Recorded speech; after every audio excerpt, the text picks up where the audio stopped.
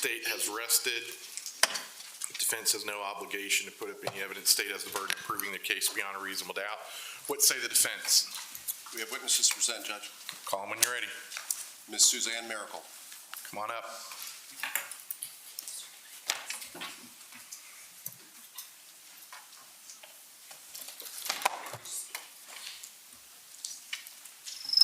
No, sir, I'll get out of your way. Yes, sir. Do you swear affirm the testimony you're about to give be the truth, whole truth, nothing but the truth, so help you God? I do. Thank you so much. Go ahead and introduce yourself to the jury. Okay, hi. I said my name is Suzanne Mericle. Before we get started, I wanted to ask you, can you hear me now, Judge? Yes. Before we get started, I wanted to ask you about whether you're taking any prescriptions right now. Yes, I am. Okay, and do you know what all those are as you sit there, or do you need to look at a list to kind of remember I need those? to look at a list. Can I approach the witness, Judge? Yes.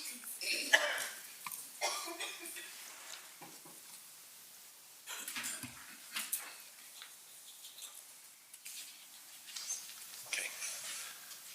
Show you those, okay? Can you take a look at those and tell us what you're taking now?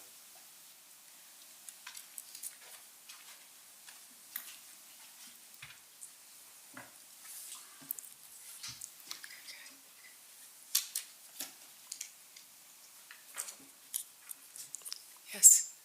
Can you tell us what medications you're on right now? Yes, I'm on vitamin with minerals, prednisone 2 milligrams, trazodone 100 milligrams, Seroquel 100 milligrams, hydroxyzine 50 milligrams, estradiol, ibuprofen, citalopram, HBr 40 milligrams, and risperidone 2 milligrams. Okay. Mr. Van Rossum, lawyers, come on up.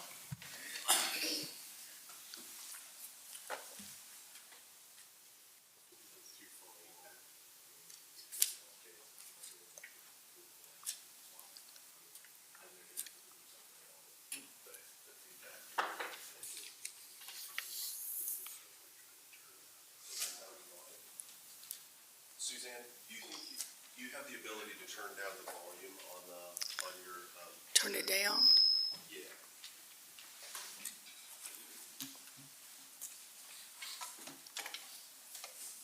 You're at 50%.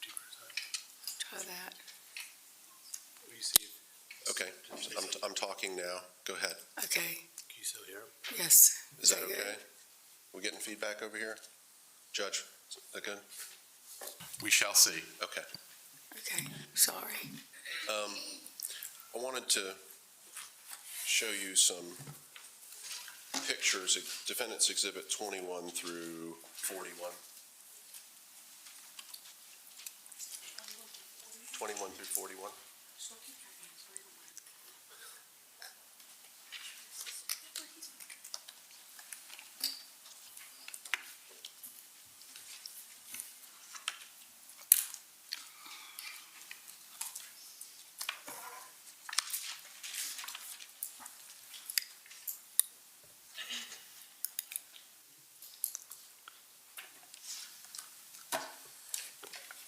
First witness. I'm going to show you defendants 21 through 41, okay? If you can take a look at those and see if you recognize those.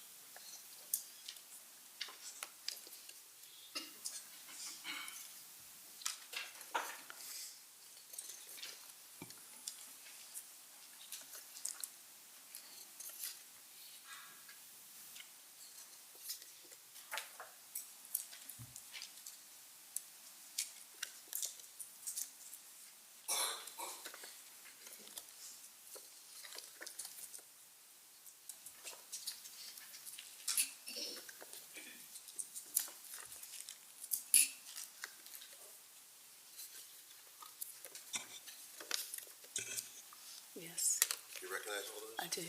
What are those pictures of? They're pictures of me the day after the incident happened On March the 8th? on March the 8th. Do they fairly and accurately represent how you appeared on March the 8th? Yes, they do. Move to admit defendants 21 through 41. No objection. Admitted. Yeah, the overhead, Judge. I'm going to show you defendants exhibit 21.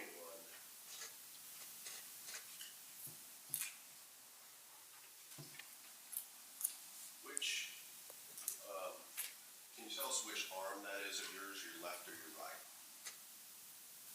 It looks like my right arm. Okay. I'm going to show you defendants exhibit 22.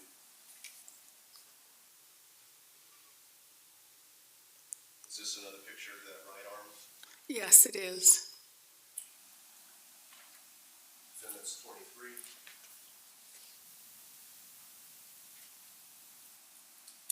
What is this a picture of? Can you talk in the microphone? What is this one a picture of? Is this your same right arm? This is my same right arm, yes. The underside of it. Okay, I'm going to show you defendants 24, okay?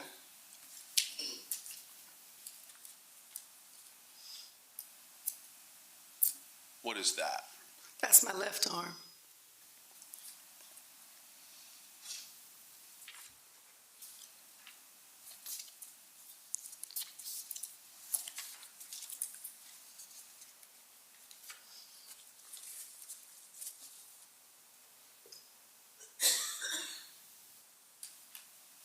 What does this show in defendants 28? That's up my knee. And which knee is that? It looks like my left knee. And defendants 29.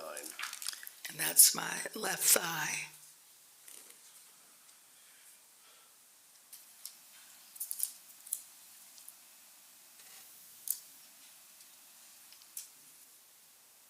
Defendants 31 here. And that looks like my left thigh again.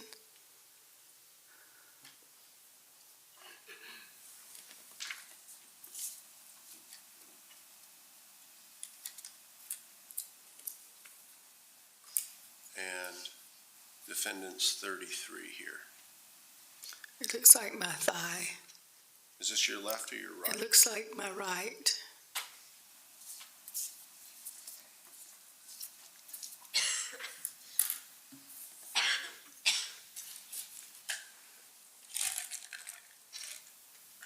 And defendants 37.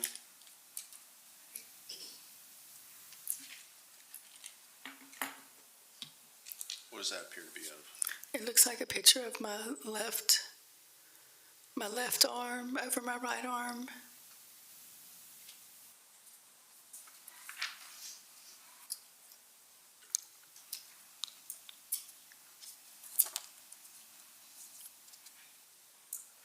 And defendants 39. And it looks like my right arm.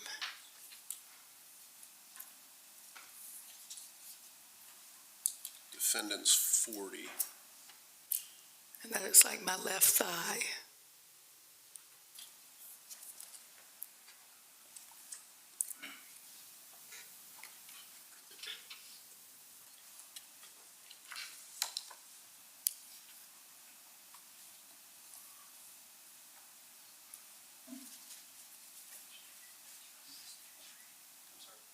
The judge did.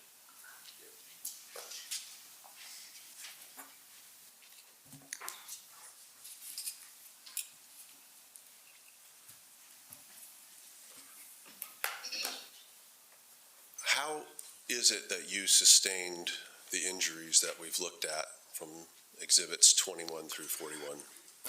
It's where he grabbed me and hit me the night of the incident. Okay.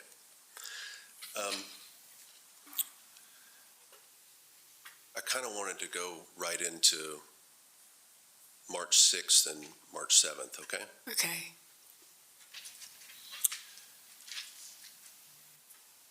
Tell us what happened on the evening of March 7th, around about the time that there was dinner being served and all that. Okay, begin in the evening, I decided to cook dinner for us. And so I made scrambled eggs for him and a fried egg for me. And I made I cooked some kielbasa and some bacon. I fried the bacon. Okay. And then we You had said dinner. Kielbasa? Kielbasa. Like Like kielbasa, sausage? Yeah, sausage. Okay. I cut that up too for us. And then we had dinner, and then I cleaned up the kitchen. And then he fell asleep.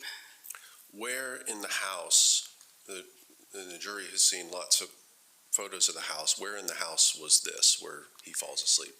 In the living room area where the two chairs are, in the foyer area right in front of the television. Was there something that you did while he's asleep there in the foyer? Something that I did.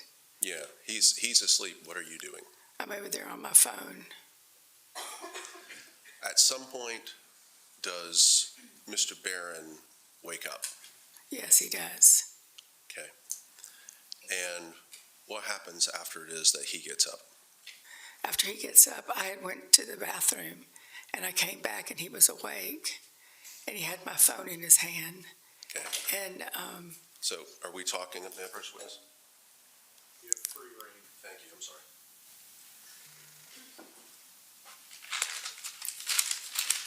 Showing you State's Exhibit 182. Is this your phone? yes, that's my phone. Okay. Does Mr. Barron, well, first of all, do you have a code on your phone? Is he what? Do you have a code on your phone? Yes, I do. Is that something that Mr. Barron knows? Yes, he knows my code. What is the code? You don't tell me the number, but what does it represent? It's my mother's birthday. You've got your mother's birthday as your code, and you've gone into the bathroom now, so you've come back, and Mr. Barron's holding your phone, so tell us what happens next. Yes, he's holding my phone, and he said to me, he said, "Who is this guy you're texting?" And I said, "He's a friend of mine." He said, "It sounds more than a friend." And I said, "He's a friend of mine." And he said, "How do you know him?" And I told him that I met him on St. Simon's Island. He said, "How long have you known him?" And I told him about 2 years. He said, "Have you ever slept with him?" And I said, "No, I have not." Okay. And he, And hang on before you go any further. When was it that you had started, I guess, communicating, or are we talking about, what's the name of this person, first of all? Charlie English, When was it that you had started communicating with Mr. English by text? about 2 to 3 weeks prior to this day. So this would be the 7th, so we're talking about February 15th, 16th, something like that? Yes. Had you actually gone and met in person with Mr. English? Had you had some physical meeting with him? No, I have not. You're texting with him, though, and what messages on your phone are visible? In other words, that Mr. Barron could see? There were only 2 messages that were visible to him. And I'm going to try to find them. Do you remember what the substance of the one? Yeah, the one text said, if you were alone with me, what would you do to me right now? Something like that. I'll show you Defendant's Exhibit 14. See that in the green right there? What would you do to me if I was next to you? Did Mr. Barron accept your explanation that you'd not had a relationship with this other man? No, he did not. What happened after that? After that, he told me, "Did you sleep with him?" And I said, Objection, hearsay.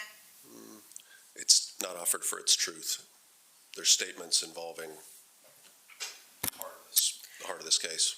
Judge, I can't imagine that these statements by Mr. Barron are not offered for the truth.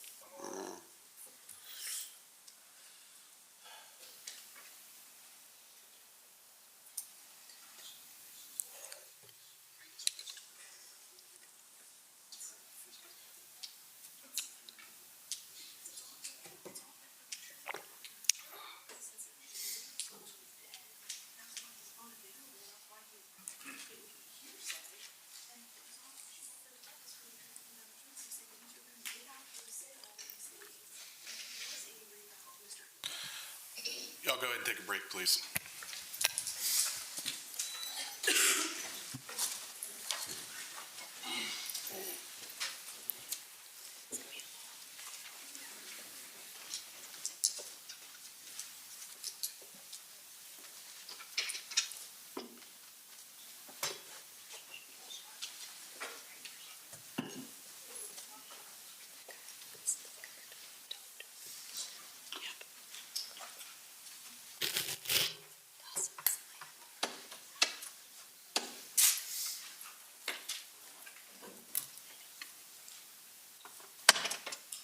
From the top. Judge, I'm going to object to hearsay. This witness, Mr. Barron, is unavailable because this defendant killed him. And for this defendant to be able to talk about everything that Mr. Barron said that night, they're absolutely offering all of these statements for the truth of the matter asserted. They're offering these statements to show that Mr. Barron was angry about Mr. English, that he didn't believe that she had never met him before, that he didn't believe that he had had a sexual relationship before, talking about statements that he made as far as all of this is hearsay. They're absolutely offering every single one of these statements for the truth of the matter asserted. And to try and get in Mr. Barron's statements, who is again deceased, especially after, Judge, we had a whole hearing about Mr. Barron's statements where they wanted to keep his statements out, and the body came from St. Simon's arguing confrontation clause, but then they Does the state have a right to the confrontation clause? No, Judge, we don't. They don't. They don't. Okay. And So why would you bring that up? because the defense is Why would you bring that up? You're making an argument that somehow that ruling related to the confrontation clause is somehow applicable here. No. How's it applicable here? Judge, the only reason I brought that up is because the defense was adamant about making sure that Mr. Barron's statements, and that is hearsay. They were adamant because there is well-established constitutional precedent that a trial court should not let that in. Correct. And there's also well-established precedent to not allow his statements in this context as well. And that's why I brought that up, Judge, because if there's well-established precedents for one, there's also well-established precedent for I'll give the you other. 15 minutes to give it to me. I'll be back at 9:30.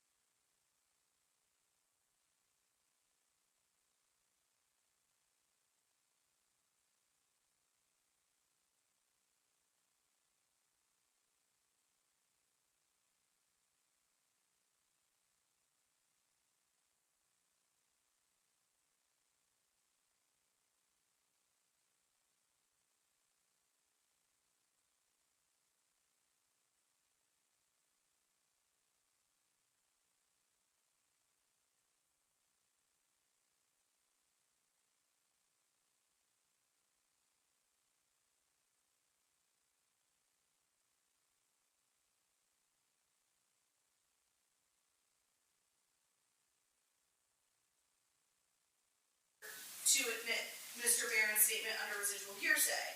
The times where statements by a deceased victim are admitted under residual hearsay, the reasoning for it that the courts continue to give is because of its significant guarantees of trustworthiness to the person that the statements are made to. So, for example, a domestic violence victim confiding in a friend, a parent, a sibling, something like that. There's significant guarantees of trustworthiness as to that statement, and that's why those statements are admissible. Because this individual, Mr. Barron, is an out-of-court statement. He's a declarant, and he is out of court. He is deceased. And the state's position is that these statements were being offered for the truth of the matter asserted. There needs to be a hearsay exception for these to fall under. The residual hearsay exception would not apply here because there are not significant guarantees of trustworthiness. Mr. Willis at the bench stated that he was asserting this not for the truth of the matter asserted, that it was not hearsay. Correct. And I guess that's where we differ, is Mr. Willis believes that these are not hearsay because they're not for the truth of the matter asserted. State's position is that these particular statements are hearsay because they are being offered for the truth of the matter asserted. I'm not of the position that every single thing Mr. Barron has ever said is always going to be hearsay, because of course there are times where there will be admissible statements because they're not offered for the truth of the matter asserted. But specifically statements about what he was saying in regard to these texts with Charlie English are being offered for the truth of the matter asserted, because this defendant is offering that Mr. Barron was telling her that he was angry, that he didn't believe her, that they had never had a sexual relationship, that he didn't believe her, that they had never met, all of these things. Those are being offered for the truth of the matter asserted to show that he didn't believe her, that he was angry, that he thought there was a sexual relationship, to go to what they're then going to go into, which is he was so angry he did XYZ to me. All of those statements specifically are offered for the truth of the matter asserted. I don't mean to say that Ms. Mericle can't say anything Mr. Barron's ever said, because of course there will be statements that are not offered for the truth of the matter asserted. That's fine. But I think where me and Mr. Willis differ is simply whether or not these statements are being offered for the truth of the matter asserted, and state's position is that they were. And so that is why I objected, Your Honor. And there's so many exceptions for this to come in that it frankly be impossible to list them all, but here they are. It's non-hearsay because it's not offered for the truth of the matter asserted. This is a self-defense case where Ms. Mericle is asserting that she was defending herself against an unlawful assault by Mr. Barron. She can't possibly make out that matter, can't possibly make out that defense unless she offers up the things he's saying to her while he is attacking her. So it's preposterous to even consider. It has to come in, number one. Two, it's non-hearsay because it's not offered for the truth of the matter asserted. If he calls her a SLUT, that wouldn't be offered for the truth of the matter asserted. If he tells her, I don't believe you, if he's angry, if he's moving towards her, these are non-hearsay exceptions. That's why they're non-hearsay. Additionally, they're present sense impressions, 8031, and they're also statements of then existing state of mind, 8033. It's just, you could sit here and go through every single hearsay exception. It's going to meet them all because courts let these things in all the time. You can't fathom a self-defense case where you can't say what the alleged victim was saying to the defendant as they're trying to defend themselves. How else could she make out the fact that she thought he was going to kill her if she can't say, I'm going to kill you, right? The argument starts here. We've moved right up to the relevant time frame. This is not, we're not offering things said weeks ago. We're talking about in the critical times of this unfortunate tragedy. So, A, it's not hearsay. B, it's a present sense impression, 8031. C, it's a then existing state of mind statement, 8033. And D, it's also offered for the effect on the hearer, who is Ms. Mericle, who's asserting a self-defense claim and a justification. Judge, my only response to that is I'm not objecting to them talking about threats that Mr. Barron made. I agree that him saying, I'm gonna kill you is not hearsay because whether or not he was actually gonna kill her isn't what they're offering it for. They're offering it to go to her fear. So I'm not saying that they can't get into Ms. Barron talking about threats that or that Ms. Mericle can't talk about threats that Mr. Barron made. I do agree with Mr. Willis that would not be hearsay. They're not offering that for the truth of the matter asserted. I'm only talking, so I'm not talking about every statement. Like I said, I'm not talking about every statement that Ms. Mericle may or may not testify to as to Mr. Barron. I'm only specifically talking about these specific ones that she's talking about right now, about Mr. Barron saying he didn't believe me that I wasn't having an affair. He didn't believe that I never met him. He didn't believe me about that. There's plenty of ways that they can talk about Mr. Barron allegedly being upset by these texts without talking about what he said. Did he appear angry after reading those texts? Did he appear upset? You know, what did he do? They can talk about his actions that he took after reading these text messages. All of that would be perfectly fine. Those aren't statements. So, like I said, I'm not making a blanket objection that she can't say anything that Mr. Barron ever said that night, including threats. I do agree that that's not hearsay. I'm only talking about the statements that were just mentioned on direct as far as the text messages with Mr. English. So as the lawyers are aware, the Georgia legislature with the Georgia Supreme Court adopted the federal rules. We're clearly in 801 as well as 803. I don't think I've received any case law or annotations or anything from either party. Does anyone want to provide that? I couldn't find any cases where the defendant was testifying as to deceased victims' statements. Anything that I searched as far as deceased victims' statements, hearsay, defendant, anything like that, all came up with residual hearsay where victim made statements to other people other than the defendant, and that they came in under residual hearsay. And that, I would say, is very instructive. The fact that that's never been appealed shows you just... Well, in fairness, in making no comment on this case, the state's a little bit hamstrung on these types of cases because there's no right to an appeal, and I'm not saying it either way, of an acquittal. So, it's a situation where, in fairness, and I'm a neutral party, but I mean, the state doesn't have a whole lot of opportunity to appeal after the fact.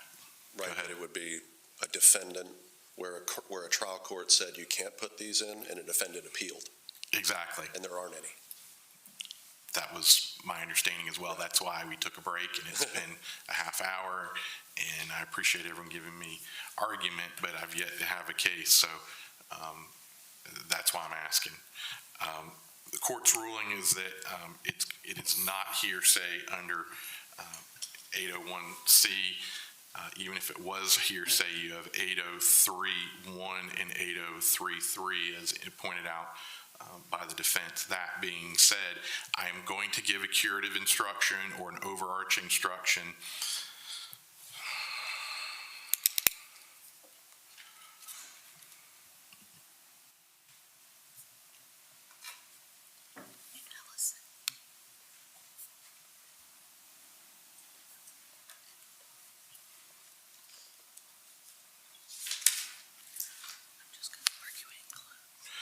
Members of the jury, I'm not commenting on the evidence.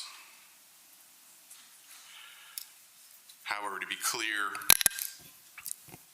these statements are not for the truth of the matter asserted, but only to potentially explain defendant's actions.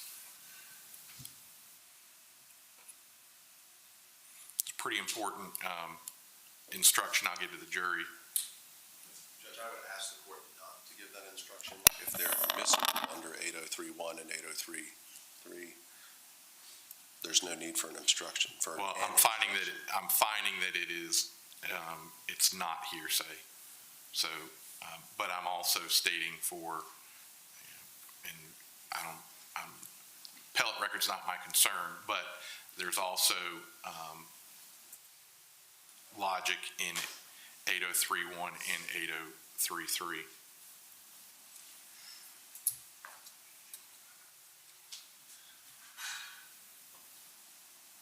We still have an objection to the instruction. We understand the court's ruling. Okay, well, what's your objection?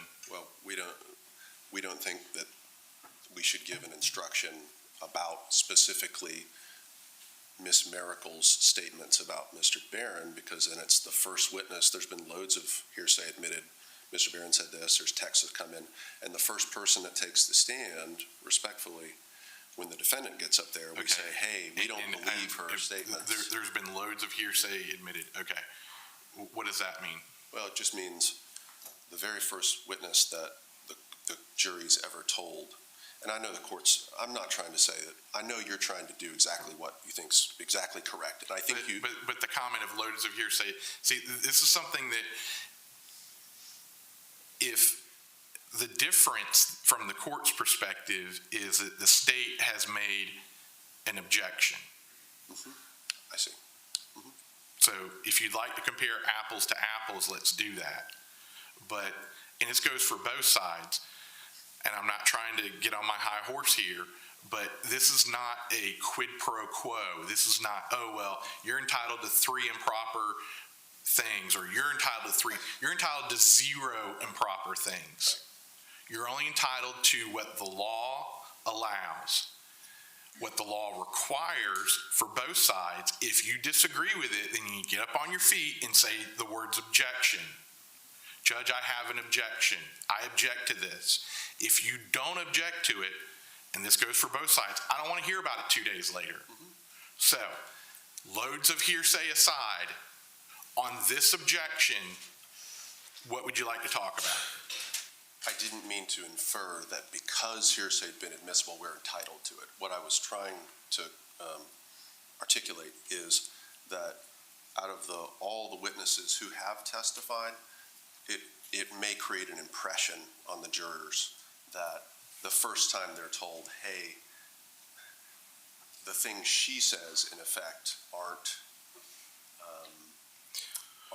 I don't want to create the inference at the police court that you're passing on her believability. That's all I'm trying to get to. And I understand that's a concern. That's why I'm reading it aloud. And so the state's interest and concern, and again, I'm a neutral party, is that you, through testimony, the defendant will be able to say many, many things, uncontroverted, essentially, not saying it's true, not saying it's false, but they're objecting to it.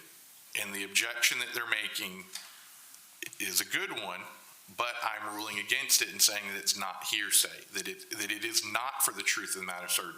And I'll be honest with you, that was the first thing you said when you came up to the bench, is that you were not asserting it for the truth of the matter asserted. So I understand the concern about the court speaking to the jury on it, but I'm not trying to be rough on this.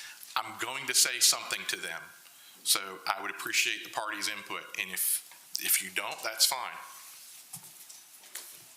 May I have just one more? Yes.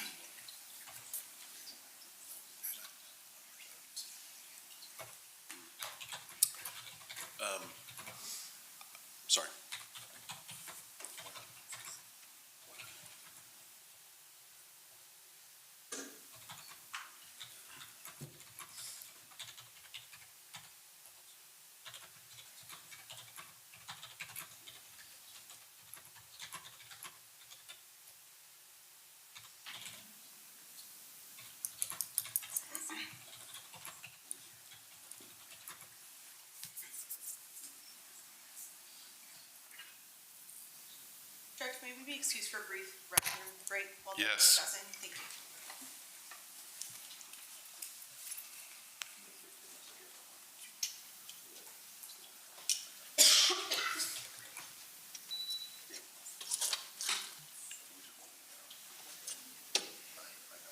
Yeah, that's it.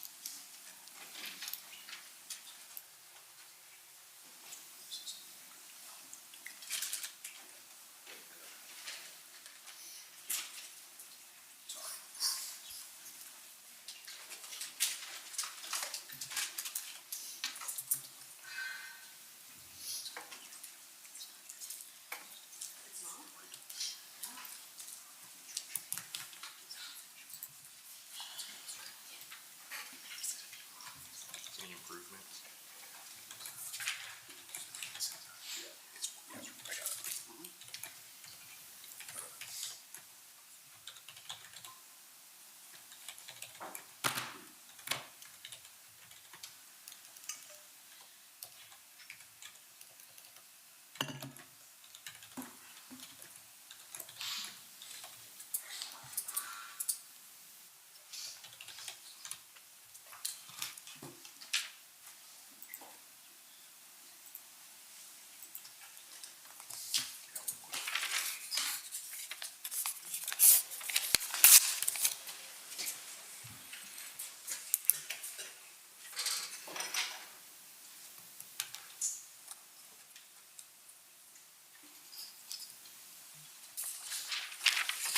Here's what I have.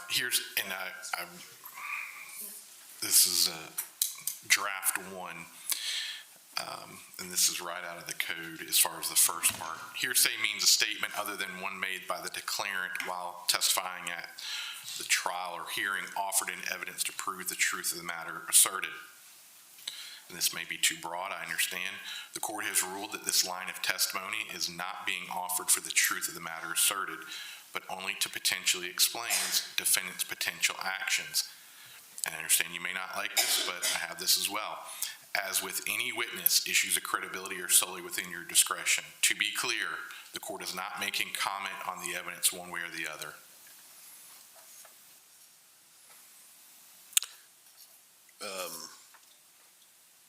And just to be honest, I mean, that's more concerning to actually, to bring in credibility. Okay, what's your draft? My proposal would be that you give no instruction at all. You just say, I understand that's your position.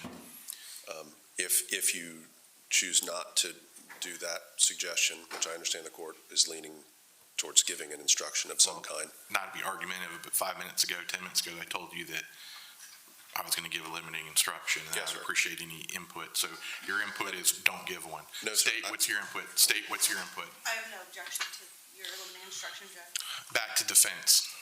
I didn't mean to infer, I'm just merely trying to preserve the record.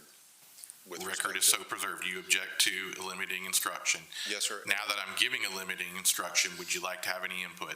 Yes, sir. And what would that input be? The input is, I would like it to be limited in time, meaning so that the jury doesn't think that every single thing that comes out of her mouth is under this strange umbrella of credibility, and we're not sure if we believe it, and it all is Well, hearsay. every witness's testimony is under that strange umbrella of credibility. Sure, but we haven't told any of the other, I've said it, we've had 3 or 4 expert witnesses. Every time I've had a version of believe them, don't believe them. true for the experts you did. That's true, but none for the lay witnesses, right? That's my concern, and it's the defendant, which is obviously the most important witness, arguably, in the case. So my suggestion is just limited in timing. It just says the state's interposed an objection to hearsay. I've ruled this is non-hearsay. And that's the end of it. That would be our request.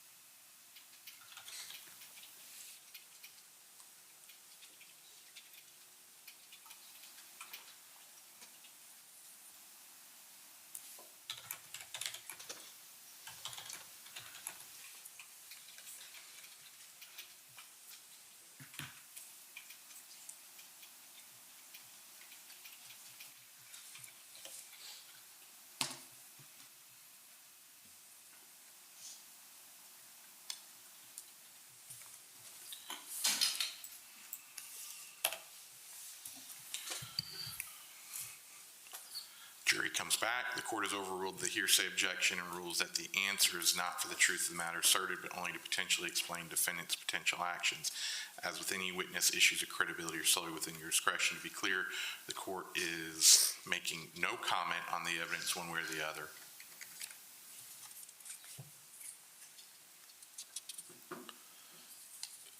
I would still have the same objection, Judge.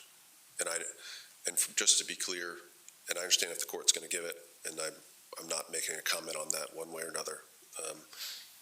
After you give the instruction, I'm required to re-object. So after you do give the instruction, I'm not asking to rehash this thing. I just mean for purposes of the record, I have to make a statement about restating our previous objection, and I'll just say it like that, and that's all that I have to say about it. Restating what previous objection? That we do not wish the court to give an instruction as proposed.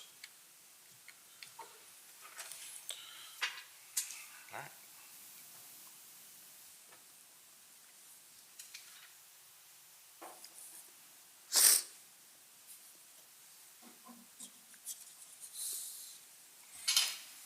We've already let the horse out of the barn, and practice pointer. Defense can take stands, usually a good time when the judge comes out and says, hey, is there anything to let the judge know? Dr. Mericle, you've already started testimony. To be clear, that horse is sort of already out of the barn. We could obviously take things, but it's my understanding you do wish to testify. Is that correct? Great. All right, come on up.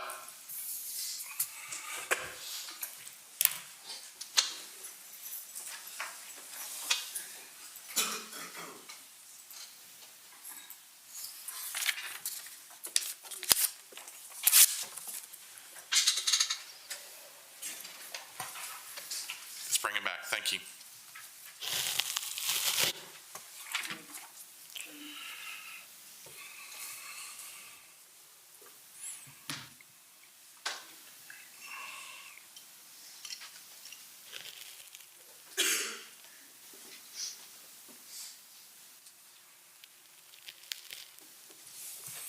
Welcome back. Thank you for your patience.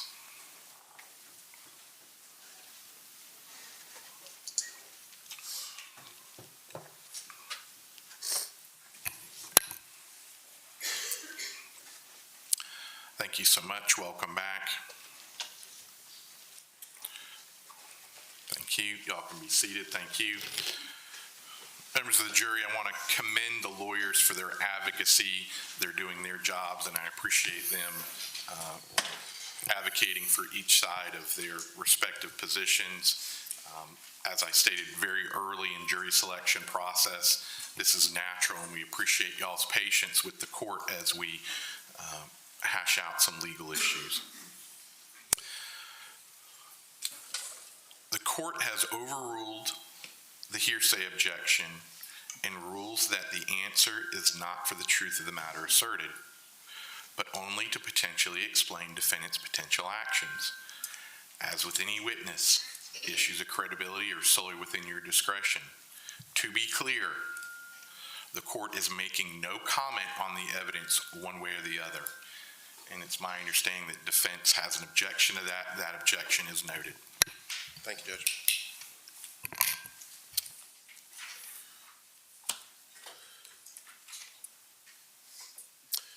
Okay.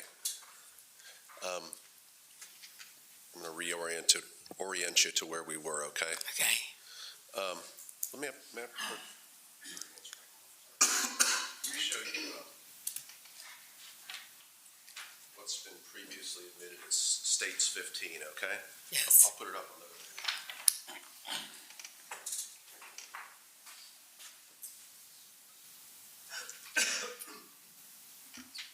What is that of? That's a picture of our foyer area, the living room area where we were seated that night. Where was it that you said you had gone? To the bathroom. And can you show us, can you kind of show it, maybe I'll use the pointer here. Can you show us which way you'd have to go to get there from this picture?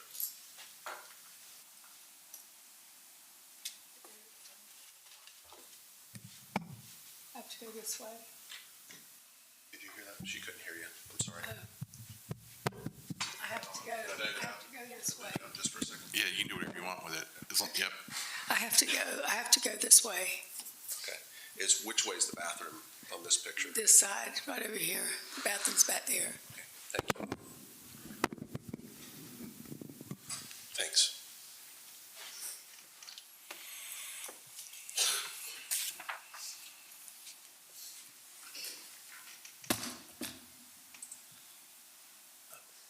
After you come back from the bathroom, is that when you see him with the phone? Yes, he had my phone. What was his demeanor? What was his, I guess, attitude, if you will, when you came back in? You could tell he was angry. Was he making any statements to you? He just asked me how long have I known him? Where did I meet him? How long have I known him? Where did I meet him? Have I slept with him? And did Mr. Barron accept your responses that you were giving back? He did, except for the last one when I said I didn't sleep with him. He called me a lying whore. And what happened after he did that? After he did that, after he called me a lying whore, then he stood up and he came over there to me and put both of his hands around my neck and started choking me. Okay. Could you breathe with both of his hands around your neck? No, I could not. Were you capable of breaking free from his grip or getting loose or anything like that? No, I was not. Why not? He's very strong. How long does he have his hands around your neck? Probably for about 30 seconds, maybe. What happens after that? After that, he drops his hands and he grabs both of my wrists and he pulls me up and he takes me and twists me against the living room wall, slams me against the living room wall, and then he slams me against the door frame. And he lost his balance at the door frame, and I ran into the bedroom, and he followed me into the bedroom, and he goes right to the dresser by the side of the bed, and he gets his gun. And I ask him, Is this the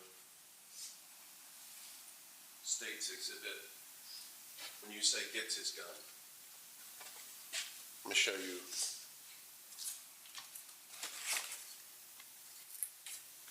State's exhibit 190. Can you take a look at that? Is that the gun? yes, it is. Where are you now where he's got the firearm? Where are you? Can you repeat that? I'm sorry, I was away from the microphone. Where are you when he's got the firearm? I'm standing in the bedroom. And what happens after he picks up the firearm? I asked him what he's doing with the firearm. I asked him what he's doing with it, and he said, protection against intruders is what he said. What did you think he was getting the firearm for? To shoot me. And he tells you he's not getting it for that? He gives you some other explanation? Exactly, right. What did you make of that statement, I'm getting it for intruders? I didn't think that was, I thought that was just an excuse because I still thought he was getting the gun out to shoot me. After that, where does he go? After that, he goes into the living room. And what do you do? I follow into the living room and I start looking for my phone. Were you able to find your phone in the living room? No, I was not, and I asked him for my phone and for the keys to his car, and he told me I wouldn't get the phone and that no one was going anywhere tonight. Where are you right now when he's saying all those things? I'm in the living room. Does he have anything besides a gun? No. Put something on his shoulder. He put when he went upstairs, he put his satchel bag on his shoulders. Okay, what's the satchel bag? It's like a briefcase. It's what he owns. It's his briefcase, satchel bag. But he didn't put it on until he was going up the stairs. Okay. What happens as you're there near the stairs and he's got the gun in the satchel bag? He starts asking me other questions. He didn't have the satchel bag at this time. Okay. But he starts asking me more questions about Charlie English, asking me where he's from, what he does for a living, have I ever seen him, you know, and then he tells me that he asked me how long I'd been communicating with him, and I told him 2 to 3 weeks, and he told me I need to stop communicating with him. And I told him I would stop communicating with him once he stopped communicating with his lady friend. And he got mad and he grabbed my right arm and then he kicked behind my leg and made me fall down on my knees on the staircase. After you're down on your knees, is he holding you with his arm or something? Has he got you in some sort of a grip? Yeah, he's holding me with my arm. He's got a grip on me with his arm, holding my arm down like that. What's he do after that? After that, he tells me that he wants me to suck his big cock. And is that something that you're interested in doing at this point? No, I was not. What do you do next? And then he told me to help him undo his pants. And so I helped him undo his pants because he had a gun in his hand, his other hand. And I helped him undo his pants. Then he put his penis in my mouth and told me to suck it. And then he he kept trying to make me suck it, give him oral sex. And then he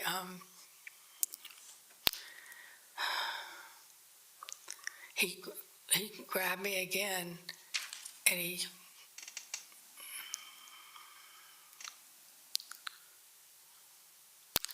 told me that I need to keep sucking, and I told him I couldn't, and I told him I started crying, and I was crying, and he told me to shut up and stop crying. And then he told me again to shut up, and then he said, you need to shut the fuck up. He said, if you don't, I'm going to take my fucking gun. And he held the gun up to my lips like that.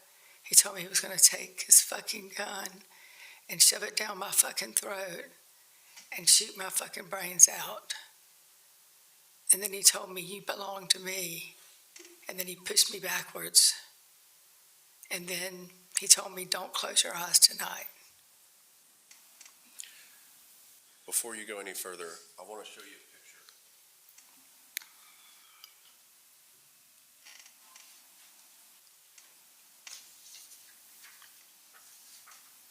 Defendant's Exhibit 4, Defendant's Exhibit 5.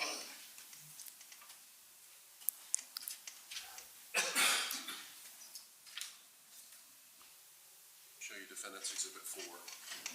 This is Defendant's Exhibit 4, okay?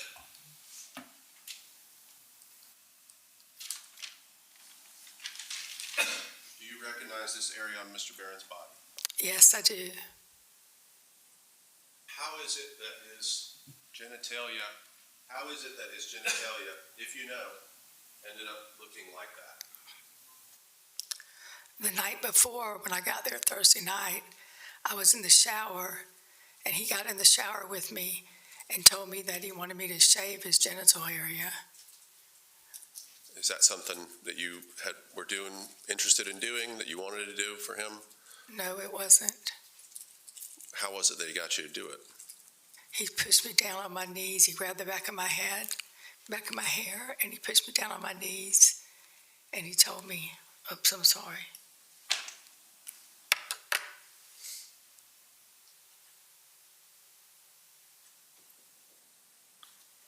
And he handed me a razor and told me to shave it.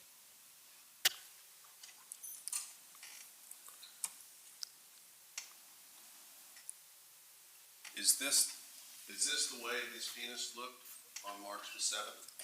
Yes, it is.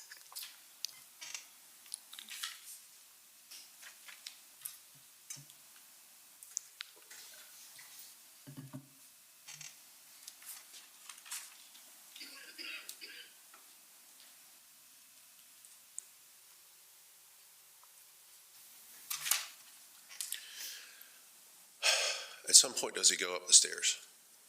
Yes, he does. Now, at this point,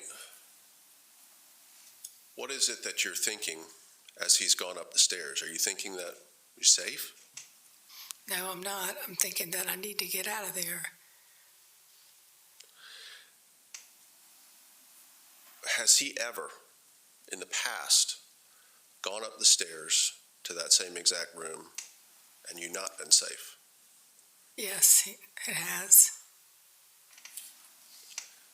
When did that happen?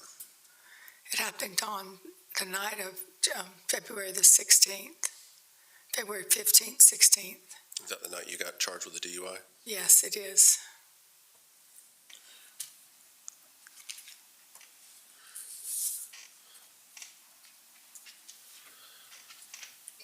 On the night of February 15th, I want to talk about that for a minute. Okay. What happened on that night? We were sitting in the living room watching TV, and he started talking about the down payment on the mortgage. He started talking about the payment on the mortgage, that he wanted me to use to sell. I was selling my dental practice, and he wanted me to use the money from that to pay the mortgage off. Okay. And the jury has some idea, but how much money was owed on this property in February of 2025? 1.33. What was it that Mr. Barron wanted you to do as far as that 1.33 that was owed? He wanted me to pay it off with the money from my sale of my dental practice. All of it? All of it. Was that a good idea? Is that something you wanted to do? No, it was not. How was it that he brought this up to you? How did he express to you that he wanted this to be done? He just told me, we were sitting there and he brought it up that he wanted for me to pay the mortgage off. He said it would help him out if I could just pay the whole mortgage off and it'd take away our payments. Okay. And so did you agree to do it? No, I did not. And how did he take that? Well, I got up to get a bottle of water and he followed me in the kitchen and he kept telling me I needed to do that. And I told him I wasn't going to do that I wasn't comfortable putting that much money down, that was for my retirement, to be put away for when I retire. And he got mad and he slung me up against the refrigerator door like 2 times. And did he do anything else after that?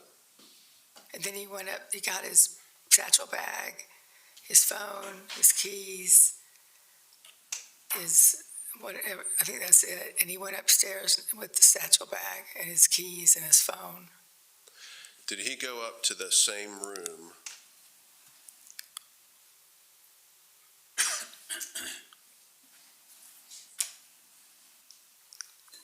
that we see on Defendant's Exhibit 6? Yes, he did.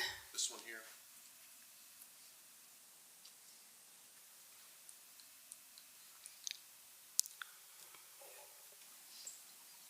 I didn't ask you that very well. Is this the same room that he went into? Yes, it is. And was that the end of the matter on February the 15th? Was that the end of the matter? No, it was not. What happened? He stayed up there, and I went ahead and got ready for bed, and I got in bed, and I was reading a book in bed, and I must have fallen asleep, and then when I woke up, he was sitting beside the bed, and he had his gun out, and he was tapping it on my foot. He's sitting beside the bed in which bedroom? In the master bedroom, sitting on my side, right up next to the bed. He was standing or sitting like right there And he tapped you on your foot with what? with his gun. Was the gun still in the holster or was it out of the holster? It was out of the holster. Did this tapping wake you up? Yes, it did. Was that the end of it? No, it wasn't. No, I woke up and I was terrified. I didn't know why he had his gun out. And then he started telling me. I sat up immediately and asked him what was going on. And he said to me that he was sorry for what he did and that he understood that I couldn't pay the whole amount and that he loves me and wants us to be together. And was that the end of it? No, that he walked over to the other side of the bedroom and he put his gun and he put my phone. He had my phone. He put it up on the dresser. And then he crawled into bed with me. And then he put his arms around me and kept telling me he loved me and wanted us to be together. And that if I could just pay maybe just half the mortgage then. So that would be what, 600 and something. something? Okay. Did you agree to do it? No, I said no, that I didn't feel comfortable doing that either. That I just wanted to pay my regular mortgage payment every month. And then what? And then when I said no, that I didn't want to do it anymore, and I asked him, I said, are you still paying for your lady friends, her expenses every month? Okay. And he looked at me, And your lady friend means? Lilia. Okay. You brought that up to him? Right, I brought that up to him. And then he got mad and he grabbed both of my arms and he put them above my head. And then he lifted up my shirt and started slapping my breast and my chest. He started slapping them very painfully and hard. Had he ever slapped your breast like that and pinned you with your arms above your head before? No, never. So then what happened? And then he slid me off the side of the bed and he tried to have anal sex with me. Are you on your stomach or on your back when he saw I'm you? on my stomach. How do you know? Well, I guess that's a bad question. How do you know that that was his intent? Because he tried to enter me. Was he successful in entering your body? No, he was not. What happened? Then he said that he wanted to get some lube. And so he turned around and walked into the bathroom. And when he did that, I got my phone and I grabbed my purse and I took off running. And I went outside to my car and I got into my car. Were you wearing clothes? I had a t-shirt on at that time, that point. No undergarments on, just a t-shirt. Did you make it to your car? Yes, I did. I made it to my car. And then what? And then I was backing up and he came outside. He ran out to the door, ran out the door, and I was backing up and then I drove off. I'll show you what's been marked as Defendant's Exhibit 42.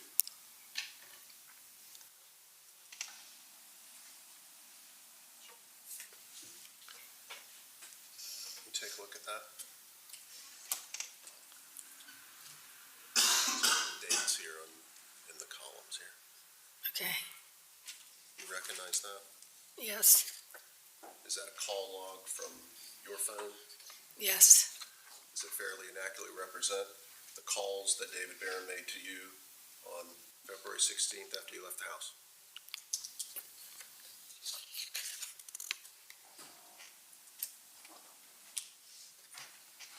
Yes. Move to admit Defendant's 42. No objection. What's the number? 42, Judge. Admitted.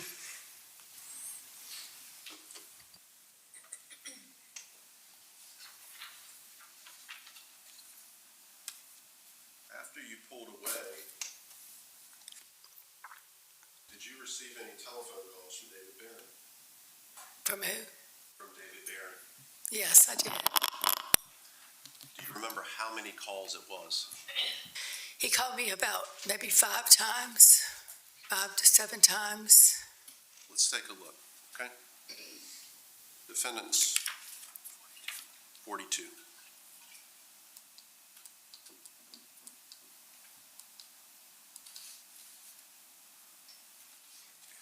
You see that first call right there at 10044? Yes. What does it say? Does it say that you received the call? Said missed. Okay. Let's look at 10042. You see that call? Yes, it says I missed. What time was that call? That was at 2:19 a.m. Okay. What about this one, 10041? It says I missed that one, and that one was at 2:19, 56 seconds. What about 1040? That was at 2 minutes and 20, 2 o'clock, 2:20, 38 seconds, sorry. What about 1039? That was at 2:21, 14 seconds a.m., and I missed that call. What about 1038? That was at 2:21, 49 seconds, and I missed that call.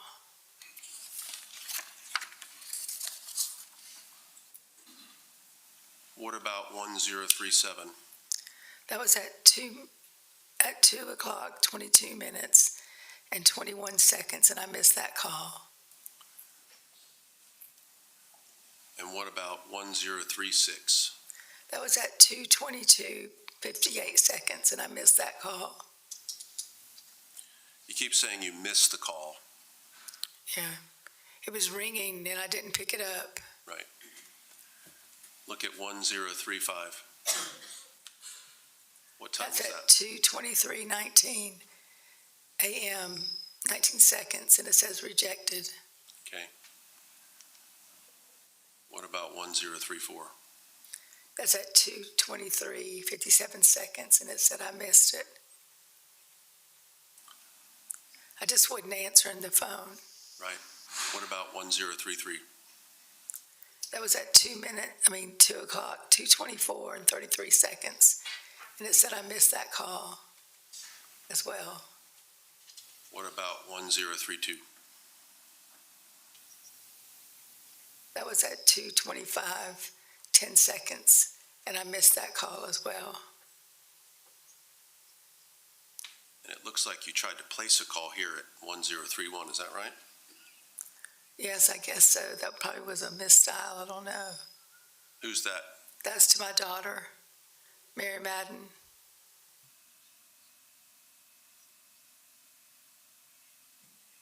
Looks like maybe it says not answered, 1030, Right, that one?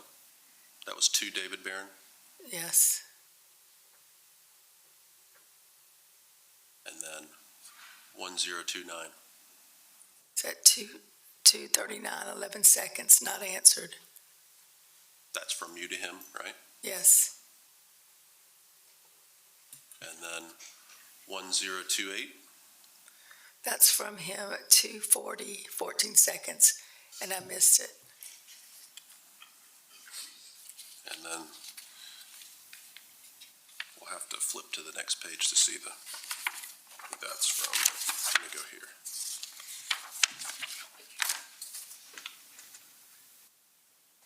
Looks like you placed a call, is that right? Yes, Who's that to? that's to Mary Madden, my daughter. And 1025? It's 2:51, 18 seconds, and I didn't answer the call And who's that from? from David Barron. And this next call at 1024?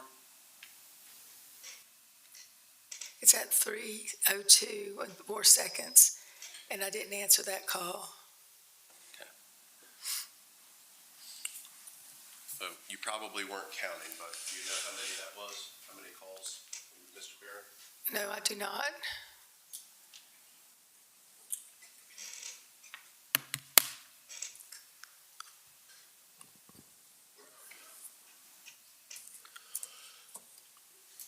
We have heard some or seen some evidence about some notes on your phone or a note on your phone about this DUI night.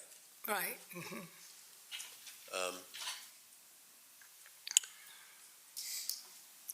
In the notes in your phone about this DUI night, it doesn't have any of this information about this incident. Right. It does not. Why not? Well, I wrote the note in case I had to go over what happened that night previously so I would remember what happened that night, but I left out a lot of details and I left out the truth in it. And the reason I did that is because he was going to help me with this, and if he saw that I said anything like that or wrote anything, he'd be furious with me and he'd hurt me. So I knew not to say anything about what really transpired that evening. Did you ever tell anybody about the things that Mr. Barron had done to you? No, never. What about your kids, No, never. I never told anyone. your sisters? No, I never told anyone. I want to ask you about the night when the police came to St. Simon's, okay? Okay.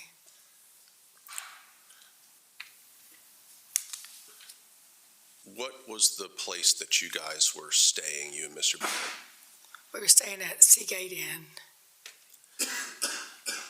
And we've heard from the police officers Right. showed up, but can you tell us what happened earlier in the night? Well, we went to a restaurant called Ember. We went out to eat. We were on St. Simon's. And in the middle of dinner, he said he didn't feel well. So we packed up our dinner and we left. And we get in the car and I asked him, I said, "Are you okay?" He said, "No, he's not okay." He said, "You weren't paying attention to me in there. You were paying attention to all your friends." Because there were a lot of people in there that I knew. And I was just talking to him and saying hello to him. And I said, "No, I was paying attention to you." And he said, "No, you weren't." He said, why did I drive all the way from Gainesville to come here if you weren't going to pay attention to me? And then we were silent in the car on the way home. And then we pulled into the parking garage, and that's when he asked me if I could do him a favor. He said, can you do me a favor? And I said, sure. And he wanted me to pay his mortgage for that month. Okay, hang on. His mortgage means what? His half of the mortgage payment that we make together.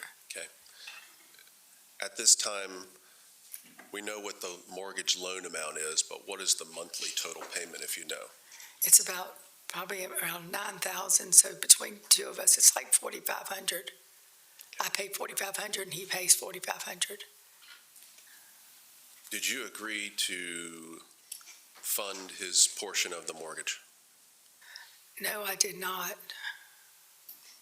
And how did he receive that information? He slapped me in the face. And this was in the car? This was in the car, yes. Okay. Was that the end of it? No, then I told him that maybe he needs to find another place to stay tonight. And I told him that I would get all of his stuff together and send it down the elevator. So I went upstairs to get his belongings and pack his bags. And I was up there doing it, and he comes up the stairs, up the elevator, I'm sorry. He comes upstairs and he's standing at the door, and he's trying to get in the door, and I'm standing in the way of the door, and he pushes the door open and makes me fall. And what happened when you fell? When I fell, since I was already on the ground, he kicked me in the side, and then he kicked me really hard in the head. And then he pulls me up from the ground. He put one hand on my neck and the other hand on top of my hair and pulls me up from the ground that way. What happens after he does that?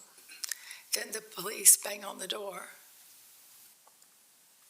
But before that, when we were talking about why I wouldn't pay for it, I then made another statement that as long as he's paying for her monthly bill, that I would not pay for it. Was that something he liked you to say to him? No, that's when he slapped me in the face. When the police got there, did you feel like what did you tell them? Did you tell them this is what happened? No, I did not. I told him everything was okay. What'd you tell him about Mr. Barron? I told him that he was fine, that everything was good, that everything was going to be okay.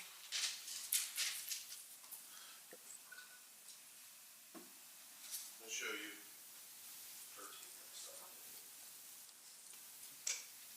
Show you what was marked as Defendant's Exhibit 13. Can you flip through those and see if you recognize those? And you can take your time, okay? Okay.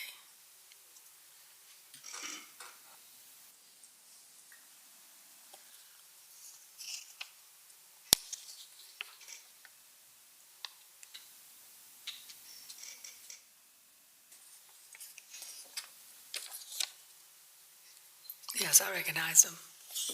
Are these your texts with Mr. Barron? Yes, they are. Do they fairly enough represent your texts with Mr. Barron? Yes, they do. From January 31st through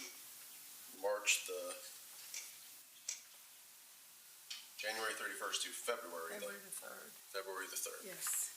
Move to Tender Defendant's Exhibit 13. No objection. Admitted.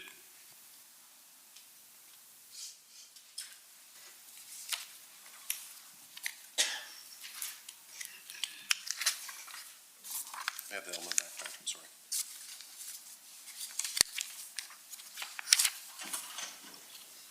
Showing you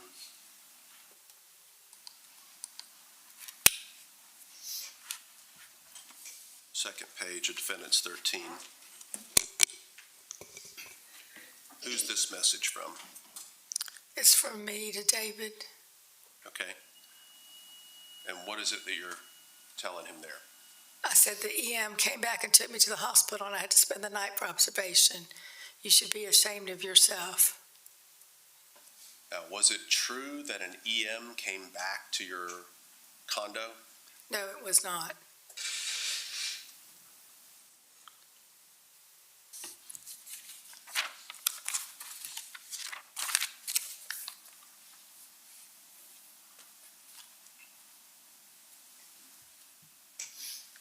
What was Mr. Barron's response to you at 12:16 a.m. on the 3rd there? He said, "You should be ashamed of how you reacted. It was you who acted so terribly to have some persons call the police."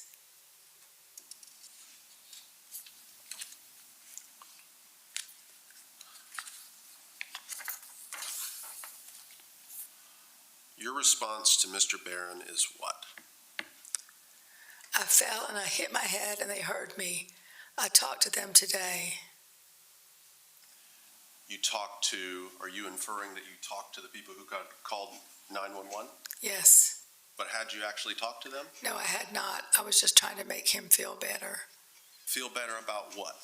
about what he did to me, and that he knows I wasn't going to say anything. He was scared I was going to say something.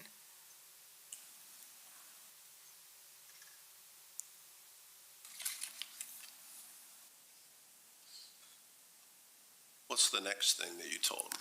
It says, I fell and hit my head and they heard me yell. I talked to them today. You did nothing. I held the door. You pushed and I fell. That's all. That's all that happened. I think you need to go find Lily and be with her. I hired a private eye and he told me that she has 8 men sending her money and you are number 9. It's a scam.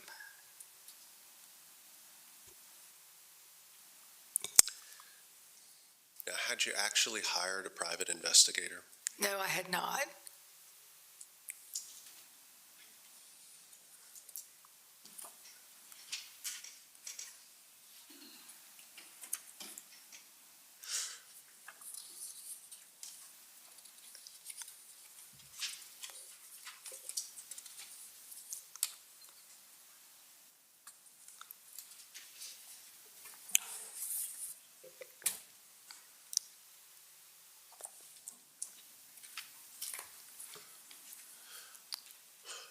When was the first time that you and Mr. Barron had violence in your relationship? Probably in September of 2024. Okay. And where did that take place? We were in a hotel in Atlanta, Georgia. You're staying at a hotel. Is anyone else staying at the hotel besides you and Mr. Barron? Just us. And what happened? Well, we went to dinner at the hotel, and then we were coming back up the stairs, come back up to the room, and we had a seat in the sitting area. And then he told me that he wanted to talk about the down payment for our mortgage. Okay, so hang on, just so the folks Okay. know. When was it that you actually made the agreement or the mortgage or signed all that stuff for the house? That was in October, so this is a month before we sign everything. Okay. And so then he asked me if we had decided beforehand to pay, each of us were going to put $300,000 down on the loan, so to lessen our payments, our monthly payments. And then that night he told me that he could only put $100,000 down, but he still wanted me to put the $300,000 down. And I told him I wasn't comfortable doing that I'd put whatever he put down, that it's fine if he could only do $100,000, then I'd put down $100,000. And then he also said that he wanted only his name on the house. You mean he wanted on the deed or on the title or something like that? Right, he just wanted his name to be on there, not mine. Okay. And was this suggestion a suggestion that you were interested in following? No, I was not. So what happened? And so he suggested that I pay the $300,000 and then he pays $100,000. I told him no, that I wouldn't do that. And he told me that I need to listen to him.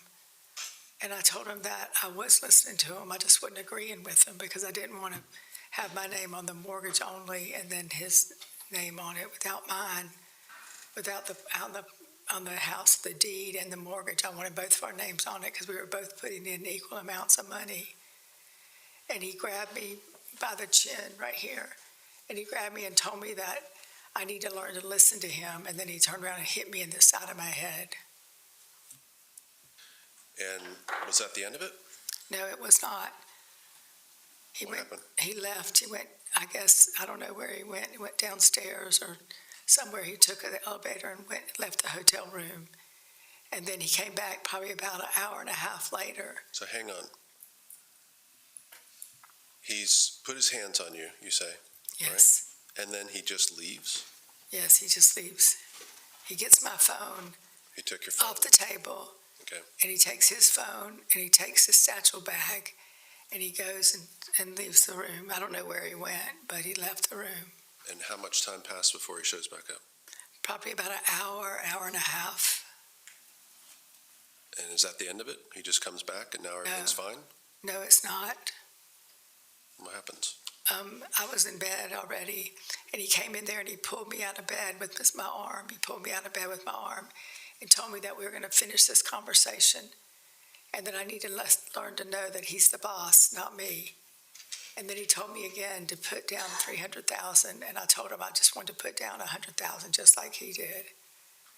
And he didn't agree to that. And then I told him I wanted my name on the house as well as his name. He said he needed it for tax purposes and that he knew more about this stuff than I did. And I told him I needed it for tax purposes too. So I told him that I would not put down $300,000. And that's the end of it? The whole night's No. over? And then when I told him that, he told me he needs to teach me a lesson about listening to him. And he grabbed me by the hair, by the back of my head, grabbed me by the hair and threw me down on the bed. And then he sexually forced himself on me. When you say sexually forced himself on me, what do you mean exactly? He made me have sexual intercourse with him. But this is someone you're having sexual intercourse with consensually before this, right? Yes, Well, what's the difference between the consensual sex you had with him and this? because I was being forced to have it with him. When we have it together, we both agree upon it, but I was being forced to have it, and I didn't want to have it at that time. How is he supposed to know you don't want to have it? Because I told him no, I told him to stop and leave me alone. I was yelling at him to stop and leave me alone. And he didn't, did he No. respond to that? No, he didn't respond. He told me to shut up, and he slapped me in the head again.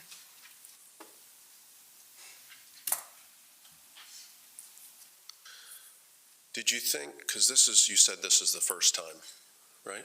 Right, this is the first time that he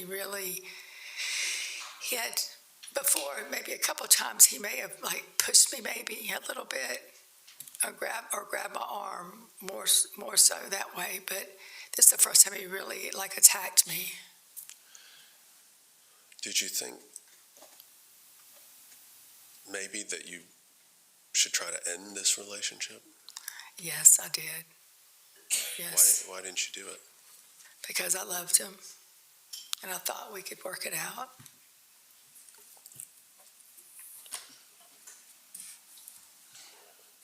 I want to talk to you about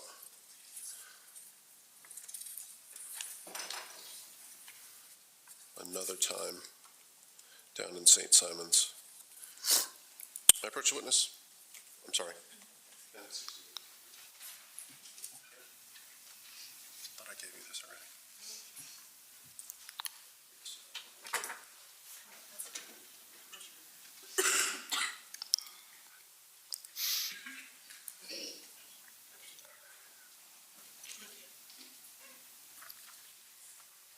Showing you defendant 68. Can you look at those? See if you recognize those.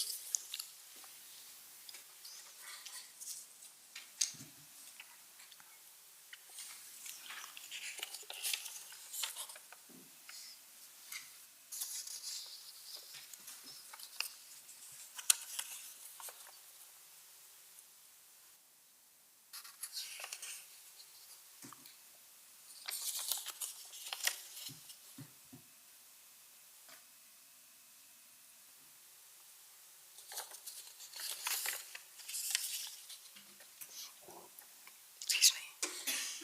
Yes, Do you recognize those? Are these a fair and accurate representation of your text with Mr. Barron from January 20th, 2025 to January 20th, January 20th, 2025 at 8:03 a.m. Starts at 6:09 a.m. and runs to 8:03 a.m. Okay, yes, they are. Tendering defendants Exhibit 68. No objection. Admitted. What do these texts relate to from 1/20/2025? That's when he was leaving, when he the night before, he'd throw my purse out the window of the car. Okay.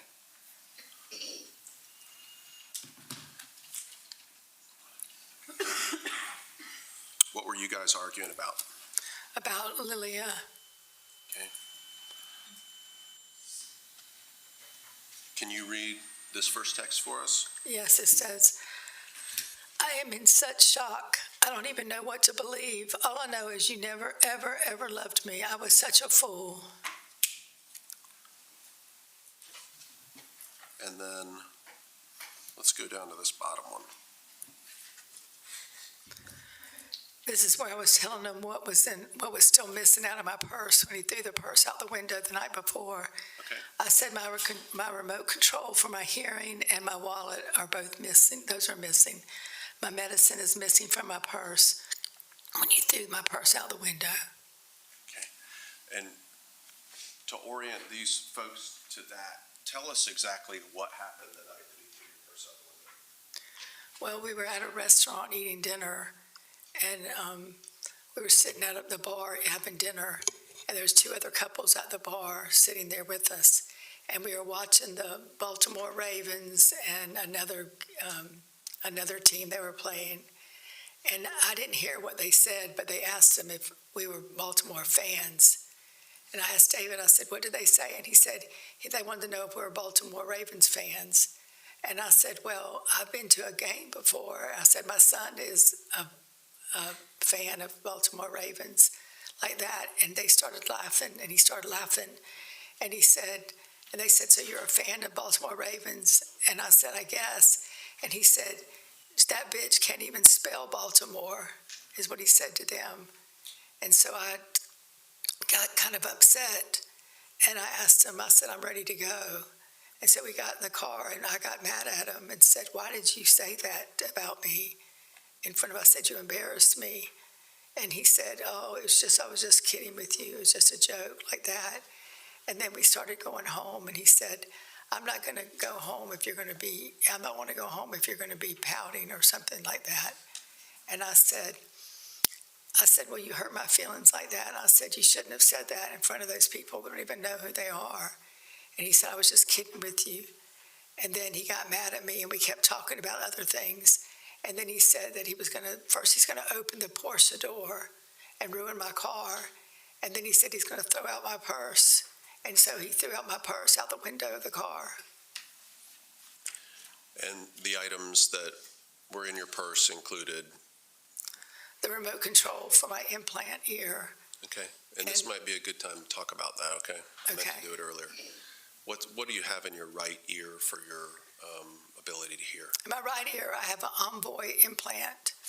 I've lost my hearing in my right ear, so that provides my hearing. I have a remote control that I have over there, and I can coordinate my hearing to up and down what I need it to do. And you say it's an implant, so what is that? Does that mean it's something that you can remove, or it stays in all the time? No, it's an implant. It's inside of my mastoid process. I had to go through like a 7.5-hour surgery, and they put it in your mastoid process, and it's an implant that's covered up by your skin, your bone, by your hair, and I can't remove it. Okay. Every so often, I have to get the battery replaced. What about on your left ear? What do you have for that? My left ear, I wear a hearing aid. Is that something that comes in and out? Yeah, that comes in and out. I can take that in and out, and I have it battery operated. Okay. I want to talk to you about one other thing that we've heard about, which is the thing from December the 28th, okay? Okay. You know what I'm talking about? Yes. Tell us what happened on that night, and first tell us where you guys were. Okay, December the 28th, yes, during the day or at night? You want me to tell you about? when everything happened at night. Well, I Okay. guess you can, because it started in the day, didn't it? Yeah, it started Okay, in the go morning. ahead and start in the daytime. Okay, so in the morning, we were going to go to Pottery Barn Outlet to look for some more furniture for our home. We had just moved in there, and we're on our way, and he's driving, and he wants me to put the address in my phone, the GPS address for Pottery Barn Outlet.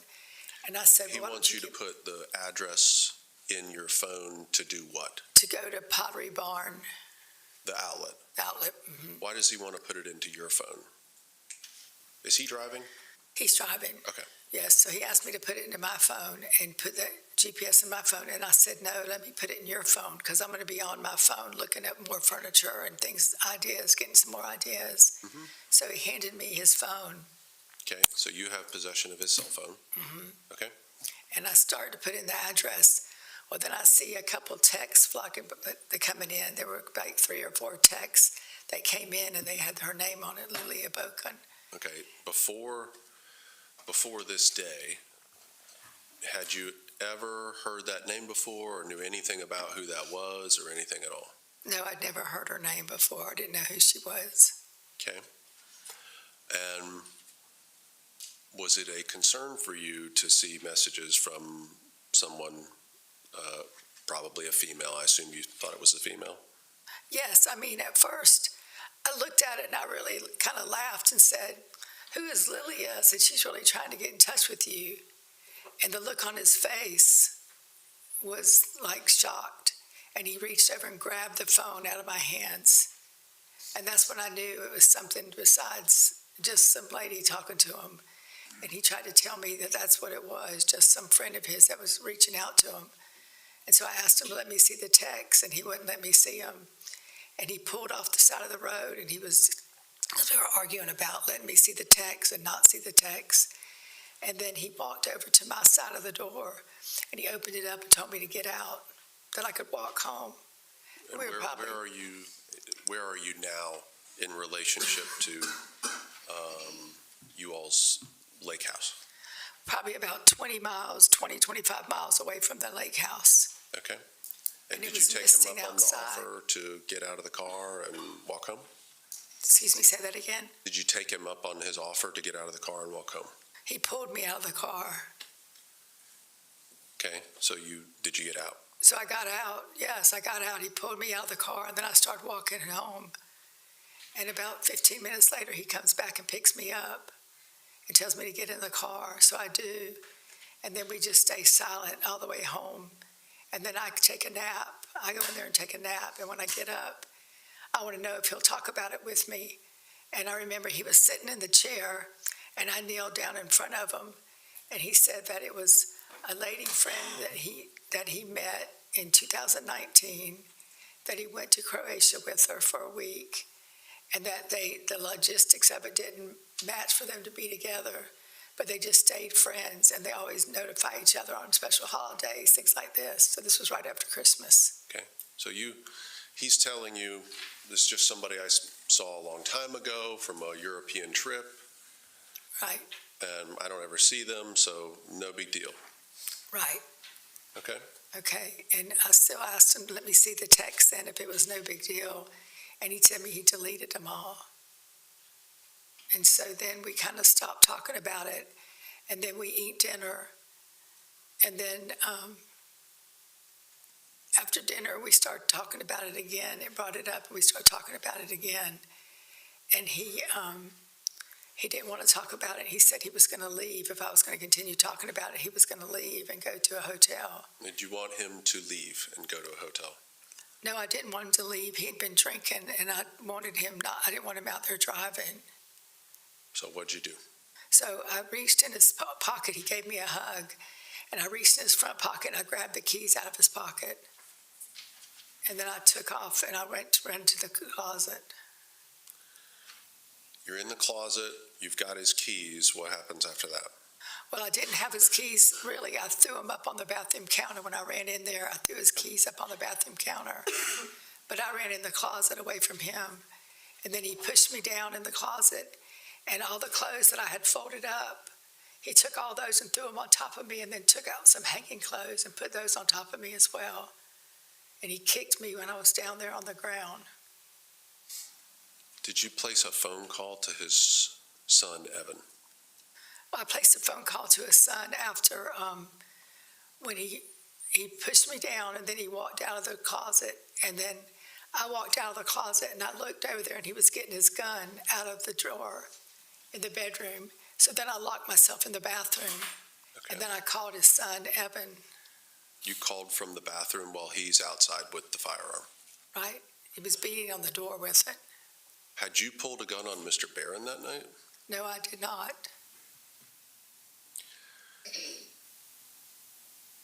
You phoned his son, Evan. Is that right? Yes. What were you telling Evan?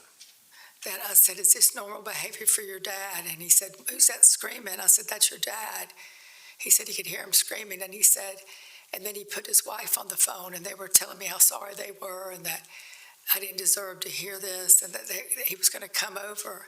Evan was going to leave his house and drive to the lake house, but he lives pretty far away. So then he said he'd call his younger brother, Colt, who lived closer, and get him to come over and help me. And he could hear his dad. He said, that's my dad yelling. And I said, yes, it is your dad.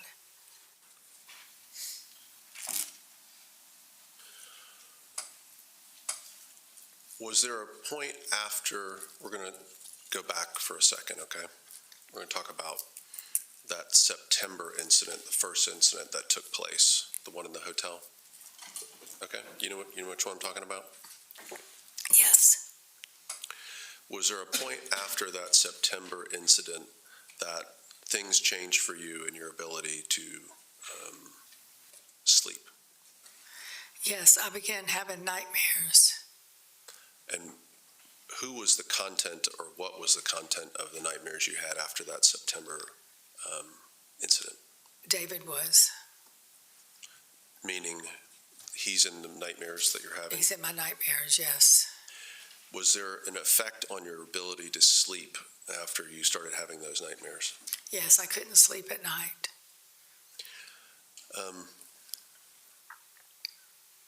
I want to come back to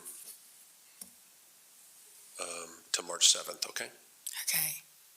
I think when we left, he had gone upstairs and you're there at the bottom of the stairs, okay? Right. I'm sorry to jar you back into it, but I want to make sure we finish this, okay? Okay. After he's gone up the stairs and you're there on the bottom of the stairs, what is it that you're thinking and what do you want to do? Well, I'm thinking that all I remember is that gun right in my face, and that I was terrified for my life at that point. And I was scared that he was going to hurt me. I was scared he's going to shoot me. And then I realized that I needed to get out of there, and I needed to get my phone so I could call 911 or get an Uber so I could leave and be safe. I didn't feel safe there anymore. Well, why can't you just walk out the front door? Well, because you have to go, when you get out of the house, there's a road in between the house and the main road, and it's almost 2 miles long, and it's pitch black dark, and there's wild dogs that live there.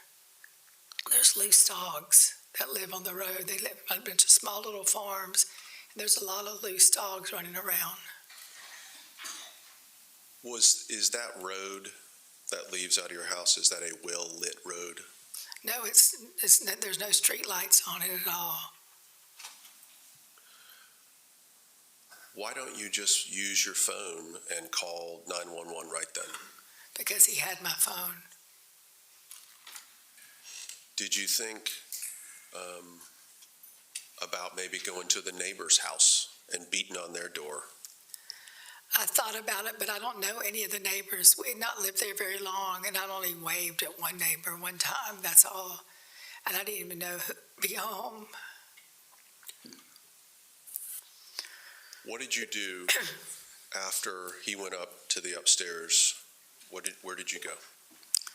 Well, I stayed downstairs first trying to decide what I needed to do. And then I went into the closet and I got my gun.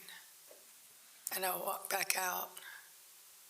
and I stood on the stairs thinking of what I needed to do, how to get my phone out of the room. Did you think that you could just maybe go to sleep there that night and wait for him to come down and everything would be fine? No, that's what I was afraid of. I was afraid if I did go to sleep and then he regrouped. When he got up there, he would regroup. He'd usually get up there. He'd usually lay down for a little bit, is what he told me. And then he'd come back down after he regrouped and decided what he needed to do. I was scared he'd come back down and either shoot me or hurt me somehow. So what did you do with your gun? So then I went up the stairs and I was telling him, I'm coming up the stairs. I'm going to shoot the lock off if you don't open the door. Take my phone and just put it outside the door. Just take my phone and put it outside the door. I just kept repeating myself. And I told him that if he didn't, I was going to shoot the lock off the door.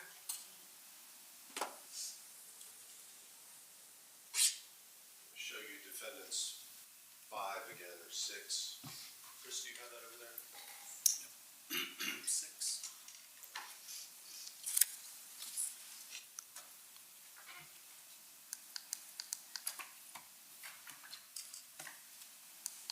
Could you see inside the room and know where he was? No, I could not.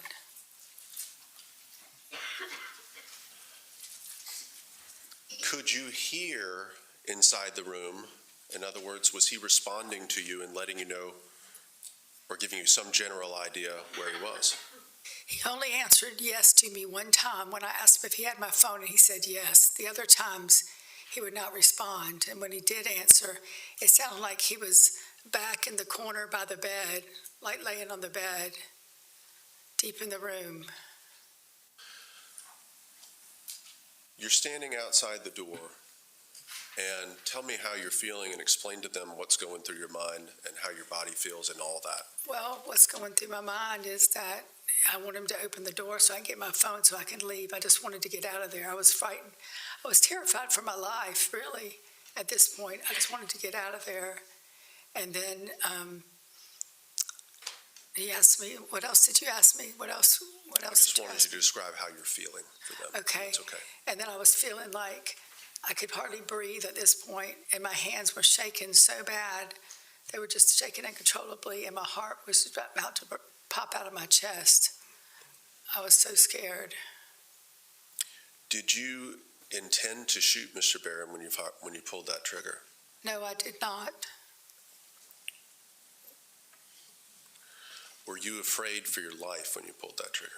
Yes, I was afraid for my life. I was terrified for my life at this point. Now, after you pulled the trigger, what was the first thing that you noticed that there might be a problem? When I heard a gasp, I heard a loud gasp, and so I banged on the door and called his name out, David, David, and he didn't answer me. So then I ran downstairs really quick, as fast as I could, and got the hammer from the toolbox. And then I ran up the stairs again, and then I banged a hole in the door so I could get in there, and I stuck my left hand in there and undid the lock. Once you got inside, explain to these folks what you saw in there. When I got inside, I pushed the door open, and he was laying there in front of the door. And he was laying face down, and his face was to the right, to his right. And I immediately checked for a pulse, and I didn't feel a pulse. So then I found my phone, and I called 911. And I was on the phone with 911. And while I was on the phone with them, there was a brown towel on the floor, and I got that towel and pushed it up against his wound in his chest to keep the blood from coming out. So I was putting all the pressure on that area, keep it from coming out. Why didn't you call 911 before you ran down the stairs and got the hammer? Because my phone was in the room. I didn't have my phone. Do you know how many times you tried to call 911? A few times, maybe. Okay. Did you also try to call somebody else? Yes, after I called 911 and spoke with someone there, and then I was still tending to the wound on the side of his chest, I called my sister, Dana Gardner. Did she answer? No, she did not answer. I think I called her twice.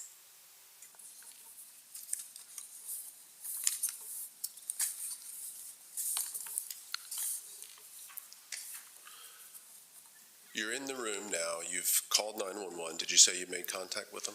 Yes, I did. I called him once, and when I was cleaning up, I was putting the pressure on the wound. I dropped the phone. Okay. What are you thinking at this time as you found him there? You know you've shot him. Yeah, I know I shot him, and I was feeling hopelessness. I was feeling worthless. I felt like it was all my fault. I felt like everything was all my fault, everything from before and until that day. So what happened? So then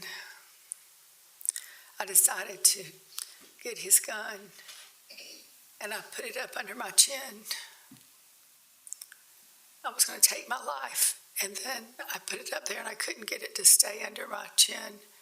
The gun I was shaking so bad, I couldn't get the gun to stay up under there. And I wanted to push it so bad, but I didn't have the courage to push the trigger. And so my gun just flipped out right there, and I shot the gun. And then I thought I would try it again and see if I could try to take my life, because I was at my wit's end at this point. I didn't know what to do. So I put the gun back up there again and tried to pull the trigger. And I kept pushing and pushing, and I just didn't have the courage to pull the trigger, so I just flipped the gun out again and took another shot. And then the gun got jammed when I was doing that, and I was trying to unjam the gun with the slider on the top part, and my tissue got stuck in there between my thumb and my forefinger. My tissue got stuck in there. So I'm trying to undo it. A lot of the bullets fell out of the gun. And so I decided to clean up the mess I made with all the bullets, because I didn't want anyone to know that I had tried to commit suicide, that I was thinking about taking my life for that. So I cleaned him up and I flushed him down the toilet. Why didn't you just tell the investigators that that's what happened, that's why the gun got shot? Well, I wish I would have been brave enough to tell him, but I was scared to death that if I told what really happened, that Dave would be furious with me, and he'd hurt me worse when he found out what I did. No, but you could tell him about the suicide. You could still tell him about the suicide, can't you? Well, I was ashamed that I even thought about taking my life, especially like in front of my children. I wouldn't want my children to think that I would just abandon them like that. So I was ashamed to tell anybody what I did.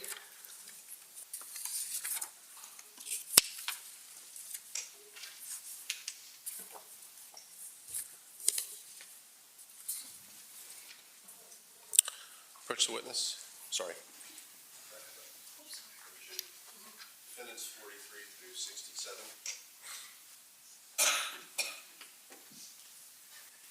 Can you flip through these and see if you recognize those?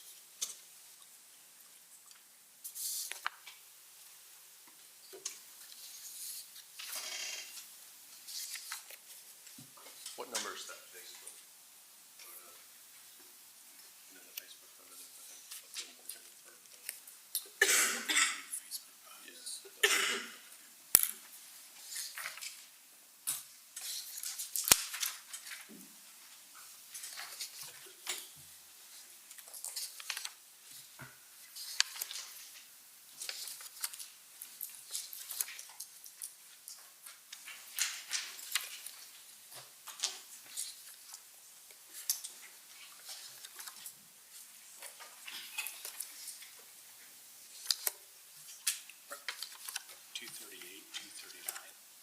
and 239.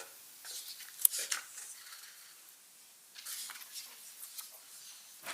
Yes, I do. You recognize those? Yes, I do. Do they fairly and accurately represent photos from the Bill Morgan class that you had that's related to the Facebook post the state put in? Yes. Moving to tender defendants 43 through 67. No objection. Admitted.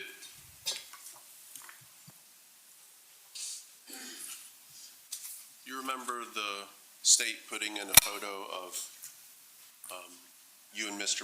Bill Morgan? Yes, I do. Okay. And there was tell me what your recollection is of what your statement was on that Facebook post. You know, that they put in. There's something about shooting or. Oh, and yeah, it'll about be, the the evidence will be marks, what it is, but I can't put my hands on the exhibit right now. about the marksmanship, about breathing before you take a shot, Yeah. right? Was that a post that you made in relation to a class that he was giving? Yes, it is. Okay. And what was your nature or what was your relationship to that class? What were you doing? What were you trying to accomplish? What I was doing that night is I organized a shooting clinic for Bill Morgan and the ladies that were interested in learning how to shoot a gun. Okay. I'm going to show you Defendants 43.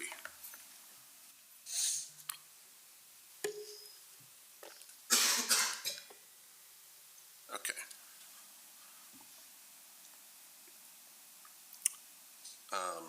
And if you can, go through and tell me if you know all these people and who was shooting that day and all that, if you Okay. can. Yes, I know all these women, and they were all shooting that day. Okay. Do you know their names who's this? Her name's Becky, Glenda, Wanda, Mindy, Sheila, Cindy. That's Jan, and that's Becky. That's Kathleen and Celia. Okay, and who's this? That's Bill Morgan. What was the point of this class? Why were they having this class? I organized a class for women that they knew I had posted before about me taking a lesson before.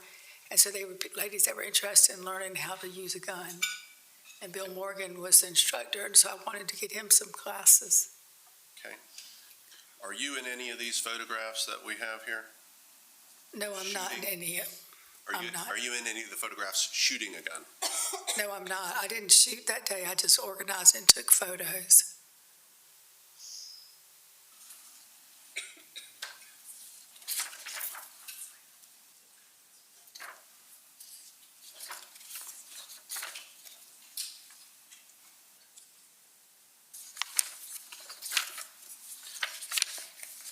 That statement in the state's exhibit about breathing and all that, how to breathe and do that, hit the bullseye, right? Is that the way that you pulled the trigger on March the 7th or 8th? Is that the way that you did it? This slow breath and calm and pulled the trigger? No, it is not.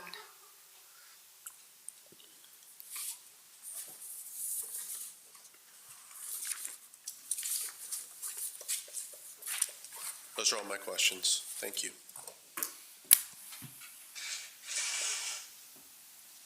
I assume you're going to be a while. Yes, Judge.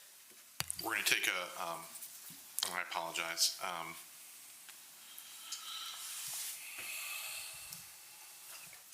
Y'all want to take an early lunch or take a 10-minute break and come back for about an hour or so? No preference? All right, so let's take a 10, 15-minute break and we'll come back and get through some work, okay? Thank you.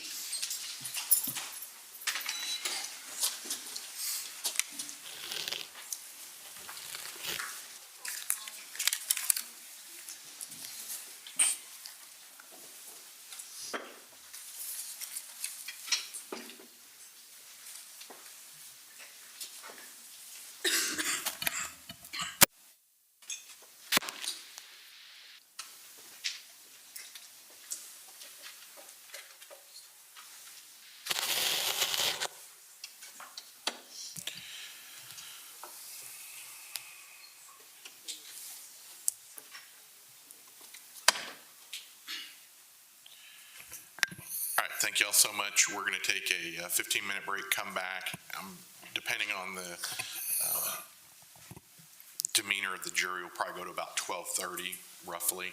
So we'll get back a little bit, maybe 11:40, and then go, and obviously at an appropriate time we'll break, whether that's 5 minutes before, 5 minutes after, and then I would assume we'll pick back up after lunch. Yes, Your Honor. All right. Anything from the state?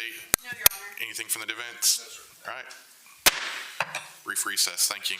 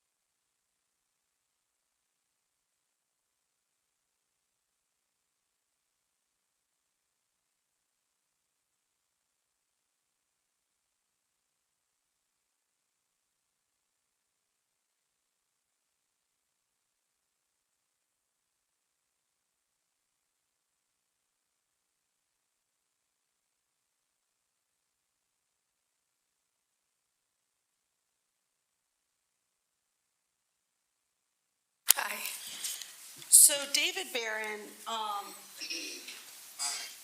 he's not here to testify, is he? No, he's not. And you told a whole bunch of stories about Mr. Barron, correct? Yes, I told a lot of information, yes. All about things that Mr. Barron has said and done to you, correct? Yes, And Mr. Barron's not here to be able to tell his side of the story, isn't that right? right, Because you killed him, correct? yes. And all those events that you talked about, was it always just you and Mr. Barron in the room or in the home when those events happened? Yes. So we've got you, and we've got Mr. Barron. Is there anyone else that could testify about all those acts of physical abuse that Mr. Barron allegedly committed against you other than Mr. Barron? No, there's not. I want to talk to you about some of the statements that you made throughout this case. First, I'm going to talk about the body cam. So you told Deputy Thomas that Mr. Barron shot at you, correct? Correct. And that was a lie, correct? Well, I didn't know if he shot at me or not. I heard a loud noise up there, and I couldn't tell if it was a door slamming or a shot. You tell him numerous times that Mr. Barron shot at you, correct? Correct. And not once to Deputy Thomas do you ever specify, I actually don't know if he shot at me, it could have been the door slam, to Deputy Thomas, correct? I believe I did say a couple times that it could be the door shutting. To Deputy Thomas in the body cam? I'm not sure to who I said it to, but I said it to several people. Then you told Deputy Thomas that Mr. Barron grabbed you by the neck and drug you up the stairs, correct? Correct, yes, I did tell him that, I think. I can't remember. At 3140, would it help refresh your recollection if I played the clip where you told Deputy Thomas that he grabbed me by the neck and dragged me up the stairs? Yes, it Would help? Okay.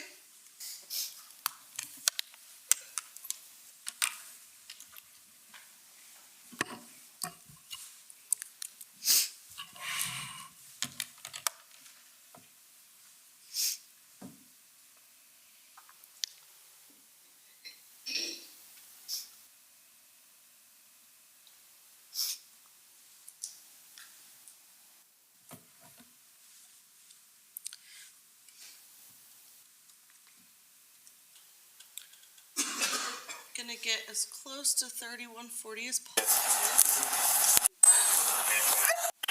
I'll ask you a couple more questions. What I can't understand.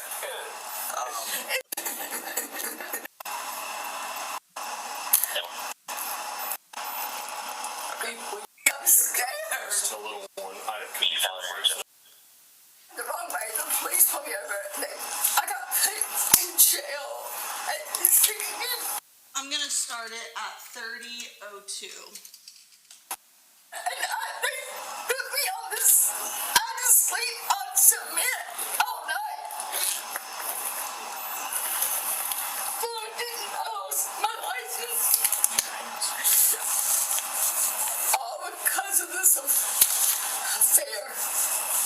That hate. We put a little few stickers on you, okay?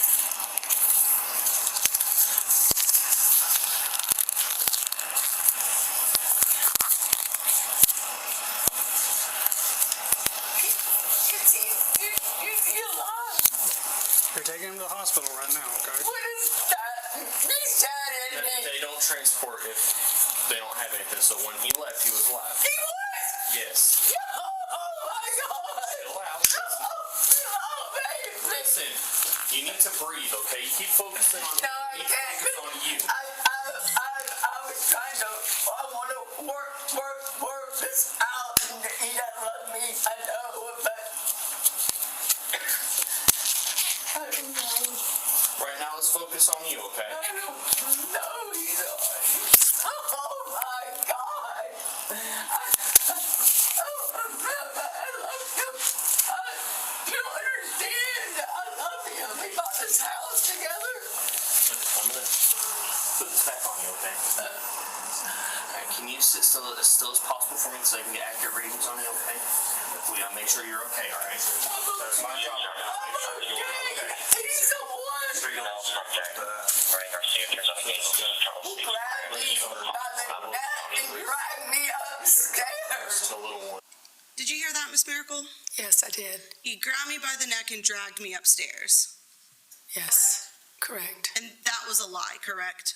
Well, I was hysterical at the time, so yes, So yes. yes. So just decided to make that up, that Mr. Barron grabbed you by the neck and dragged you up the stairs, even though that in fact did not happen? I was hysterical. I don't even remember what I said. Then later on, approximately a couple minutes later, do you remember telling the paramedic that he held you by your throat and tried to pull you up the stairs?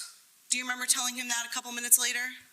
Yes. Hmm. So again, doubling down on Mr. Barron grabbing you by your throat and dragging you up the stairs, which is in fact false, correct? Yes. And then let's see. You also tell the paramedic 2 different times that Mr. Barron had been drinking too much alcohol that night. Do you remember talking to the paramedic about that? I don't remember exactly, but Do you remember stating I told him he was drinking too much and he got so mad at me? no, I don't remember saying that. Okay. Would it refresh your recollection if I played a clip of the body cam? Okay. I'm gonna go ahead.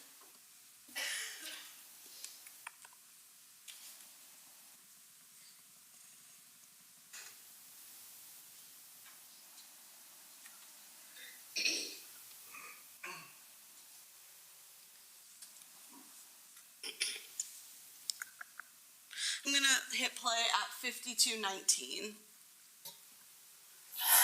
Area copy, please. 415. Oh, baby. Bravo, you know 7. D1D 7. Oh, God.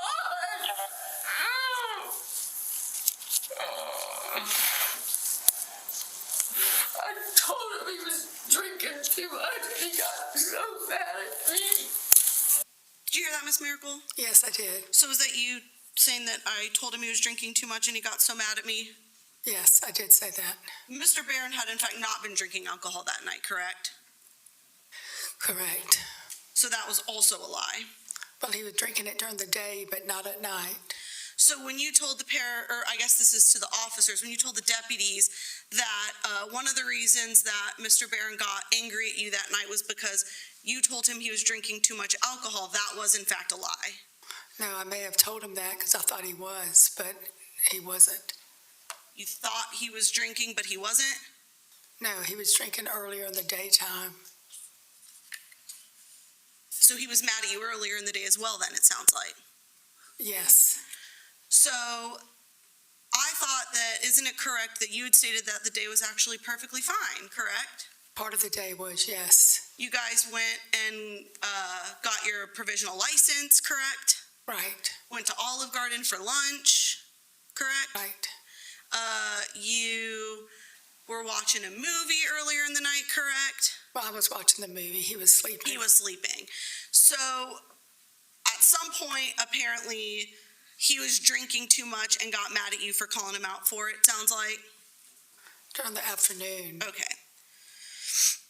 You also talked about in this body cam, do you remember stating basically that Mr. Barron said that if you moved, you were talking about wanting to sell the lake house, that you and Mr. Barron were fighting about wanting to sell the lake house. Do you remember talking about that? No, I do not. Okay. Let's go to a little bit ahead. I'm going to hit play at 54:42.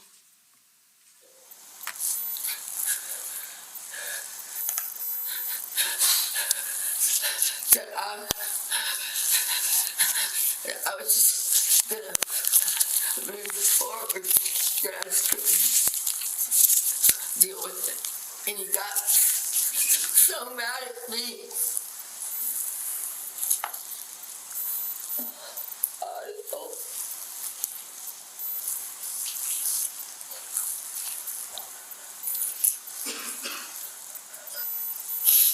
I'm just told him if he wanted to be with her, he could. wasn't mad at him. I'm just tired. I just want to deal with it anymore.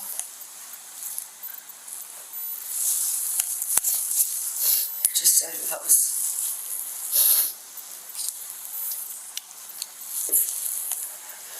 started dating,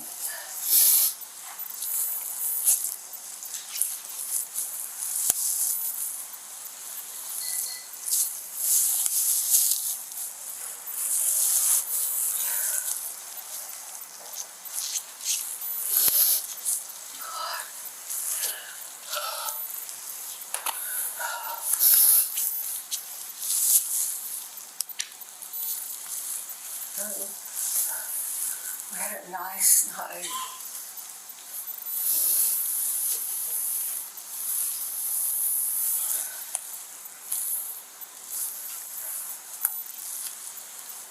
He got mad. I told him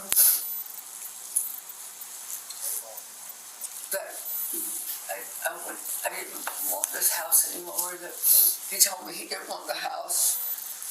He said, "Do you want it?" I said, "Let's just sell it." And I told him, because he's been paying that woman in Romania money, and I just said, "You can pay the rent for the next 6 months, and let's just not see each other, talk to each other, and let's just." And he said, "If I moved on, he would kill me." So you told deputies that Mr. Barron told you that basically you wanted to sell the house, and he basically said, if you move on, that he's gonna kill you, correct? I couldn't understand what I was saying on there, but yeah, yes. You want me to go back and? No, I just couldn't pick it up with my ear. Sure, I can play it back. I'll go back 20 seconds. So I'm gonna hit play again at 56:33. Not see each other, talk to each other, and let's just. And he said, "If I moved on, he would kill me." And he told me to. Were you able to hear it that time? Yes, I heard it. Okay. Mr. Barron had actually been the one to try and break up with you a couple times, though. Isn't that correct? No, that's not correct. Do you remember when Investigator Mefford was testifying on direct last week? Do you remember that? When he testified Yes, correct. yesterday? Last week, so it would have been Friday. Okay, yes. Do you remember him reading some text messages between you and Mr. Barron? Yes, I do.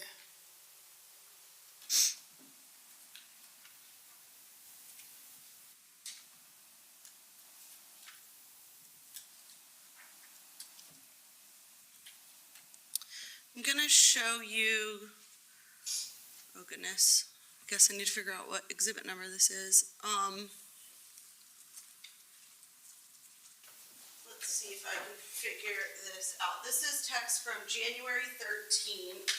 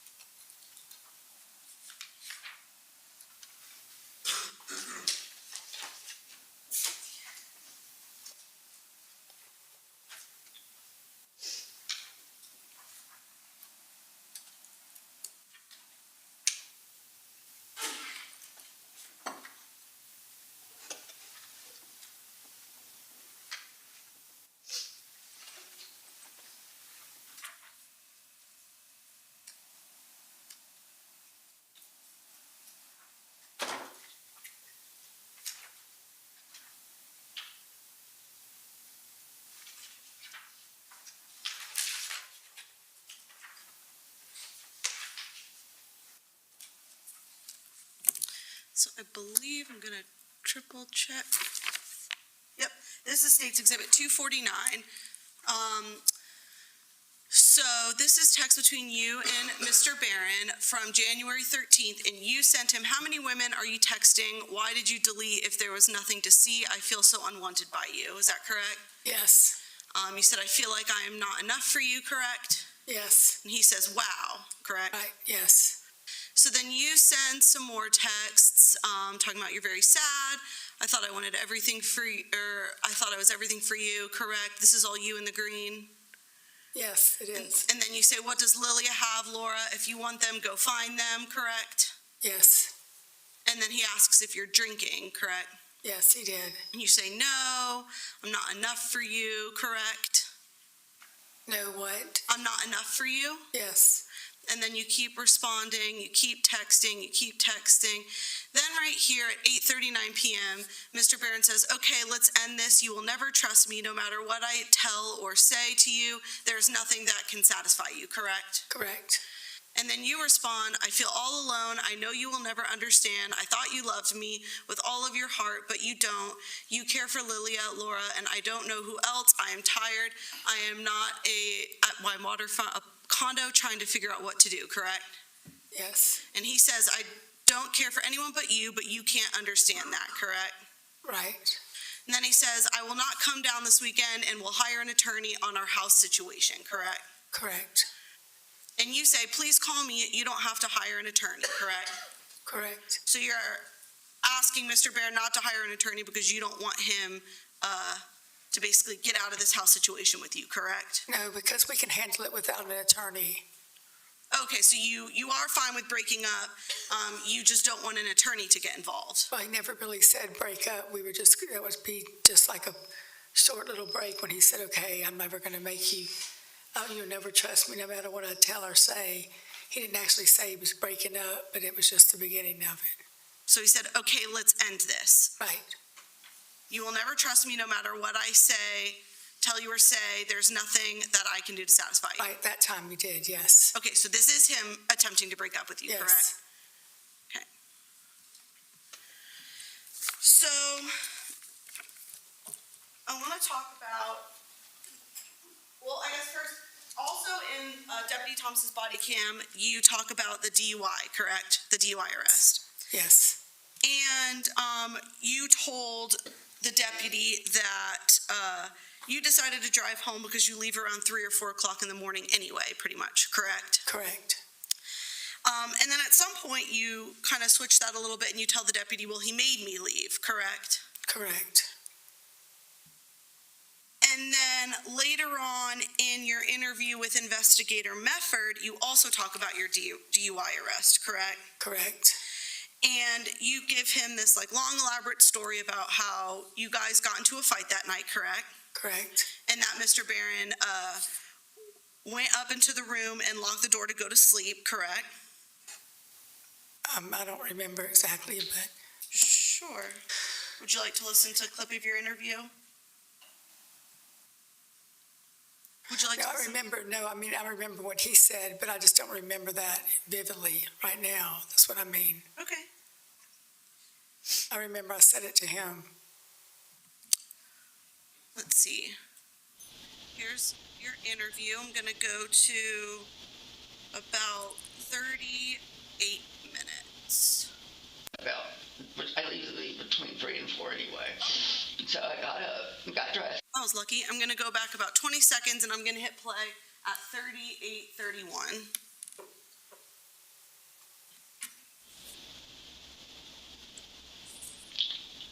I went upstairs.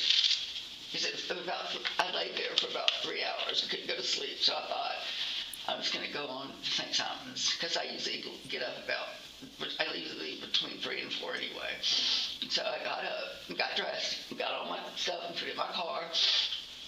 And then I went upstairs and knocked. He had the door locked. I knocked on the door and I said I was leaving. And then I got the rest of my stuff and put in the car. So I walked back in and I was going to tell him goodbye. And he was sitting on the steps, on the second flight of steps. And he said, good, get out of here, or whatever. You know, he didn't try to talk me into staying. And so I left. And I had 3 major surgeries. story you told Investigator Mefford about the DUI, correct? Yes, And it's your testimony that, in fact, none of that is true, correct? correct. I wasn't going to tell him anything that happened, that David did to me that night. And you testified that what actually happened that night was he woke you up tapping your foot with his gun, Yes, and that he held your arms above your head, correct? yes, And that he lifted up your shirt, correct? yes, And he started, you said, slapping or beating your breasts. yes, Did you have any bruising from that event? yes, I did. Can you kind of explain to me what did the bruising look like? Just big bruises over my breast. Like big visible I like ones? the pictures of my arm, but put those on my breast. So those bruises we saw on your arm looks just like that, but on your breast? No, similar to that. Similar to that, okay. They were black and blue. So really visible bruising. Visible bruising, yes. Okay. Is there a reason why bruising wouldn't have been noted in your jail intake form from that night? They didn't even undress me. All they did was bring me in there and push me in a cell, and they took off my shoes, that's it. They never questioned me about anything, or looked at my clothes, or did anything. So if the jail intake form went through detailed list of how your body looked that night and said that there was no marks, scratches, or bruising on your body, that would be because they didn't look at your body? They didn't look at my body. Okay. So, moving on.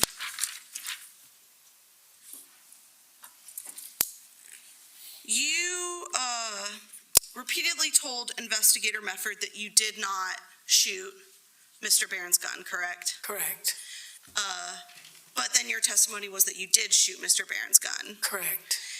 I want to ask you about what you told Investigator Mefford about this whole kitchen interaction when these live shell casings came out. Do you remember talking about that with Investigator Mefford? Did you say kitchen?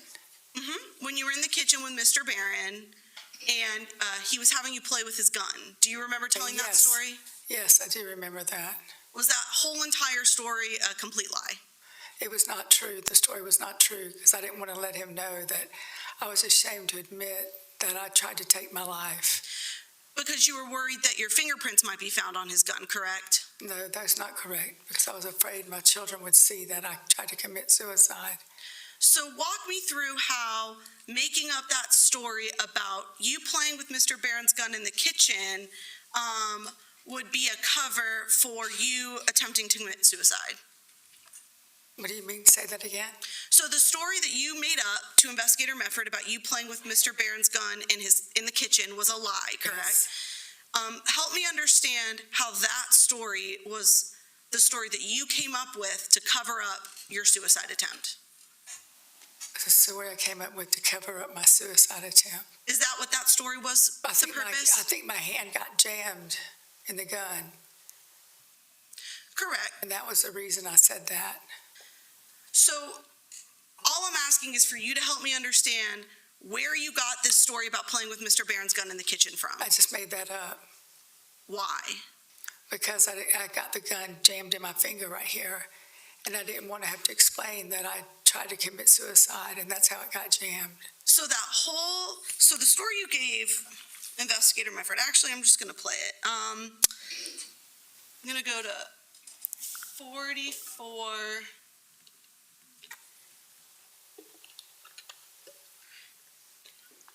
We're going to start at 44:25. And that was another big fight. We keep getting in these fights because of this woman. And that's what we got in a fight that night that I left. And then tonight, so we got in a fight with about, and he went into the bedroom and got some stuff because he was going to sleep upstairs. And he got his gun out. And I said, why are you getting your gun out? And we went to the kitchen and he said, I just want it for protection. And I said, okay. And so he said, take the strap off the gun. So Why did you specifically say that Mr. Barron told you to take the strap off the gun? Why did you add that part to your story? I don't know. It wasn't possibly because you were worried that your fingerprints might be on the strap or the button of the gun holster? I said, I don't know why. Just decided it would be important to throw in there that you unhooked the holster from the gun. Well, I unhooked it when I tried to commit suicide. Okay, we'll talk about that then. You unhooked the gun from the holster when you tried to commit suicide. That's what you're saying? Right. But you say multiple times to Investigator Mefford that, in fact, Mr. Barron's gun was laying right next to his body when you got into the bedroom, correct? I don't know where his gun was laying. Was it in the holster or was it not in the holster? It was on the bed, I believe. His gun. Yes, in the holster. So his gun, so now your testimony is that his gun was in the holster on the bed. I can't really remember where his gun was. I was hysterical when I got up there. Well, you would agree, you told Investigator Mefford numerous times that his gun was laying right next to his body when you got in the room, correct? Correct. And that you remember even pushing the gun to the side when you got into the room to check on Mr. Barron, correct? Okay, correct. But now your testimony is that his gun was actually in the holster on the bed when you got into the bedroom? I really can't honestly remember where the gun was. I was hysterical when I got in there. I know it was either on the bed or on the floor. Okay, so now we have no idea where the gun was when you got into the room. I can't remember. Okay. But so now going back to my original question of your statement was that you talked about taking the strap off of the gun because you had to take the strap off of the gun when you tried to commit suicide, correct? Correct. So that's why you threw that in there about the kitchen story? I guess. I really don't remember. So is it potentially because you were worried about your fingerprints being on the snap of the holster? No, not really. That's not why I said that. So why did you say that then? I don't know why. Okay. I'm gonna hit play again. I had paused it at 45:11. I'm gonna hit play.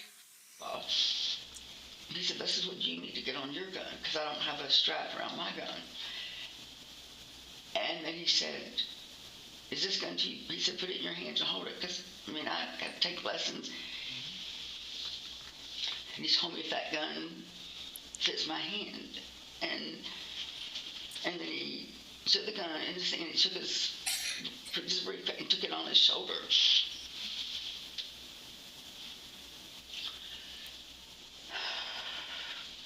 And then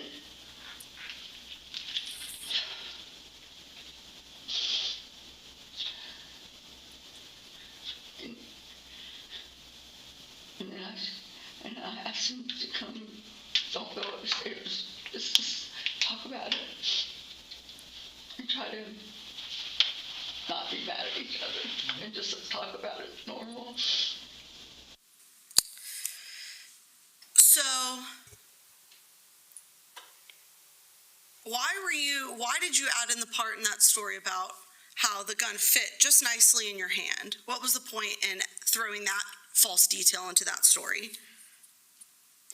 I don't remember why the reason was. I'm going to skip ahead to 158.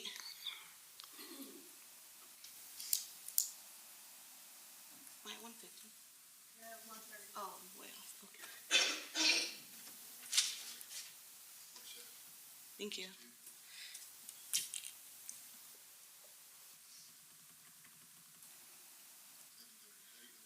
I'm going to hit play at 158:01. Understand this one more time. We need to explain this again, okay? So he's up. Let's start with going up the stairs. Okay, start there. Okay. So we're downstairs on the kitchen, by the kitchen. Okay. He has his gun. That's when he takes it out of the case and asks me if my hand, I have a top, if my hand can go around his gun. He told me to take his cover off the gun, take it upstairs, see if you know. So I did that. There was no gun, nothing got fired or anything. Okay, I pulled that thing back. He told me to pull it back. Yes. Okay, that's when 2 or 3 of them fell out on the floor. Just stop pulling back. So again, you specifically mentioned that you took the gun out of the holster, correct? You're correct. And that he told you to hold the gun, and then you explicitly talk about pulling the slide back to the gun, correct? Yes. Okay. And just to be clear, you could hear him talking to you through the door that night, correct? I heard him say yes to me. So it wasn't that you could not hear him on the other side of the door, correct? I heard him say yes. You also heard him make a noise when he was shot, correct? Yes. And why were you so, in this story, you're very specific with Investigator Mefford that you flushed those shell casings down the downstairs toilet in the master bedroom, correct? Correct. And you're very adamant about, I did not flush them upstairs, I only flushed them downstairs, correct? Yes, I couldn't remember where I flushed them. I was hysterical at the time. Okay, so that was just a mistake that you were being very adamant about where you flushed those bullets. Yes. Why? This story was basically because you didn't want to admit that you had tried to commit suicide, according to you, correct? Correct. So, how did you know to make up that you flushed the shell casings? Why throw that in there? Because I didn't want them to know that the shellings were there, because I cleaned them up after I jammed the cuff on. After I jammed the gun, then the bullets fell out, and I wanted to hide the bullets from not being able to tell. That's why I had the gun in my hand. And Investigator Mefford continuously asks you about those shell casings, correct? Correct. And repeatedly you tell him that you have never touched the shell casings, correct? Correct. Which is also a lie. Correct. Yes, I just said that I didn't touch them because I didn't want to tell anything. I didn't want to say anything to him about what had happened. But you did say that you flushed live rounds down the toilet in the master bedroom, correct? Correct. And so you didn't tell him that just in case they did find flushed shell casings in the septic line. That's your testimony? You didn't say that just in case they did find these casings? I wasn't even thinking about what I flushed down the toilet, really and truly. I was just trying to flush them down to clean up after I tried to commit suicide, so no one would know that I had his gun trying to commit it. That's what I was trying to do. It seems like every fight that you and Mr. Barron got in essentially revolved around Lilia, correct? Say that again? Every fight that you and Mr. Barron got in revolved around Lilia? Not every fight, no. Is that what you repeatedly tell people, that the only thing you fight about is Lilia? Tell who? Everyone that you've told about Lilia. No, I don't tell them that. How many people do you think that you've told about Lilia? About Lilia? Could you name them off for me, all the people that you've told? My sister, Dana Gardner. Okay. My sister, Leslie Fenoy. Okay. My girlfriend, Jenny Hall. Okay. Beth Barron, Evan Barron. And I think that's all. How about Jessica? Jessica. Maybe Jessica. I don't remember telling Jessica about it. How about Judy and Mike? Your friends Judy and Mike? Oh, David told them about it. So you've talked to Judy and Mike about it? David did. David told them? Yes, they confronted David. I talked to him first, and they confronted David when he came over. So you talked to Judy and Mike first? They were with me the night I called Evan. So you told Judy and Mike first then? They heard me. They overheard my conversation. Okay, so you told Judy and Mike first then? Yeah, they overheard the conversation while I was talking to Evan. Okay. And then when David came over later on, they confronted David about it. Because they found out from you? Correct. They found out because they overheard the conversation when I was talking to Evan. You also told your son McLean, correct? I'm not sure I told him exactly about Lilia or not. I just told him he was going to have to move out because we were having problems. In the times that you and Mr. Barron got in fights about Lilia, David would basically separate himself from you, correct? No, not correct. Not always. Okay, well, let's talk about it. So December 28th is the first night you found out about Lilia, correct? I found out that she was texting him, yes. And that night he left and went to a hotel, correct? Exactly, yes.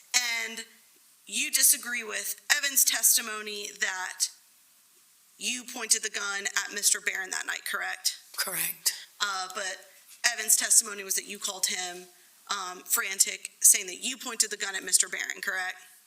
I did not have a gun with me that night. I flew to Atlanta that weekend, and you can't take a firearm with you.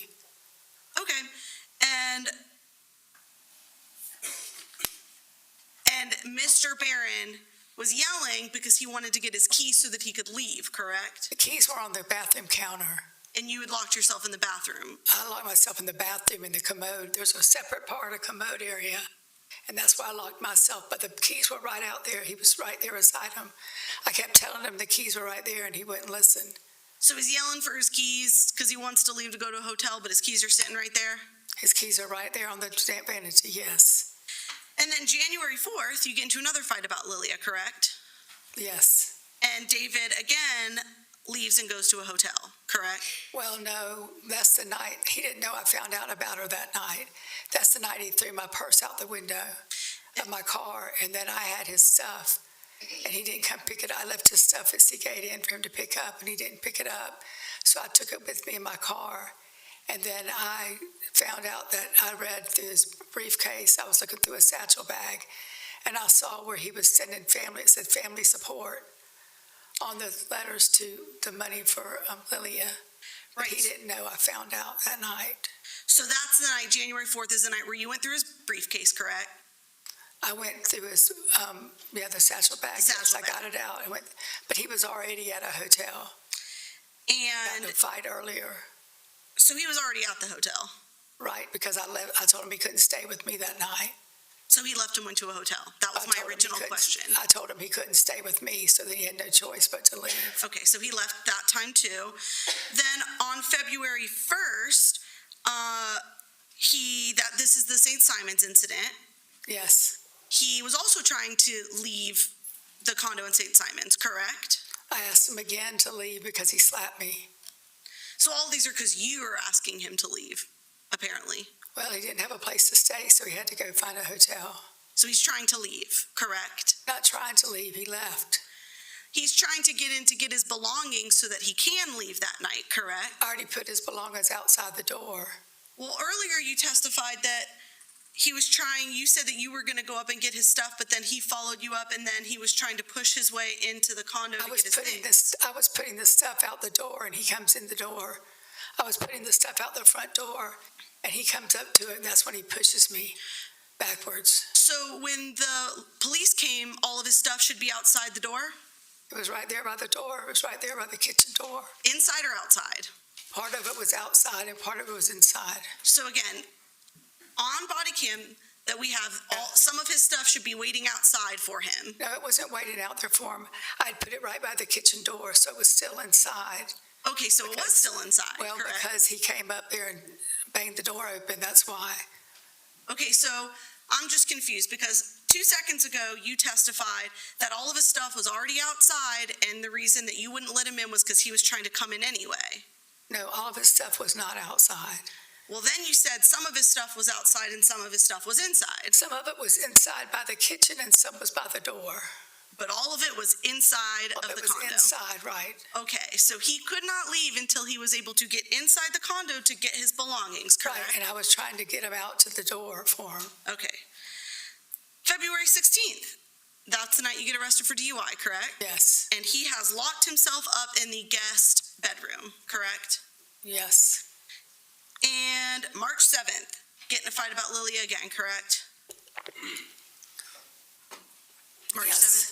And he has locked himself up in the guest bedroom, correct? yes. Okay. So I want to talk to you about your phone. So your testimony was that the reason that you attempted to shoot the lock off the doors because you wanted to get your phone, correct? Correct. Because he had your phone, correct? Yes, he did have my phone. And he had, at this point, told you that he had your phone, correct? Yes. Is this before or after he forced you to perform oral sex on him? This is after, well, he had my phone in the beginning. He Okay. had my phone in the beginning. Remember when I asked for where my phone was? Mhm. And he told me I wasn't getting my phone and no one was going anywhere tonight. So he gets his satchel, correct? Yes. And his gun, correct? He already had his gun in his hand. Already had his gun in his hand. And then presumably he already had your phone in his hand as well, correct? He had my phone. I don't know where he had it in his pocket or in the briefcase, but he had my phone. I didn't see my phone. And then all of a sudden he puts those things down and forces you to perform oral sex on him, correct? No, he didn't have them before that. Okay, so when did he get the satchel? After he pushed me backwards and told me not to close my eyes tonight, Okay. that's when he got his satchel and everything else. But he already had the phone. I guess it was in his pocket. Did you notice the phone in his pocket when you were forced to take his pants off? No, I didn't. So he pushes you back, grabs the satchel. You said he's already got his gun Right. and presumably already has your phone, correct? Right. He already had my phone in the beginning before any of this even happened. And then he tells you not to go to sleep tonight, correct? Correct. And you walk up, or he walks up the stairs and locks himself in the guest bedroom, correct? After he did everything to me, yes. And so you go and get your gun Yes. from where? From the closet. And you walk back towards the stairs, correct? Correct. And then I think you testified that you kind of sat at the bottom of the stairs for a little bit to think about what you were going to do, correct? Contemplating, yes, what I was going to do. And you didn't want to walk out the front door because of the wild dogs. I didn't want to walk out the front door because I'd have to go down that road. That was pitch black dark. With the wild Those dogs. dogs. Okay. And there's at least 3 or 4 neighbors, like, within a 2-second walk from your house, correct? A little bit longer, yeah. There's 1, 2, 4 neighbors around my house. Because you live in a cul-de-sac, Correct. or the house was in a cul-de-sac. Right. And you didn't think that the best idea would be to go knock on one of their doors and get help, correct? Well, it's 1 o'clock in the morning, and I didn't know who was there and who was not there. It was pitch black dark out. Didn't want to try? I didn't know anybody, and it was it just didn't seem like the right thing to do, to knock on someone's door at 1 o'clock in the morning. But the right thing to do was to take your firearm and try and shoot the lock off of a bedroom door, correct? Well, I was hysterical at the time, so I couldn't even think of what to do. To tell you the truth, I was terrified for my life. Well, you thought enough to sit down at the bottom of the stairs and decide you didn't want to face the wild dogs, correct? I didn't sit down at the bottom of the stairs. I stood up and just thought about it. It took maybe 30 seconds, maybe at the most 30 seconds I was down there. Okay, I apologize. I thought that on direct you would testify that you sat at the bottom of the stairs and thought about what to do. When I sat, today I said that? Correct. Oh, I didn't mean to say sat. I just Okay. meant like stood there. Stood there. So you stand there and you think that the most reasonable thing to do is to take your firearm, go up the stairs and fire at a locked door where somebody else is on the other side of it. No, I didn't think like that. I thought that, number one, I didn't know any of the neighbors, so I wasn't going to go just walk up to their door. And then number two, I thought that I could hit the lock on the door, and that would get my gun back. Get my phone back. That's all I wanted was my phone back. I would have thought that he'd take my phone and put it out there. You ever fired a gun at a lock successfully before? No, I've never have. You know if that's even possible to fire your gun at a door to unlock it? You can fire, I think, at a gun. I don't know, but you can fire at a locked door. If you're firing a gun at a door lock so that you can unlock it, you walked up pretty close to the door, didn't you? I was about a foot away. And the tip of your gun was about 6 inches away, correct? I'm not sure. And your game plan was to shoot the lock off the door, correct? Correct. Presumably, standing behind that door is Mr. Barron with his gun, correct? I don't know where he was. Well, you know he had gone into the bedroom and locked the door, Right, correct? but I didn't know if he was standing behind the door with his gun. You know he's in the bedroom. Right, I know he's in the bedroom. Okay, so you're shooting the lock off of a bedroom door where presumably Mr. Barron is in that bedroom with a firearm, correct? Correct, He has just assaulted you physically, correct? correct, He has just forced you to commit oral sex sodomy on him, essentially, correct? correct. So he has kicked you down onto the ground, correct? He's what? Kicked your legs so that you would fall down to the ground, correct? Right on my knees. On your knees, grabbed you by the hair, correct? Correct, Held a gun to your head, correct? correct, correct. And forced you to perform oral sex on him, correct? Right. And then threatened to But I already basically, performed oral sex before he got the gun out. Because I did the oral sex, then he got the gun out. so he I never started had the crying. gun when you were performing oral sex on him? He had the gun in his hand the whole time. He never put it down once he got it out of the drawer. Once he got it out of the dresser, he never put it down. So where was the gun when you were being forced to perform oral sex on It him? was in his hand. So he did have the gun out when you were being forced Oh, to. I'm sorry. Yes, I didn't understand what you were saying. Okay. Yes, okay. So he had the gun in his hand. But you said he put it up to my face before that. He did that afterwards. So did he just have the gun down by his side while you were No, forced? he did not. Where was the gun when you were being forced to perform oral He had sex? the gun in his hand. But where was it being pointed? It was just standing, it wasn't being pointed at anybody at that point. Okay. He didn't Just- point it at me till he stuck it to my lips. And then afterwards, he points the gun to your lips Yes, and tells you basically, I'm going to blow your brains out tonight if you. exactly. Yes, Okay. And then he's essentially threatened to kill you.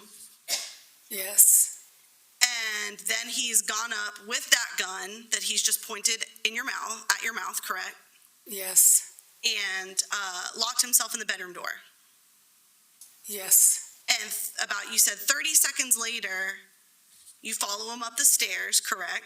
no, I went and got my gun. Okay. Then I came out, and then I stood there about 30 seconds trying to figure out what to do. So how much time do you think had passed? Probably about, I don't know, a minute, maybe a minute, So minute and a half, maybe.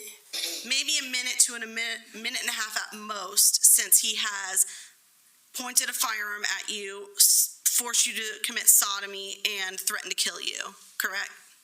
Say that again.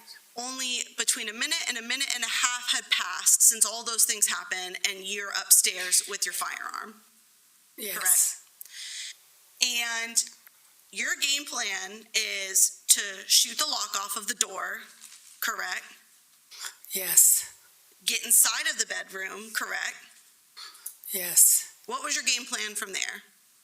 Well, all I wanted was my gun. My cell phone. That's all I wanted was my phone. And so I was trying to think of a way to get my phone.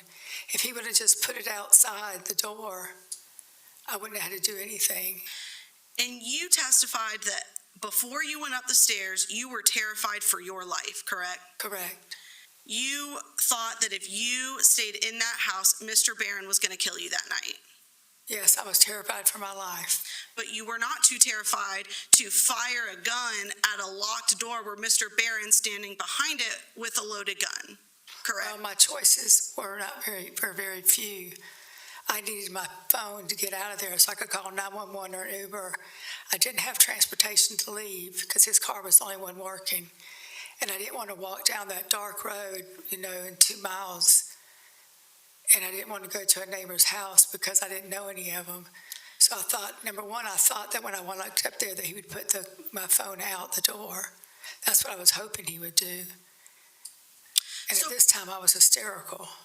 So presumably, while being in fear for your life, correct? Yes, Your safest option between walking out of the house and shooting the lock off of a door where an armed individual is behind it, plan B was your safest option, correct? Plan B was what? Your safest option. It was an option, yes. Was it your safest option? Yes, it was safest for me, yes, to go through that, yes. And so presumably, if you successfully shut the lock off the door, your thought process was Mr. Barron's going to hand you over the phone and let you stand there while you call an Uber for help? No, I was going to get the phone. And where were you going to go when you got the phone? I was going to call 911 and get out of there. Where were you going to go when you got out of there? I was going to wait for 911 to come Where were you going to wait? outside the front door. Where the wild dogs are? No, the dogs aren't there. The dog's down the road that you have to go down to. When you get out of the house, you have to go down this road, and that's the road you have to go down to get to the main road. Is that the street without the lights on it and the dogs? So presumably, Mr. Barron was going to be calm enough to allow you to stand on the front porch and wait for an Uber or for 911 to come, correct? No, hopefully he wouldn't come down the stairs. He's the one that left and went up the stairs. You're right. He is the one who left and went up the stairs, correct? Right. He went up the stairs after he did what he needed to do to me. And then I'm hysterical downstairs after he did that to me. So, moving on. You are a dentist, correct? Yes. And you're required to be certified in life-saving measures, correct? Correct. How often do you get that certification? Once every 3 years. Every 2 years. Every 2 years. Yes, So every 2 years. you get certified in life-saving measures every 2 years. In CPR, I get certified. Didn't attempt to perform CPR on Mr. Barron, though, correct? No, he didn't have a pulse. So didn't even try. I didn't have a pulse. So that's when we just give up, throw our hands up, and call it a day for Mr. Barron's life? No, I just didn't. He didn't have a pulse, and I called 911. What you did do was get a towel and start wiping up the blood off of the floor, correct? Well, I was holding it up to his chest to put pressure on it. And then after I slipped in the blood a few times, I wiped it up, yes. With that white towel that we saw that was covered in blood? Well, the brown one and the white one, there were 2 towels. Correct. Yes. So you were concerned about wiping the blood up off of the floor, correct? Because you slipped in it. Because I slipped in it. But you were not concerned at all about attempting to perform CPR on Mr. Barron, even though you are certified in life-saving measures, correct? Well, I tried to turn him over, and I couldn't get him to push over. I couldn't get him to turn, but there was no pulse. I checked the neck, and I checked his ankle, and there was no pulse in either place. So did you just assume he was dead at that point? I wasn't sure. If I you was hysterical, and I couldn't even remember what I did, to be honest with you. If you weren't sure that he was dead or not, why not try and perform CPR to try and save his life? I told you I tried to turn him over, and I couldn't get him over. He's 235 pounds.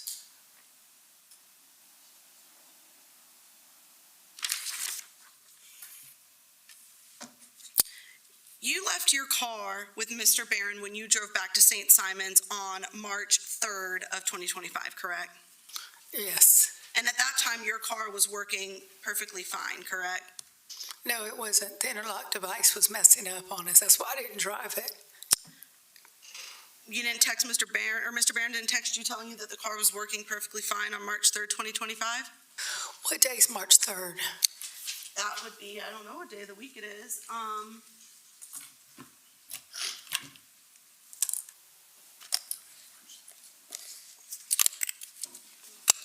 Monday?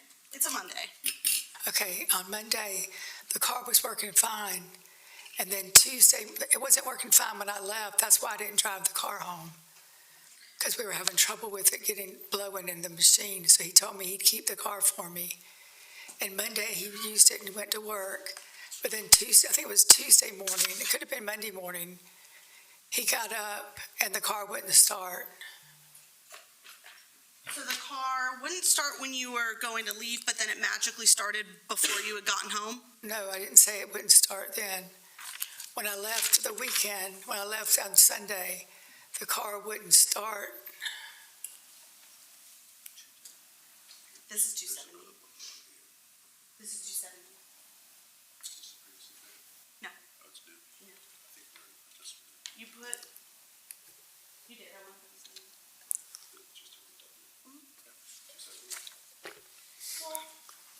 What number was yours? It's just easier because I have it right here. That's fine.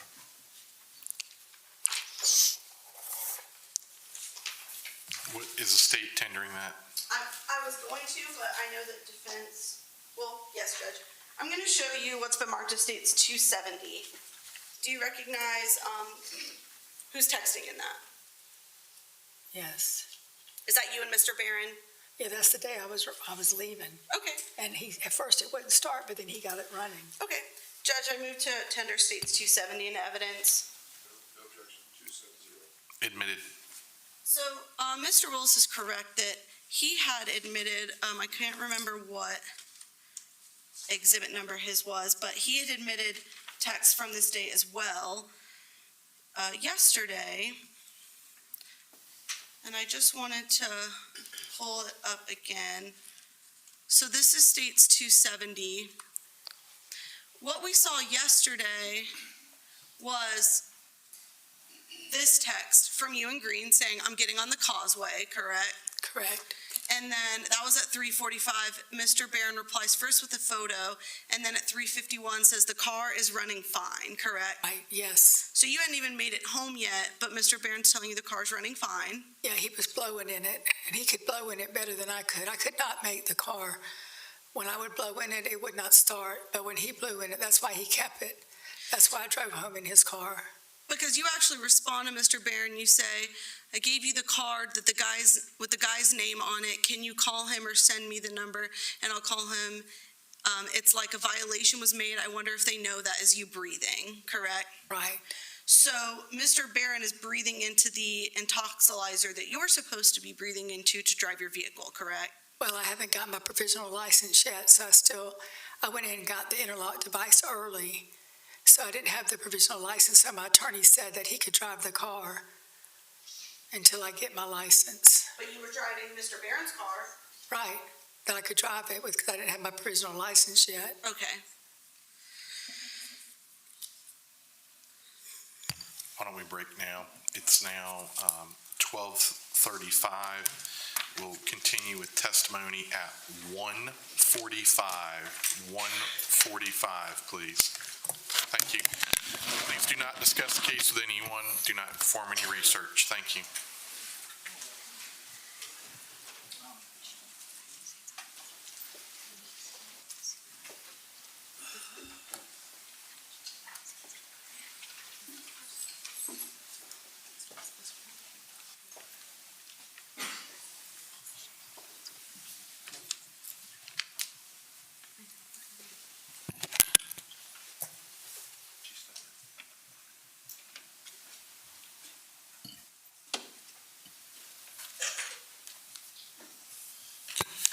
Y'all can sit, stand. Anything from the state? No, Your Honor. Anything from the defense? We'll resume at 1:45. Thank you.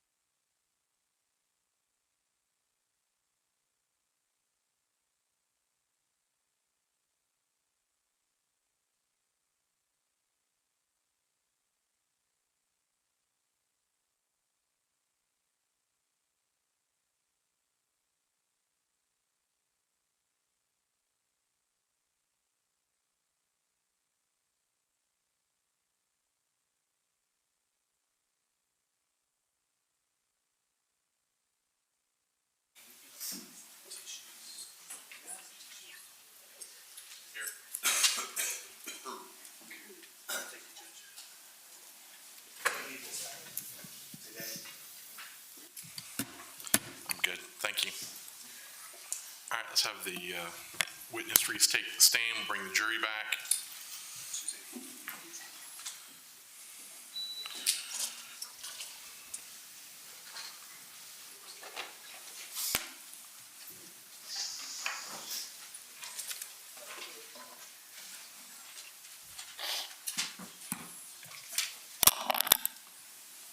Oh, I don't have that microphone.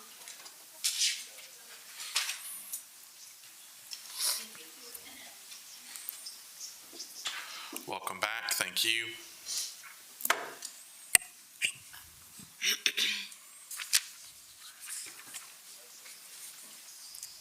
My microphone's not working.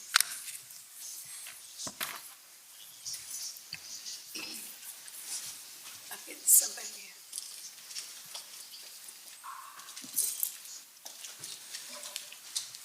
All right, welcome back. We're going to fix a technology issue real quick and go from there. We're getting a different courtroom coming through. Not sure how that's even possible, but We've got another. sure, please.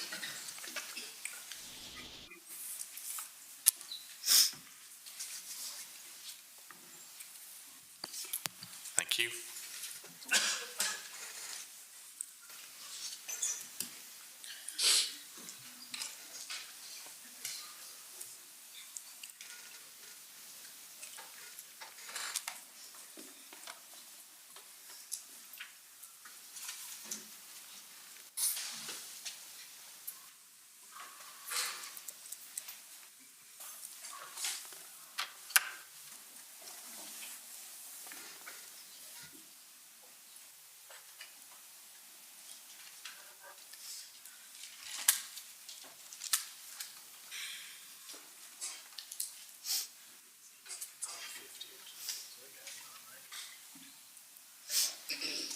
Testing 1, 2, 1, 2.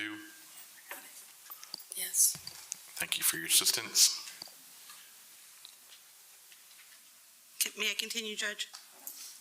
Please. Ms. Mericle, I want to talk to you. We talked a little bit about it before the break, but I wanted to talk to you again about where the gun was in the room, the bedroom, when you entered the bedroom, okay?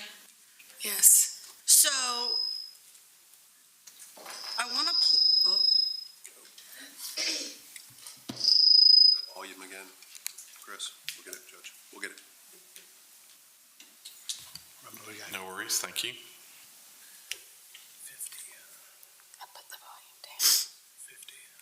All right, if you can't hear, let us know. Okay. That's what it was at last time.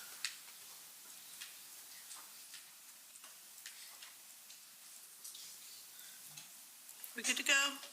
Yes. Okay. I'm going to play for you a clip of your interview. Right now we're at 209:58. Is that right? 209:58? Okay. I'm going to hit play. To the door to give me my phone because it was on the floor. But then his gun was right there. Right where? It's right, like when I walked in, his gun was like right by his leg. Mm-hmm. And the holder, the gun holder was right there. Mm-hmm. Where? On the floor. It was on the floor. It was on the floor. Everything was on the floor. Okay. And then I came in, and he was just laying there. What'd you move? What'd you touch? I touched everything. Probably. I mean, I know I did. I started screaming, and I just moved like all over, and then I went to him. So did you hear where you said that his gun was right there on the floor, correct? Yes. And that the holder was also right there on the floor, correct? Yes. Next to his leg, I think you said. Yes. So, is that where the gun was when you got into the room? Honestly, I can't remember. I thought it was on the bed, but according to this, it's not. It's on the floor. So you don't remember at this point where the gun was when you got into the room? No, I can't remember. I'm gonna hit play. Do you remember telling Investigator Mefford that when you were touching everything, you even reached into Mr. Barron's back pocket and touched his cell phone? Yes. Do you remember saying that? Yes. Why'd you reach into his back pocket and touch his cell phone? I was looking for my phone. But you had just stated that your phone was sitting right there on the floor next to his gun. Before I found it, as soon as I checked his pulse, I went straight to the back and checked for his phone, and I saw his phone, and then I saw my phone. Okay, so you said that you saw your phone sitting there first, but really what happened was you didn't see your phone sitting there first, and you checked his pocket for your phone, correct? Right, And then you realized your phone's sitting on the floor. right. Okay.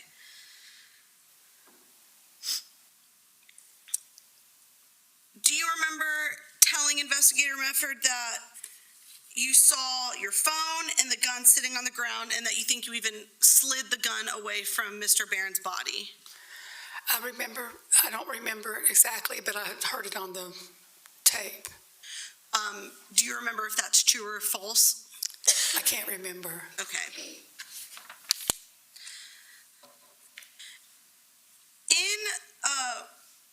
When you were explaining about this fake kitchen incident where you're playing with Mr. Barron's gun in the kitchen, the incident I'm talking about, Yes.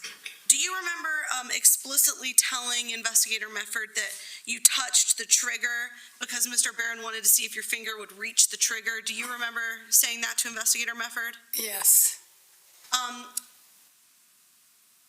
You would agree that throwing that little fake fact in there about Mr. Barron wanting for you to touch the trigger of his gun is kind of a random fact to throw into a fake story, correct?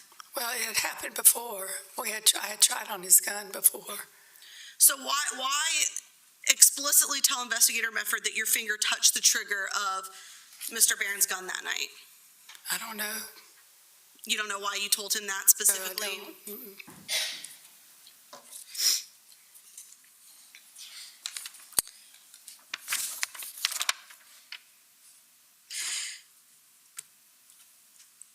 Do you remember getting a psychological evaluation? Yes, I do. And do you remember telling that doctor that both you and Mr. Barron were drinking that night and that both of you stopped around 10:30 p.m.? I don't remember telling her that, but I'm sure I did tell her that. That's also a lie, correct? No, it wasn't a lie. Well, I thought you stated earlier on cross-examination that Mr. Barron wasn't drinking that night, but maybe he was drinking earlier in the day. He was drinking something. I didn't know if he was drinking alcohol or what he was drinking at the night. Well, you told the psychological evaluator that he was drinking Jack Daniels and then beer, correct? He was drinking beer that day. He had beer at Olive Garden, and then he mixed himself a drink when we got home. That's all I know. And you told her that he was drinking until 10:30 p.m., correct? I thought he was drinking then. Why did you think that? Because he had something to drink beside him, and he never drinks anything. He doesn't drink water. He doesn't drink things like that. So you told Deputy Thomas that Mr. Barron was drinking alcohol that night, correct? Yes. And you told Investigator Mefford that Mr. Barron was drinking alcohol that night, correct? Yes. And you told the psychological evaluator that Mr. Barron was drinking alcohol that night, correct? Yes, I thought he was. And at no point do you ever tell them, I saw him drinking something and I'm not sure what it was, might have been alcohol. You just explicitly told them he's drinking Jack Daniels and beer, correct? I told him he was drinking. I didn't say what he was drinking all night. And you more explicitly say not only that he's drinking, but that he got angry because you got mad at him for drinking too much alcohol, correct? At lunch. But that's not what, I know that's what you're saying now. That's not what you told any of those three people, correct? Correct.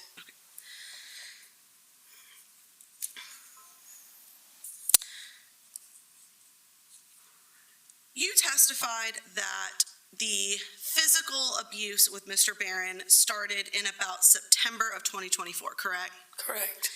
And prior to that, maybe some verbal and emotional abuse, correct? And some pushing, yes. I guess, would verbal abuse examples of that be like cursing at you? Calling me names, yes, Calling you names, any cursing? yes, Yes? I said yes, And I would imagine that if he's being verbally and emotionally abusive to you in person, he's also sending you some aggressive text messages, correct? no, he did not. No? So he's only verbally abusive to you in person. He didn't want anyone to know about anything that was going on. That's why we never discussed it. Even after an incident would happen, it never got discussed again.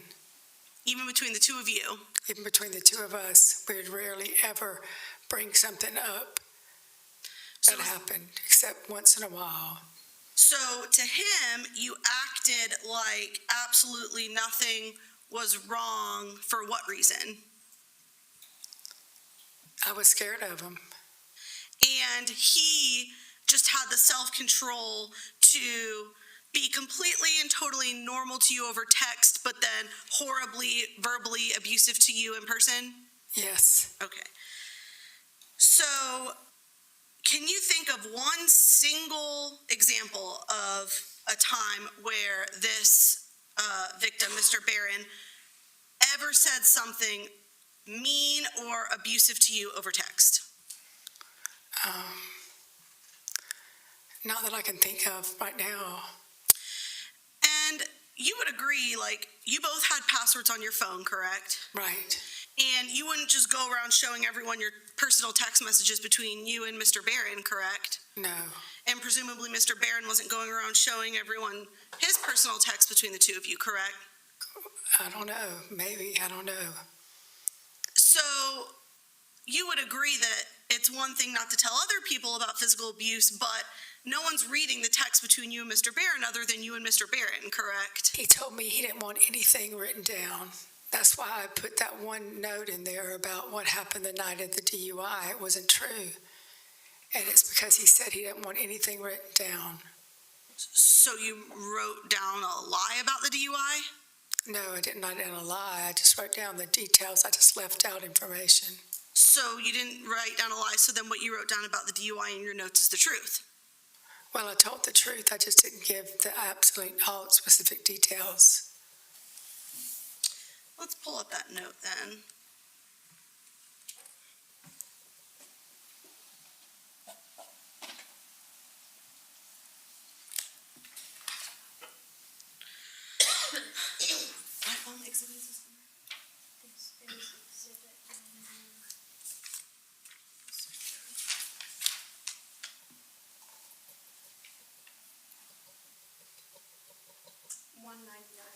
So this is states 199.0. I'm going to go down to the note that you wrote about the DUI.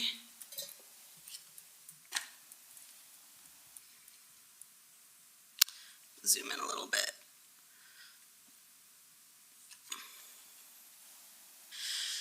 So you would agree that the majority of this note doesn't even have anything to do with Mr. Barron, correct? Correct. That the majority of it is talking about your interaction with law enforcement that night, correct? Yes. So the only part that's about Mr. Barron is this first paragraph up here where you write, I remember I realized I was going the wrong way. I was pulling over to the right. I had a few drinks earlier, about 6:30. I think my last one was maybe 12 o'clock. I took my medication, then you list out your medication, around 2.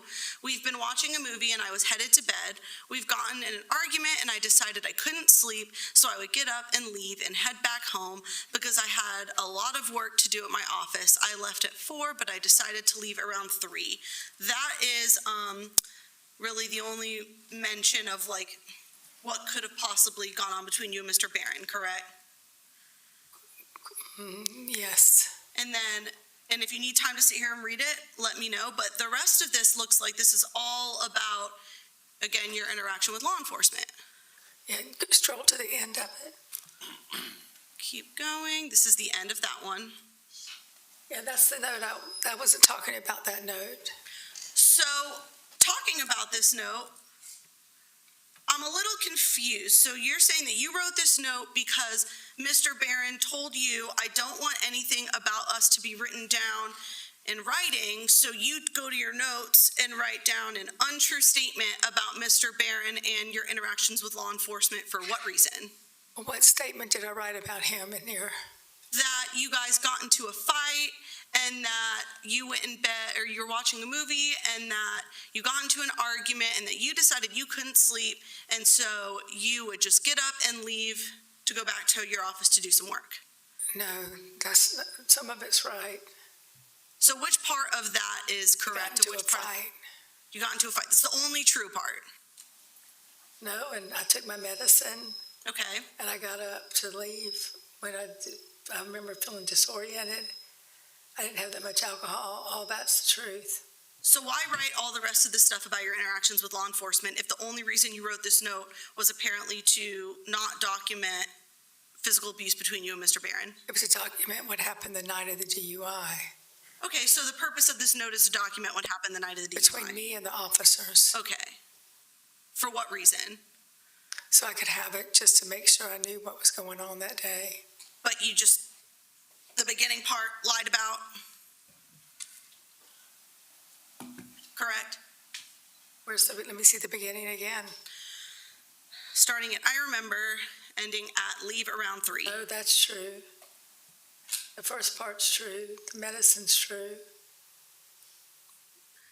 And when I first went to bed, I thought about getting up early. I was going to leave early. I saw that was right. I was going to leave. I said, go home, but then he came in the bedroom. He came back from downstairs and came in the bedroom. So you just left that part out of the note then? Yes, I did. Okay. There's another note that you write about the night of the DUI. You write, add, in all caps, nap in times of event, first drink, last drink medicine, Saturday. Do you remember making this note? Yes.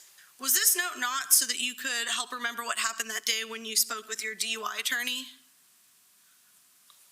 Yeah, that was to help me too. To help you remember what happened the night of the DUI? Correct. But the most important part about having been, only reason you were in the car was because you were brutally beaten, he attempted to sodomize you, and then you fled with nothing but a t-shirt on. That part you decided would not be an important fact to share or remember for your DUI case, correct? I could remember that without writing it down. So instead you chose to write down just that you went to bed, or you couldn't go to sleep, so you got up and left. Yes. Okay. So I want to show you some exhibits.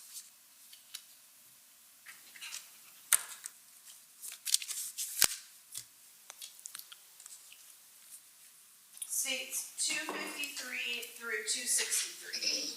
If you could take a look at these.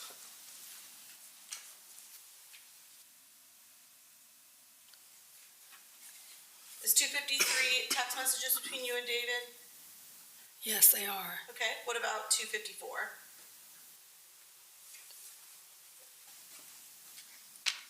I'm sorry. Okay. Yes. What about 255? Yes. How about 256? Yes. And 257? Yes. And 258? Yes. And 259? Yes. 260? Yes. 261? Yes. And 262? Yes. And 263? Yes. Judge, at this time I move to admit states 253 through 263 into evidence. Can I see those? These are the ones you have copied. Are those the ones you handed me at the beginning? Yes. Yes. Okay. All right. No objection to 253 to 263. Admitted.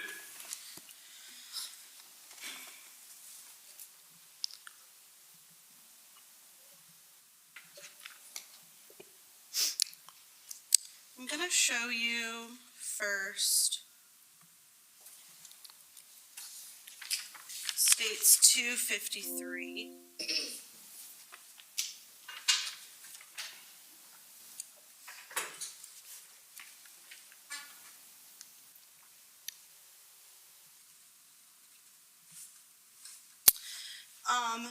You write to David, do you know how happy you make me, right? And this is on October 15 of 2024. Right, it's right before we closed on our house. And you said, do you know how happy you make me? Yes, And he said, same. Yes. yes. And on October 15, 2024, how many times had he already beaten, raped, or pointed a gun at you? Repeat that again. As of October 15th of 2024, how many times had he beaten, raped, or attempted to rape, or pointed a gun at you? I think twice. Okay. States 254. I'm sorry, this is actually States 255. This is on October 27th. I wish I had my butt snuggled up to you, you said, right? Right, And then he said, I know, same. right. And then you said, this weekend was fantastic, but it went by so very fast, correct? Correct. Did he beat, rape, strangle you, choke you, anything like that? In between states, between the 15th and the 27th that you can remember? No, he did not. That's why it was such a good weekend. We had a good time together. No fighting or no nothing. And then on states 254, this is also on the 27th, you wrote, I already miss your sweet smile. Where's my mouse? There we go. You wrote, I already miss your sweet smile, and you sent that text twice, correct? Correct. And then states 256 is going to be from October 29th, so a couple days later. He wrote, I'm so in love with you on 10/26 on the 29th, correct? Yes, And then you wrote, you make me feel like the most important woman on this earth. You are everything I could want in a man. You are my heart, right? right, And then he wrote, you are most important, correct? correct. And again, how many times had he beaten, raped, strangled you, or physically abused you at this point? I think twice, Okay. but I was in love with him. And then on November 7th, this is going to be states 257, he wrote, I found my woman, correct? Correct. You wrote, I love being your woman. I found my man. Your smile, your voice, and your touch all make me melt, right? Correct. And then, if I could get my mouse back over there. Oh, he wrote, love it, right? Right. So you mentioned that the physical abuse really escalated in December, right? Yes. So I'm going to show you states 258. This is from December 2nd, 2024. You wrote, miss you too. Hope you have a great day. I love you so very much. And then you wrote, you are the man of my dreams and now my life, correct? Correct. Had he been brutally, physically abusive to you at this point? No. No? At what point? At this point? Up in, yeah, because now we're in December, so. you said Twice. still only twice? Yes. I thought you said that the physical abuse really escalated in December. Yeah, in December. This is December 2nd. This is December 4th. Okay, it was at the end of December. Okay. One more from December 4th. You wrote, I wish I could love on you right now, correct? This is Correct. state 259, I apologize. Correct. And then he wrote, I agree, and then you wrote, baby, you work so hard, you are the best man in the world, correct? Correct. And then states 260 is, states 260 is from December 9th. He wrote, I love also, and you wrote, I wish I was snuggled next to you. You make me feel safe and loved. correct? How many times had he been physically, verbally, or emotionally abusive to you at this point? Probably about 2. But he makes you feel so safe and loved? Yes, I was in love with him. But he makes you feel safe? At that point, I did. So now we're in January, so we've gone completely through December. We're in January, this is January 8th, this is States 261. You wrote, "We deal, communicate differently. I need to talk issues through. I see you as one who wishes for all to go away.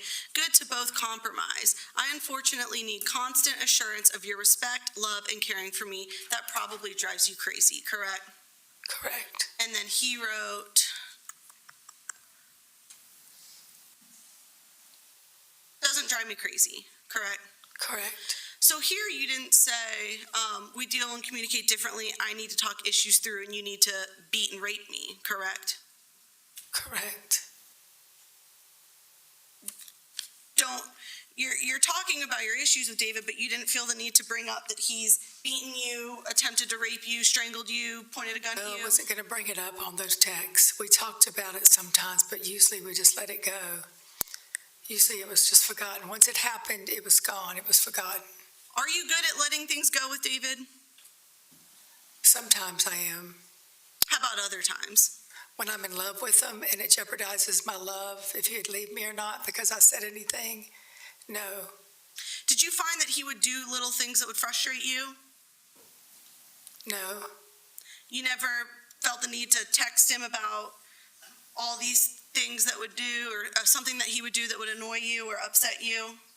No, I don't believe so.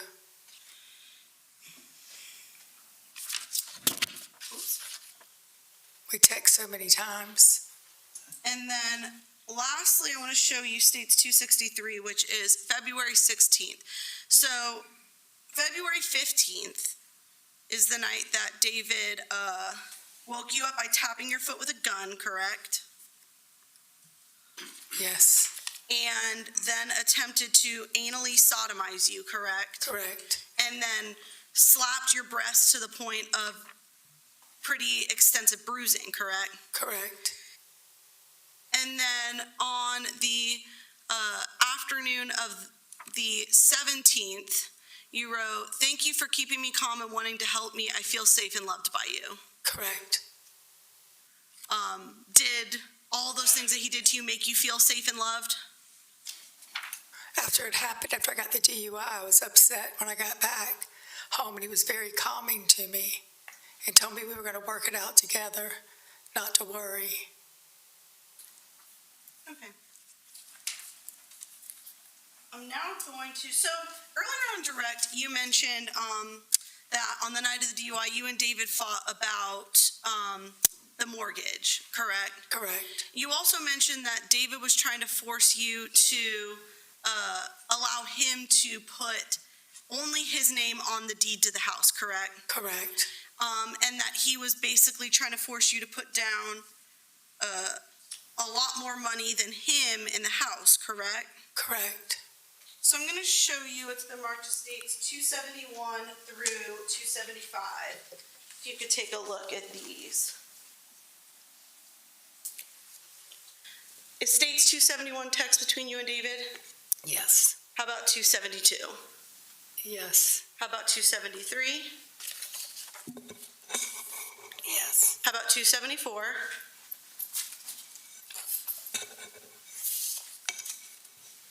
Yes. And 275?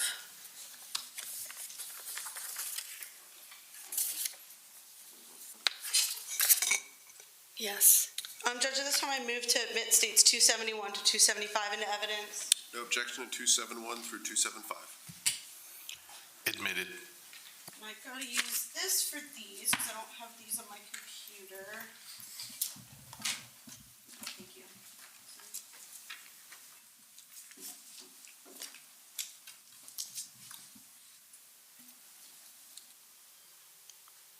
Oh, sorry, it's off. Okay. Ooh. Sorry about that. So this is States 271. I'm going to zoom in just a bit. At the top, This is you, and it says, Would you use the table microphone? oh, yes, I'm sorry, or I'll use this one. Is this okay? Can you hear me? Much Yes. better, thank you. This is you, and it says, let's seriously look at a house on the lake. Are you supposed to buy with Evan, or would it be just you and me, correct? Correct. And then he wrote, let me zoom out. Just me and you, he was just helping, correct? Correct. And then you say both of your sons are awesome. Correct. And then in 272, you ask David, this is on July 28th of 2024, would we buy together, both of our names on it, or do you want to have another thought, correct? Let me see. Sorry. Or do you have another thought? Yes. And then David replies and says, we can buy together. I want us to share everything, correct? Correct. And then in states 273, you ask him, you say, you make me so happy. When you speak to Chris, your banker, please ask him if it's easier for him to put only your name on the loan, correct? Correct. And then in states 274, now we're in August, you write, where will we live, correct? Correct. And David says, house there and or lake house here, correct? Correct. And you say, understand, we will buy together, both, correct? Correct. And then David replies, I'm open either way, if you buy there and I buy here, correct? Correct. And you say, I would prefer we buy together. I want to live at the lake and retire there, correct? Correct. And he says, certainly can do. Or can certainly do, sorry. Can certainly do. Yes. And then lastly, states 275, David texts you, Chris said to move forward with the wire. Total for Suzanne is $142,500. David, $100,000. Correct? Correct. So you only put down basically $42,500 more than David, correct? Correct. So when you said that you put down $200,000, he put down $100,000, that was also incorrect. I thought I did put down 200,000. So you, again, put down less than $50,000 more than David. Correct. And in none of those texts, you would agree, David is trying to force you to allow him to only have his name on the house, correct? Not in the text. That was in July when we talked about the name on the loan, not the house. That's the loan, and we're talking about the deed to the house. And because David only talked about mean things, not over text, correct? No, that's not correct. So is there going to be text messages where David's trying to force you to allow him to put his name on the deed? Well, that's not a mean text. That's just what he wanted to do. And are there going to be texts that show that? I don't think so. You just think of it to the very end. We didn't talk about that until like right before we closed. And all of a sudden he just had a change of heart, it sounds like. Yes, he did. Okay. Yes, he almost ended up not wanting to buy the house, so yes. So I want to show you some other texts.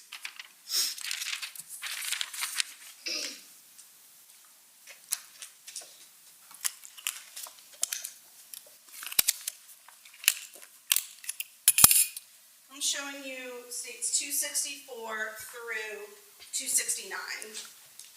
If you could thumb through these.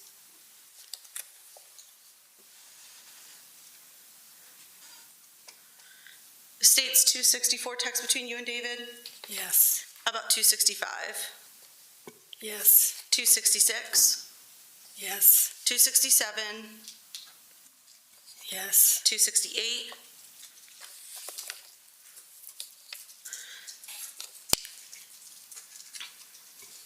Yes. And 269?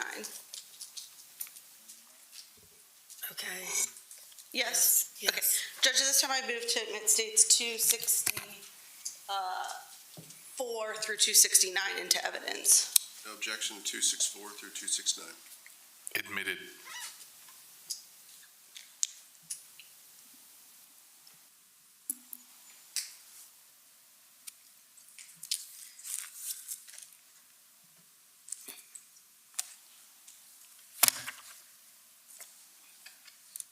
Judge, could I have is it on?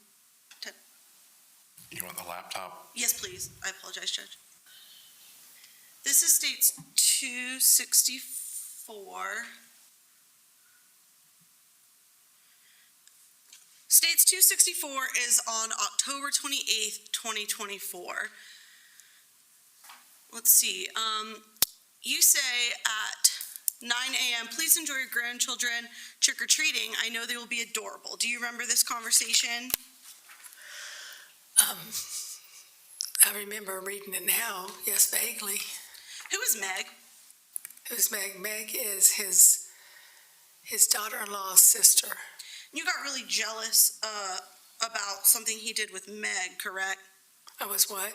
Jealous. I wouldn't say jealous. No? I was upset. Upset. Because he told her that he mentioned that she had pretty hair, correct?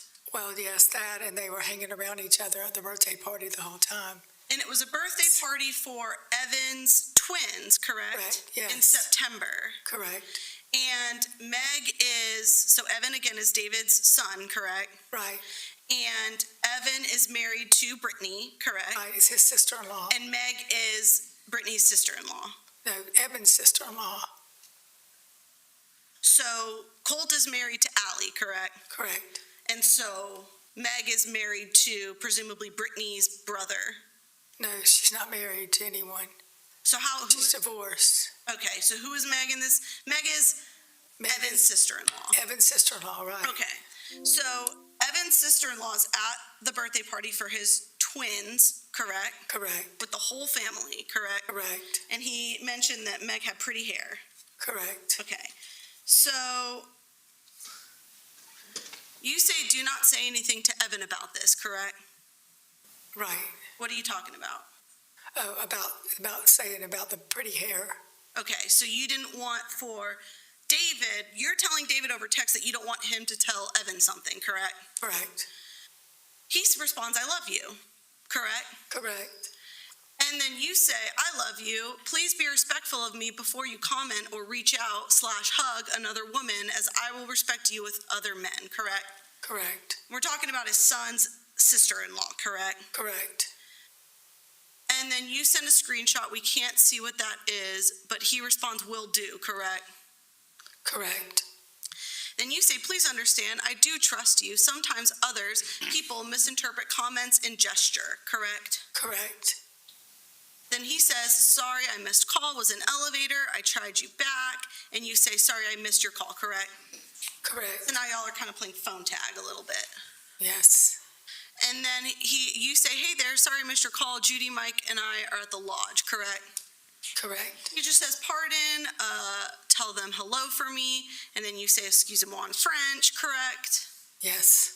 Then there's some more conversations. He says, LOL, then he says, you are my love, right? Right. And then he says, you are special. I would never thought I would live with someone before marriage. I am very happy to do this, correct? Correct. And you say, I love you so much, correct? Correct. And he says, love you, my lady, correct? Yes. And then you say, what are you doing? He says, watching World Series, correct? Correct. And you say, we're back at Judy and Mike's, just having a normal conversation, right? Right. And then you say, I miss you. He says, oh, good, I miss you, correct? Correct. Then all of a sudden, that same night at 9:42, you send him a text saying, I am worried about you going trick-or-treating with Meg being there. I do not trust her. I hate that I have to even think about this. It is obvious you are attracted to her and her to you. Please let me know if you prefer her. I have been through this. It has made me sick all day thinking about it. Men are visual. You are apparently attracted to her. If you want her, go after her. I do not have hair like that, and I am older. Correct? Correct. And he responds, baby, please don't worry. I will not go there if you wish. There is no attraction on my end, correct?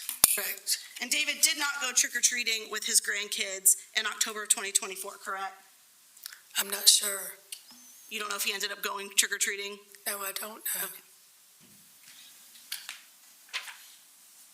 Moving on to States 265. This is on November 20th of 2024. This is November 20th at 10 p.m. He says, "I do desire you, babe," correct? Yes, And you say, "I'm not sure. We never text sexually like we used to. We are not married," correct? correct. And then you say, "I think you need some young pussy with pretty hair," correct? Correct. Are you referring to Meg? With the I'm pretty just hair referring to comment? someone with pretty hair. Are you referring back to your Meg argument when he said that she had pretty hair? I'm referring back to anybody that has pretty hair. Okay. How many times has he raped you or sodomized you at this point? November 20th, twice. Okay. Then you say, "Not interested in mine anymore, barely wanted it this past weekend after not having for 10 days. And he says, "I only need you," correct? Right, And then he says, "I'm gonna hug you now to stop this," correct? correct. And then he says, "We were texting sexually because we were only seeing each other occasionally. Now we are seeing each other almost weekly," correct? Correct. And you say, "That does not mean it needs to stop. It keeps things alive between us. I should have refused to live with you until I received a ring. Commitment on your part. I am an idiot," correct? Correct. Then you say, "Never mind, you do not get it," right? Correct. Then he says, "Stop tonight," right? Correct. You say, "I will, do not worry. You have no right answer. Good night," correct? Correct. He says, "What a night out drinking can do," correct? Correct. You say, "I did not have but one drink, thank you. You had so much to drink Saturday night, you could not even stay awake, could not stay awake. This is how I feel, sorry." You tell me to stop, and then you discuss drinking. "At least I don't flirt with other men like you do," correct? Those are all from you? Correct. Then you text again. "This all started because I wanted you, but you don't, so don't worry about it. I know I've been through enough to know when I am wanted and when I am not. I will be fine. I'll get over it. I always do. Go after what you really desire. Pretty hair girl," correct? Correct. And your testimony is that you are not continuously referring to Meg with the pretty girl comment or pretty hair comment? I said on that one text I wasn't. Okay, what about this one? Yes, it was just anybody with pretty hair. Okay. That was just kind of a running joke with us about the pretty hair dress. Does it sound like, Again, are you joking No, there? I'm not joking about it, but he Okay. was. Then he says, "I do not flirt with anyone," correct? Correct. And then you say, "Meg, question mark?" Right. So we are talking about Meg. I'm asking about Meg on this text right here. And this is 1 month after, actually, this is more than 1 month after the time where he told Meg that she had pretty hair, correct? Yes. So then you say, "You and her had something between you two. Go find out. I will not stand in the way. I would never have done that to you. It is obvious you have a thing for her," correct? Correct. "This is so crazy, it's hard to believe," is what Mr. Barron responds, correct? Correct. And you say, "Touching her hair," correct? Correct. And then he says, "So far from the truth," correct? Correct. So I thought that Mr. Barron didn't want for you to put in writing any disagreements that the two of you had. Anything with anything that he's done to me. Oh, If okay, he's so harmed me in any way. are these rules like written down somewhere? Well, no, there's actually two rules. Okay, what are the two rules? One is not to say anything about anything that we do. Okay, If he touches me, another one that he's a good man. so his first rule is not to say anything about anything you do, and the second is that he's a good man. Right. And so this conversation would not fall under one of those two rules. He didn't do anything to me physically, But he did touch another girl's hair and say that her hair was pretty. and that's okay. Okay, But he didn't do anything to me physically. so you're allowed to yell at him about this, you're just not allowed to yell at him about other things, is what you're saying, correct? I didn't yell at him about this. This was just in a text. Okay. So then you say, "I was humiliated in front of her. She knows what she is doing. She followed you around like a puppy dog," correct? Correct. And then he said, "I will go to funeral over the weekend." What's he talking about there? I have no idea. Okay. Then you say, "Don't come here," correct? Correct. Oops. And then you said, "You're such a baby." Then you say, "You hurt me and will not be held accountable." Then you say, "I will not see you for a while," correct? Correct. Then Then say, shows you don't want me, take Meg with you, correct? Correct. Thanksgiving, you two can enjoy each other, correct? Correct. I am done. Correct.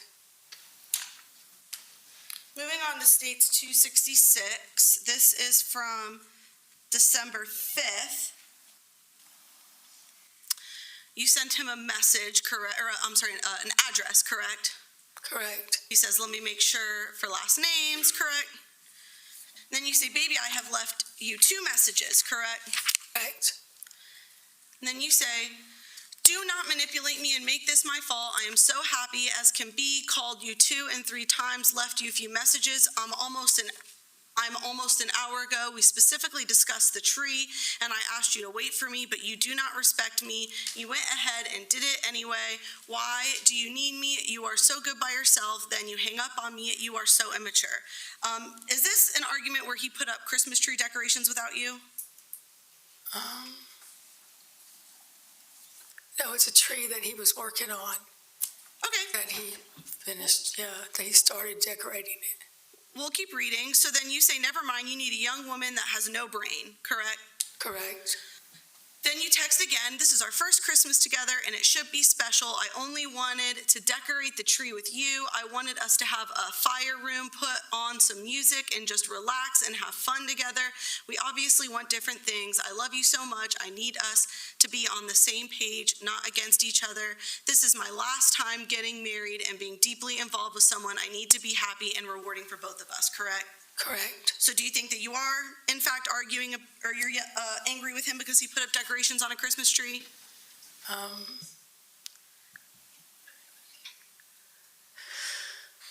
Well, yeah, because the weekend before, I wanted to decorate it. He wanted to be there for it. Okay. So, yes. So is this one of the things that you are allowed to get angry at him for in writing? He didn't touch me physically or sexually. Okay. So then you say, please call me. I do not want to fall asleep upset, correct? Correct. Then you text again saying, please call me so we can work this out, but I have to get up in the morning and go to Jacksonville and go to the doctor to have my hearing test again. Never mind, you do not care about me or my feelings, correct? Correct. Please call me, right? Yes. I am sorry. I want us to be so different than what I have had. Maybe I am not ready. I seem to get hurt so easily, and I'm so sensitive, correct? Correct. Then again, you text, please call me and let's talk this out. I miss you. I want to be with you. I was excited about decorating the tree with you, and I know you didn't mean to hurt my feelings, but it did. Please show me the things I want to do with you and be special. I want our life to be different than whatever. You've had a good life. You have had good people. I'm not that person for you. Maybe this is your kind way of telling me to go away. I can't believe you hung up on me. You act like you did nothing. I'm an idiot. Again, I'm sorry, you deserve better, correct? Correct. And then you say, I will stay away from you. Correct. And then again, you text him, I was upset earlier. I wanted to decorate the tree with you, but I love you, and I want to work this out. I don't want to go to sleep like this, correct? Correct. Then you text again, please, let's make this right, correct? Correct. And Mr. Barron has not replied to you at all, No. correct? Correct. And then you send a picture. We can't really see who's in that photograph. But then you text again saying, David, I am sorry. Please call me. Correct? Correct. My heart is breaking. Please reach out to me. Correct? Correct. Then you say these will be delivered tomorrow and send a screenshot of something, couple things. Now we're on the next morning. Mr. Barron never replied to you, correct? Correct. Called you any mean names, correct? Right. Did he call me on the phone, though? And he hung up on you, correct? Right. Did he call me back, though? I don't know. You tell me. I can't remember, but I think he may have called me back, Okay. but I'm not sure. But you kept saying, please call me, please call me, please call me. So do you think he did call you if you were continuously asking for him to call you? I'm not sure. So in the morning, you text him, "Good morning, I am sorry, I am totally overwhelmed and stressed out right now at office. We are working so hard trying to get everyone in, of course, at last minute for their insurance. Yesterday, I had 2 people yell at me, my office patients. I talked to the guy helping me with my practice, and he gave me bad news, but it will out. Trying to furnish and finish the condo, furnish the house, and get Christmas presents. I'm totally, completely overwhelmed. Trying to squeeze my ear appointments in Jacksonville is so hard. So sometimes little things to you are big things to me and important to me. During this time, I'm looking forward to the little things. I do love you," correct? Correct. Moving on to States 267, this is from December 15th.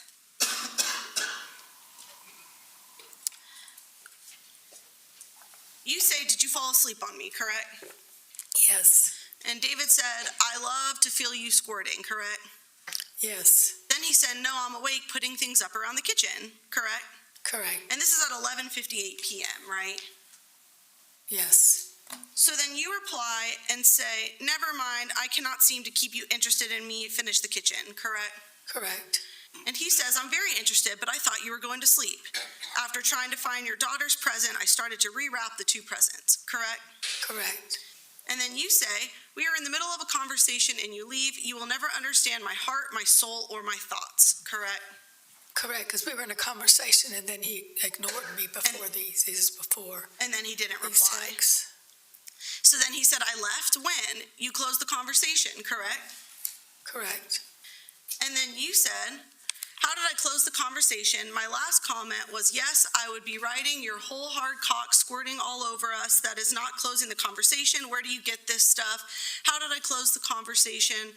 Oh, that's the same text that you edited a couple seconds later, correct? Correct. How many times had Mr. Barron raped you or sodomized you at this point? We're in December 16th. Twice. Okay. So then he says, "Good night," correct? Correct. And you say, "I am calling you. How did I end the conversation?" Correct? Correct. Then you send 2 more texts. "I didn't close the conversation. You lost interest in the conversation. What is wrong? You said you would be squirting. I wrote, yes, I would be writing your hard cock squirting all over us. How is that ending the conversation? You make up so many things. You said earlier, I need to tell my psychologist, were you making fun of me? I am wasting my energy and my heart is going to be hurt in the long run. I do not believe anything will happen except my heart will be broken," correct? Correct. And then he says, "Not at all," correct? Correct. And then you say, "I called you and you will not pick up. Don't call me," correct? Correct. And he says, "What are you saying?" Correct. And then you said, "I'm an idiot. How did I end the conversation? David, answer me," correct? Correct. Then you said, "We were in the middle of having a sex conversation just like we were the other night, and you tell me you're watching the country music. Tonight you go clean up. I do not turn you on any longer. I guess you are tired of me," correct? Correct. Then he says, "Where is this coming from?" correct? Correct. You say, "From when you never answered me after I said I would be writing you your hard cock, and then you left the conversation. I did not end it," correct? Correct. And he says, "I am totally lost with this." Correct. And then he says, "Can't believe what started this," correct? Correct. Then you say, "We are in the middle of texting each other and having a good conversation, and then you never comment again for 20 minutes. You left me hanging," correct? Correct. So presumably this entire argument is because he left you hanging for 20 minutes? No, there's more to it before this. Yes. Okay. And then this is the same text that it's a different text. "We are in the middle of a conversation and you just got up and walk away for 20 minutes. You don't answer me. You will never understand me and I will never understand you. Please, I will be fine. I always am," correct? Correct. So again, you reference that he did not reply to you for 20 minutes, correct? Correct. "Good night," is what you say. Correct? Correct. And he says, "What did I tell you I was doing? Good night." Correct? Correct. You say, "You're right, it is all me." Correct? Correct. He says, "Where did I say it was all you? Show me." Correct? Correct. And then you send him something from the internet that you're referencing, and then that's the end of the conversation that night, and he texts "good morning" the following day, correct? He did what? He just texts you the following morning, "Good morning." Yes. States 268 is from January 24th.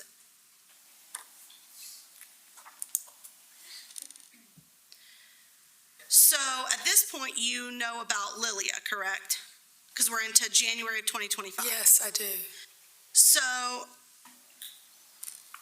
you say, please call me after you eat. Can I ask you a question? How would it make you feel if you never saw me again? Correct?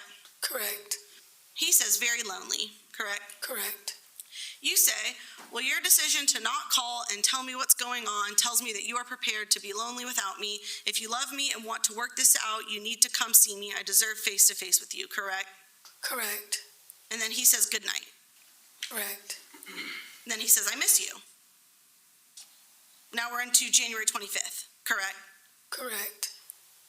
And then you don't reply, and on the 26th, you send him a text at 9:59 p.m. and say, we have got to talk when my son lives there. We have to settle this. Where is our relationship headed? I really care for you. We need to go through this so we can start planning our life. I have been at my office all weekend to get the numbers so I can sell my practice to move to the lake to be together. My condo is being shown in the AM. I have my place at Seagate until January 30th. Please answer and talk to me if you want to work this out. Correct? Correct. And then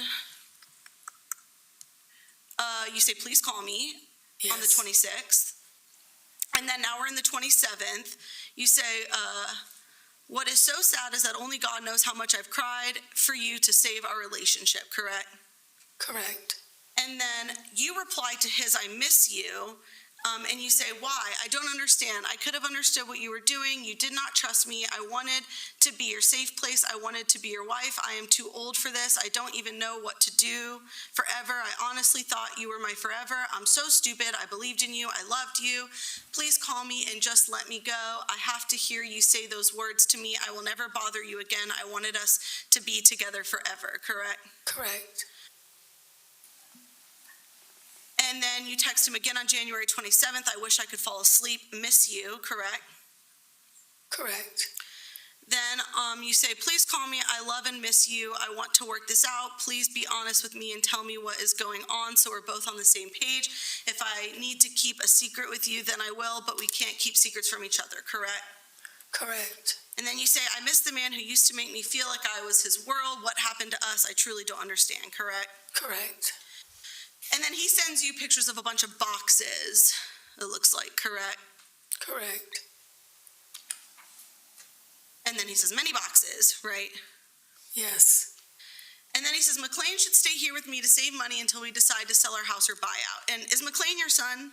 Yes, he is. And was he living with David in the lake house at this time? He was staying there for about a month. Okay. And you didn't have any concerns about your son living with the man who beat, raped, and pointed guns at you and strangled you? Well, he didn't do all that before this. He only did part of that. So we're into January. We're almost to the end of January at this point. Okay, yeah, so in December he did the gun. He didn't point it at me, he just beat the door with it. So he hadn't pointed a gun at me at this point. He had at least raped or sodomized you at least twice, you said, at this point, correct? Yes, he did. Okay, had he strangled you at this point? Ever? Yes, Had he physically assaulted you at this point? yes, Okay. And then you say, McLean will be moving out this week. Please do not contact me again, correct? correct, You said, I have explained to McLean what you did, and the best thing for you to do is stay away from him. I don't want him to be around someone like you, correct? correct. And you're talking about Lilia when you said I explained to McLean what you did, correct? I'm not sure. I don't think I told him about Lilia. Did you? Well, what else would you have told McLean that David did other than Lilia? About maybe not trying to work it out with me or something. Okay. Then you said, you're a coward in so many ways. Stay away from my children and do not contact me again. I will be there tomorrow to pick up my things. I have a truck coming with me, correct? Correct, And he says, you say, you're such a coward. You can't even pick up the phone. Do not say a word to my son. If you do, I will contact your son. You are a piece of shit, correct? correct, Then you said, ship all the boxes that we have received. How can you live with yourself? You are the worst thing that's ever happened to me. You lied over and over. I hope she was worth it, correct? correct, You said, if you do not answer the phone, I will have no choice but to call Evan, make up your mind, you've got 10 minutes, correct? Correct. And so at this point, you're threatening to move out of the lake house, correct? Yeah, we're going to sell the lake house at this point And you're telling, because he was supporting her. right. Mm-hmm. And you're telling David, do not ever contact me ever again, correct? Correct. And David did not reply saying, if you try and move on, I'm gonna kill you, correct? No, he did not say that then. Then he says, you have contacted everyone, what a piece of work, hope you feel better, correct? Yes. You say, I have not contacted anyone yet. You are a coward, lies, lies, and lies. There is a special place in hell for people like you, correct? Correct. Talk to me like a man, right? Correct. And he just replies, I will contact all your children also, correct? Correct. Then you say, you can contact my children all day long. You are the one that did wrong, not me. I have done everything to love you and to make a home for you, and you got caught family support for Lilia, and you don't know what to do. You are not a man, you are a piece of doo-doo, correct? Correct. Oh, there's a little, says, buy you out on house if better, correct? Correct. And then you deleted something. It says user deleted. And then you say, can I just ask you a question? How would it make you feel if you never saw me again, correct? Correct. Now we're into January 28th of 2025. And then you deleted something else, correct? Correct. This is at 2:56 a.m. we're currently at, correct? In the morning. Correct? I don't know if it's in the morning. 2:55 a.m. Yes, it's in the morning. And then you ask him about randomly you just ask him about his doctor's appointment he's having this week, that you hope it goes well, correct? Correct. And then you go back to, you have lied to me since the day I met you. You lied in my face. What kind of man does that to a person? You have ignored me since this happened, because what you're doing is so wrong in so many ways. You are living a lie and a separate life. Everything you have ever told me is a lie. Everything you do is lie. I honestly don't know how you look in the mirror every day. I don't know what this woman has over you, but I hope it's worth it, because you have lost a very good woman in me. I gave you my heart, my soul. I am so concerned about you. I would have loved you and taken care of you until my last breath, correct? Correct. Sorry.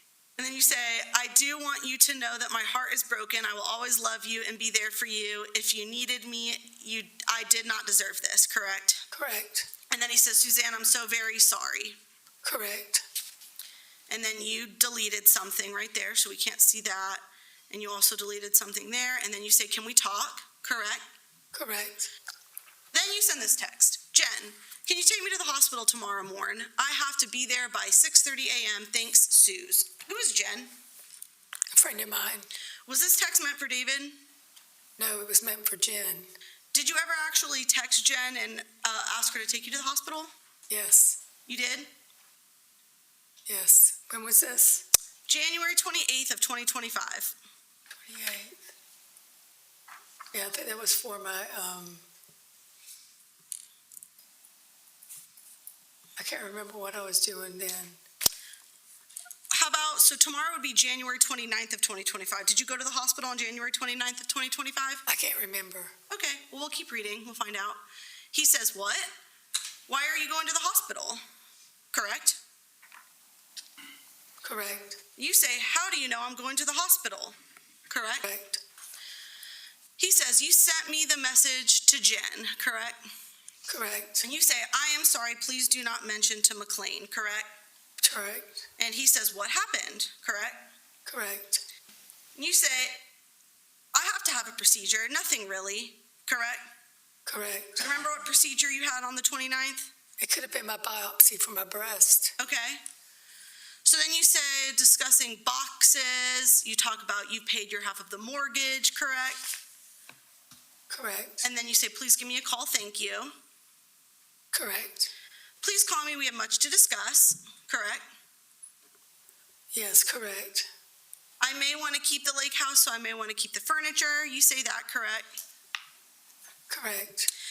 Then you say, we have to talk. I have a test on my colon because I have been throwing up and blood in my stools, correct? Correct. Correct. Yes.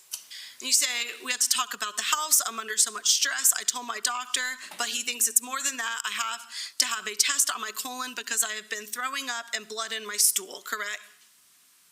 Yes, correct. And then you say, I want to speak to you. I miss you. Correct? Correct. Say, David, I'm tired and I don't have any energy left to argue. I do love you and I feel that God has brought us together for a reason. You are so important to me and I'm going to give you space you need, and I hope this will strengthen our relationship in the long run. Suzanne, correct? Correct. Then on the 29th, he says, I didn't know you were throwing up and bleeding. Keep me updated on your procedure. I didn't say anything to McLean. I need to get the mortgage information from you, correct? Correct. And then at 10 a.m. he says, how are you, correct? Correct. You say, good, thanks, at noon, right? Right. Then you say, been asleep. Yes. Right. Say, you out from work today, he says? And then he says, what procedure, correct? Correct. And then he says, are you okay? I'm not sure where McLean is, correct? Correct. And then he says, I found the mortgage info. I'll mail my half tomorrow, correct? Correct. He's talking about buying out options. Then you respond on the 29th at 10:26 p.m. and say, hey, I am now getting back from the ER. I had an Uber driver take me around 4 because when I woke up from cramping because so bad and I started bleeding, I am scared. I feel like something is really wrong with me. I feel like they never really knew what was wrong with me. The Uber guy took me today and picked me up for my procedure. He asked if he could stay and help me. I think he thinks I'm on vacation because I'm staying in the Seagate and I'm so scared and so sad, correct? Correct. And then you say, wow, I'm reading your text, correct? Correct. So you never actually went to the ER on the 29th, did you? Yes, I did. You weren't at the gun range with your friends? That morning I went.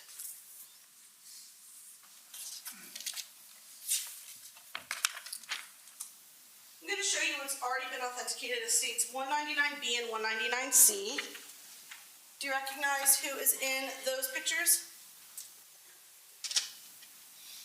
Yes, this is that evening. Is that you? Yes. And then can you look at the next one? Is that you as well? Yes, that's me as well. Judge, I move to admit states 199B and 199C into evidence. Are those I think those are previously tendered, right? Oh, they were just identified? Yeah. Okay. 199B and C, no further objection. Admitted. I apologize, Judge, if I could have the,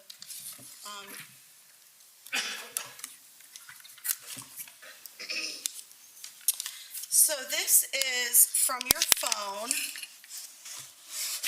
This is states 199B, and this is a selfie of you. Where are you at in this selfie?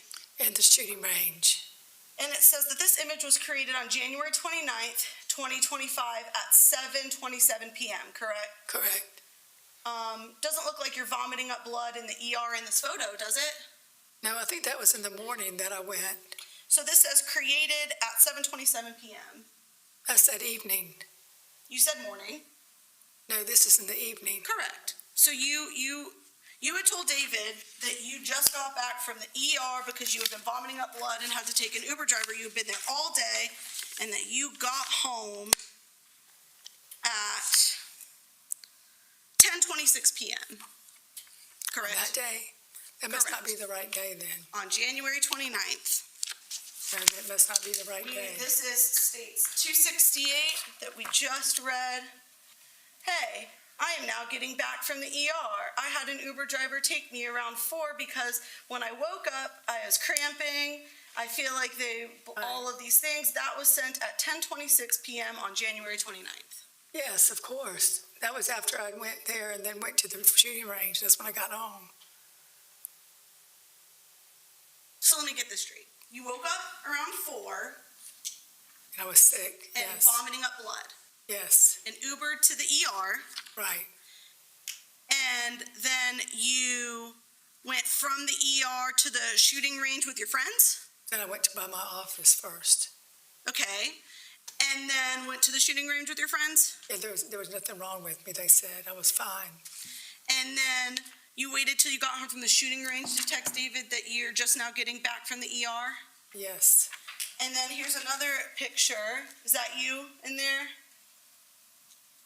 yes, And this is from created January 29th at 7:47 PM. You're also at the shooting range? yes, So you went from vomiting up blood at the ER to hanging out at the shooting range with your friends? well, I had a commitment to go there, I organized it for them. Okay, so you mentioned that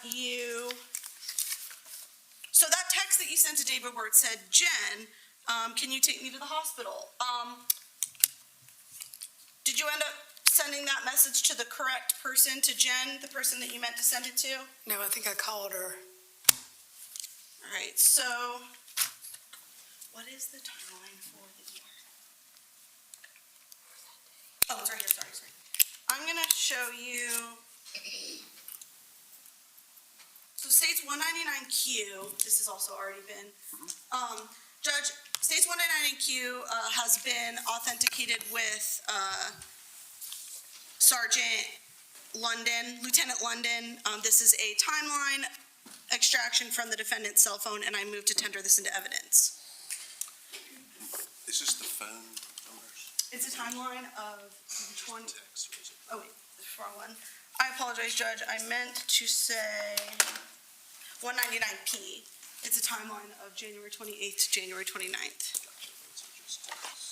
It's text and it's most, I think it's just all. While we sort this out, let's take a 15-minute break. Thank you. Right. It's everything that she did from the 27th through 20. No, it's the 28th and the 29th. Yeah. 28th. It's Yeah. everything that she did. Phone calls, texts, notes, apps.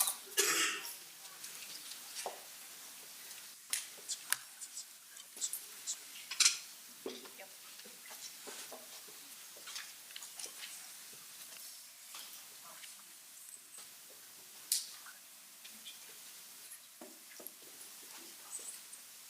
You can take a minute to look at Yeah, it. let me look at that. Yeah.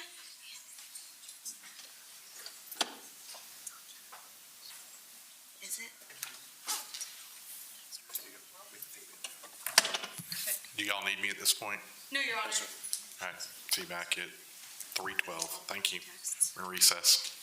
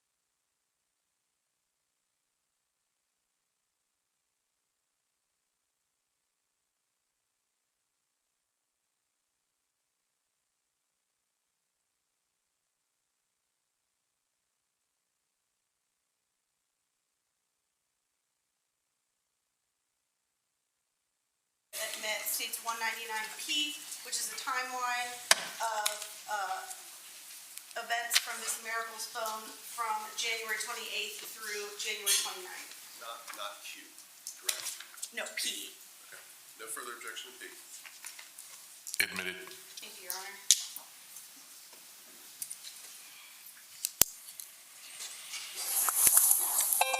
Sorry. I think I have a video playing in the background. Sorry. I did not.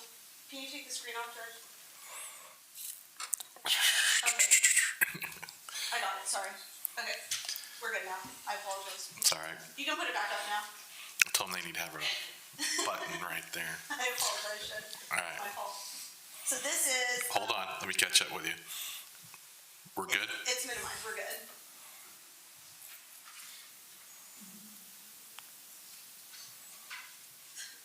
Sorry, Your Honor.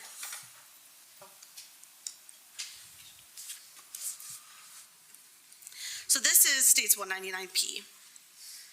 So this is a report. You were here when Lieutenant London was testifying, correct? Yes, And you heard him testifying about Cellbrite reports that can be run of certain date ranges or certain things, correct? yes, So what I'm showing you is states 199P, which is a Cellbrite report of all the activity on your phone starting January 28th, 2025, going through all the way, I'll show you to the bottom.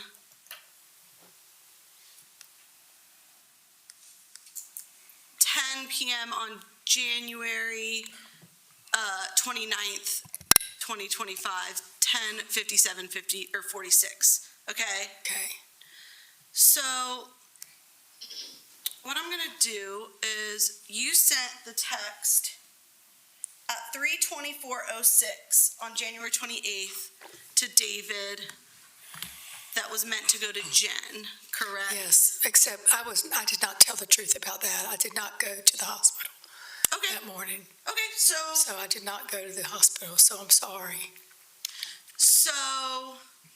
we're not gonna see an actual text from Jen asking to take you to the hospital, correct? No, you're not. And you were actually at the, No, that day was for a procedure, right? So no, I didn't go to the hospital, and so you were actually at the gun range?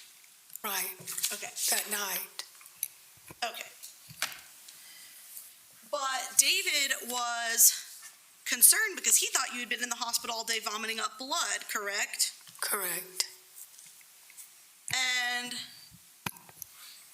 let's see if I can, let me just pull that back up. I'm pulling back up states 268.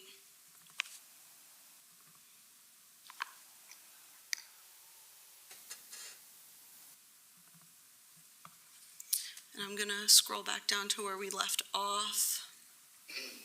Oh, this is where we left off. So, this is where we left off. So basically, this text to David is a lie Yes, it is. because you wanted him to basically feel sorry for you, correct? Correct, I did. And so, you text him saying, I have way too much going on to make decisions. I was supposed to go Friday to Gainesville for an interview at 3 offices, but I had to postpone, correct? Correct, And then you say, please do what you need to do. I'm in so much pain. I want the house, correct? correct, You say, and then this is an edited text, and then you just added, my dreams have become my wealth and the best part of my life, correct? correct.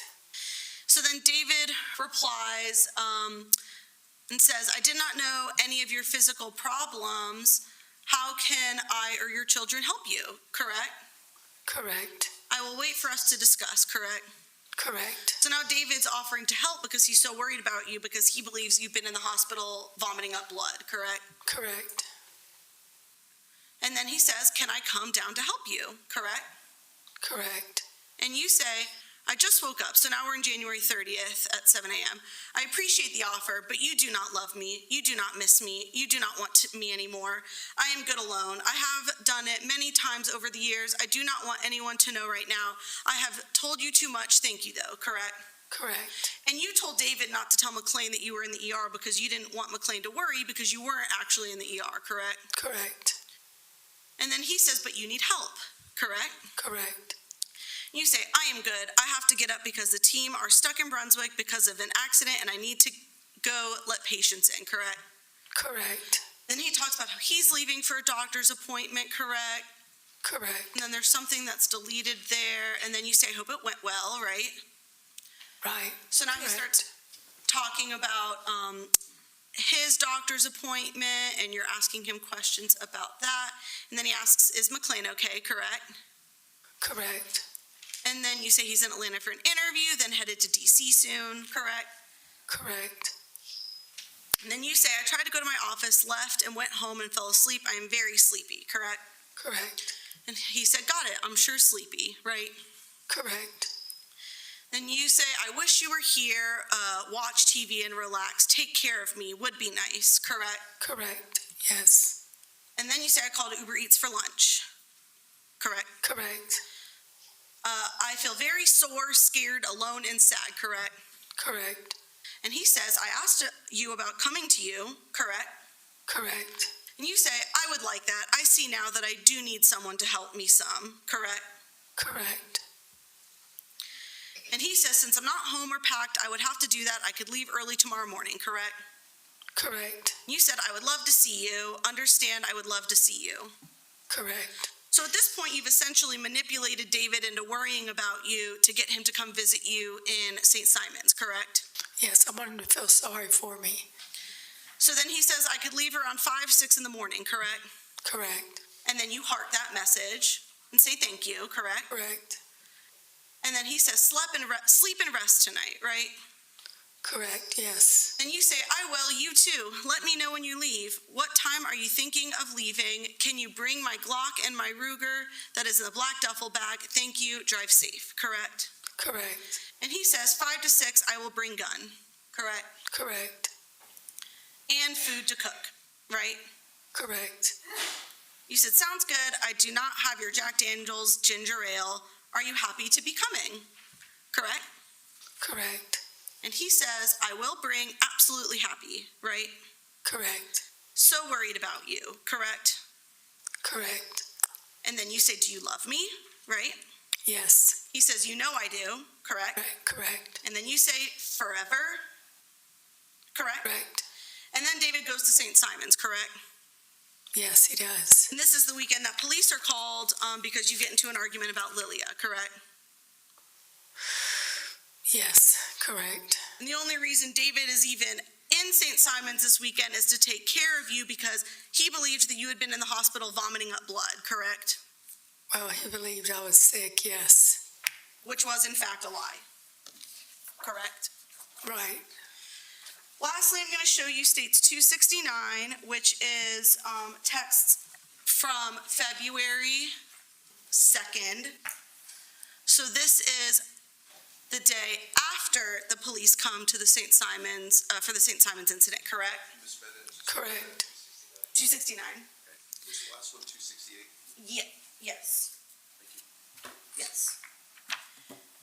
And so this is on February 2nd at 11:28 a.m. David says, hope your head is okay. Just let me know you are okay, correct? Correct. So I thought there was a rule about not talking or putting down into writing when there's been physical abuse. There is, but the police were involved in this, so it wasn't a secret. So is that like an addendum to the 2 rules? That if the police get involved, then you are allowed to talk about it in writing? Is that a what? Like an addendum, like we're going to add, a little exception to the He's 2 the one rules. he's the one that brought it up, so yes. And the police were involved, but you never told the police that David kicked you in the head, correct? Correct. So technically, the police have absolutely no idea that there's been any physical abuse, correct? Correct. And nobody was arrested that night, correct? Correct. And the police had indicated that there was no really aggressor and that it was an accident and there was no physical abuse involved from that night, correct? Correct. But David broke his own rule to ask how your head was doing and to make sure that you were okay? Right, because there was nothing involved. What do you mean there was nothing involved? There was just that the police who were involved. It wasn't a secret. It was just not me and him. But the physical abuse was apparently still a secret, correct? Yes. So why is he allowed to text you about it right here? Because he thinks I hurt my head when I fell backwards. Is that how you hurt your head, from when you fell backwards? I'm not sure if it's from that or when he kicked me in the head. And if it's from when he kicked you in the head, then he's breaking one of his own rules by texting you about it, Yes, correct? he is. Okay. So then your response, stop, I have nothing to say to you, correct? Correct. And then you say the EM came back and took me to the hospital and I had to spend the night for observation. You should be ashamed of yourself, correct? Correct. And we've already established that this is also another lie, correct? Correct. And you did not actually go to the hospital. Correct. Did you say this because you also wanted David to feel bad for you? Yes. Then he says you should be ashamed of how you reacted. It was you who acted so terribly to have some persons call the police, correct? Correct. And then you say, I fell and hit my head and they heard me yell. I talked to them today, which was also a lie, correct? Correct. Then you say, I fell and hit my head. They heard me yell. I talked to them today. You did nothing. I held the door. You pushed and I fell. That's all. I think you need to go find Lilia and be with her. I hired a private eye and he told me that she has 8 men sending her money and you are number 9. It's a scam, correct? Correct. You say, I can't believe I was so stupid to believe that you loved me. I fell so in love with you. You only care about me, correct? Correct. Then you say on April 1st, April Fool's Day, I will make the decision to sell or buy the house. I have a good friend of mine and he wants to go in with me on the house, correct? Correct. You say, I mean nothing to you. I am good. I will move in with him and he will figure it out. He loves the place and wants to take care of me, correct? Correct. He is meeting me there this weekend, correct? Correct. And you send that text at 12:26 a.m., correct? Correct. Now, this man actually did not exist, correct? There was a friend of mine that wanted to buy the house, but not to live with me, though. And was he actually going to meet you there that weekend to discuss? We talked about going that weekend. It was Mike. And so was he going to meet you there that weekend? Does he love you and want to take care of you? No, he does not. Because he's married, correct? No, he's not married. Oh, he's dating Judy. Judy, yes. Judy, yes, okay. So that part was a lie. Right, it was. To try and make David jealous, correct? Correct. And then he says he will not come into my house, correct? Correct. He doesn't say if you move on or sell the house or move in with this man, I'm going to kill you, correct? No, that was not until the Charlie English thing came up. So, okay, so here he didn't mind if you moved on with another man, correct? He knew I wasn't moving on. Okay. Then he said you were so drunk you could not even talk, correct? Correct. He said he is and he will. You were having an affair with Lilia. You made your choice and I'm going to make mine. The police officers came here today and talked to me and told me I should have had you arrested. You were sitting over there so drunk and they understand why I was so upset. You say that, correct? Correct. And that's also a lie. Correct. Police never came back and talked to you, correct? No, they did not. He said he is coming this weekend and he will stay at the house and you can go to Romania and stay with your whatever she is. I am moving on and this is a guy that has been attracted to me and I'm going to be with him. Good luck to you and Lilia, correct? Correct. And you're talking about your friend Mike who's dating your friend Judy? This Yes. person who's coming to see you this weekend? Yes. So he is in fact not going to be moving in with you and has been attracted to you for a while, correct? No, he has not. And then he says, believe me, I wasn't drunk, drove all the way to Atlanta that night, correct? Correct. You say, I'm not going to interact with you. You need some kind of counseling because what you're doing with Lilia is totally insane. She is using you and there's nothing I can do. But you do need support from your family, and I hope you get that. I thought you were the love of my life, but she is the love of your life, correct? Correct. And he says, so you have been fucking him this whole time. That's great, correct? Correct. And you say, never have. I have been so loyal and faithful to you. I called him today and told him that we were over. He is going to fly here tomorrow to talk to me, correct? Correct. Does Mike live somewhere where he's got to fly there? Mike lives in St. Simon's, but he was going to fly to Gainesville that weekend Okay. if he wanted to look at the house. And you sent that at 12:33 a.m., correct? Correct. Then he says, I will send you whatever my buyout costs are on the house, correct? Yes, correct. You say, I have been so faithful to you. I have loved you with everything I had this weekend. Being with you was so special until I knew that it was not, correct? Correct. My attorneys say that I don't have to buy you out, so good luck. Do not contact me again. I am blocking you, correct? Correct. You are pathetic and a fucking loser that Lilia has eating out of her hands. I'm going to send your boys all the copies of everything I sent to them that you need help, correct? Correct. And his response is no need. I had a long talk with them today. Correct. He's not yelling at you or cursing at you, correct?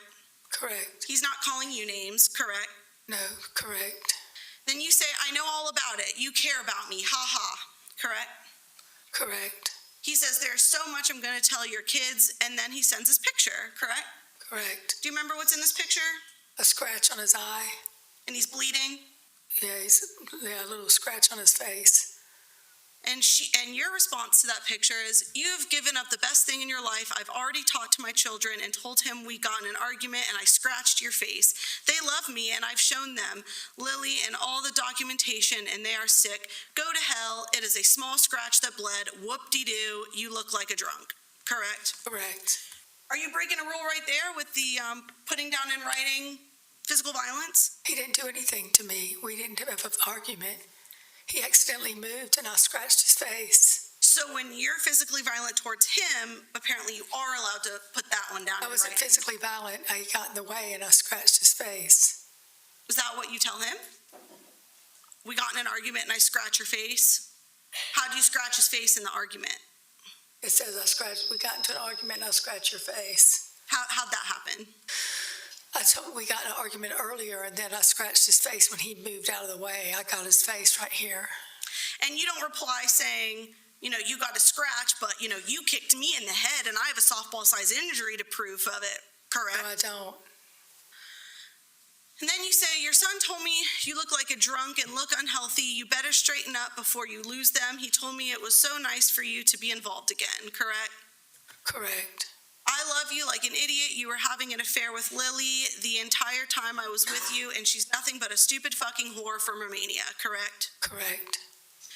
Do you know how many men are supporting her? You are pathetic. You are such a good man. You could have had a great life with me, but you chose differently. Please just leave me alone and we'll leave you alone, correct? Correct. They took pictures of my head last night and it was bleeding and it looks horrible. You don't want me to send that to your children though through my purse. I lost my wallet and I paid for my trip. I paid for everything and I sent them everything. You paid for her, for every trip to New York, to Atlanta, her apartment, the money you sent to them every month. You have lost your mind. Have you lost your mind? Correct. My friend just arrived. We talking about Mike? Yes. This is at 12:40 a.m., correct? Yes. Do you remember what time you said that he was going to fly there this weekend? No. He was going to fly into Atlanta if he wanted to come look at the house. He's going to fly here tomorrow. That was sent at 12:33 a.m. And he has arrived at 12:40 a.m. Well, I'm not telling the truth. Okay, so that's a lie as well. Yes. Okay.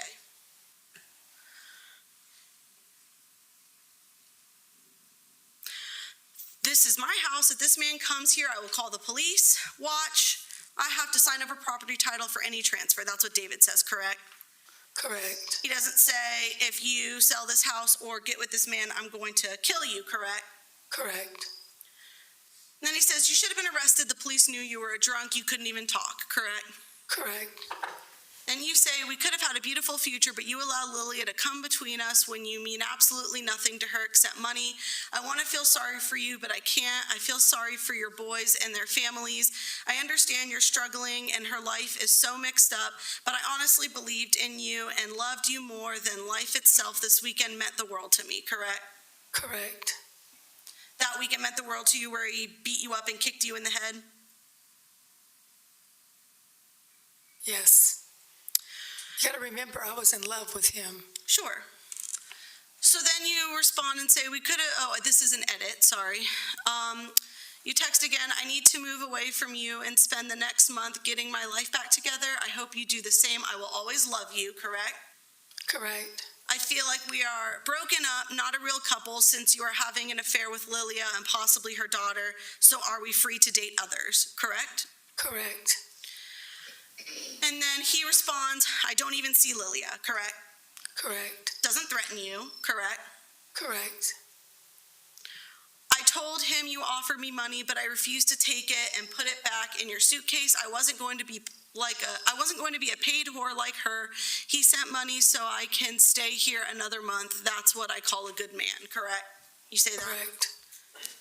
He is helping me and is driving to the lake with me as well, correct? Correct. If he comes near the house, police will be called, is what David says, right? Right. Great, you can both stay there together, and he can be added to the list of men you have there, correct? Correct. I'm glad you're working on taking care of her. Let me know when you've taken care of it. Maybe you can take care of it before Thursday when I get there to change many projections. That's the last text, correct? Is that what? That's the last text in this, that's the end of this PDF, right? And you sent that? Yes.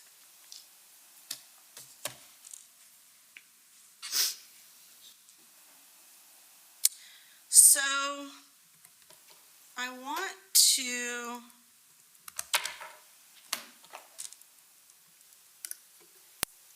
show you a clip of something.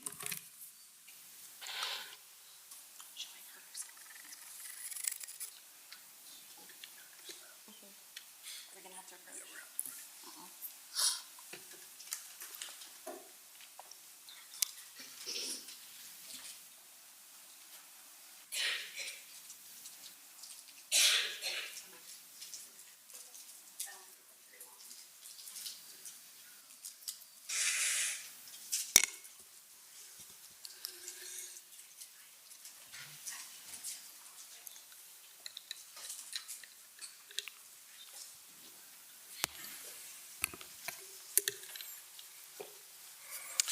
All right, I appreciate the lawyers are just doing their job. We need to discuss something outside of your presence.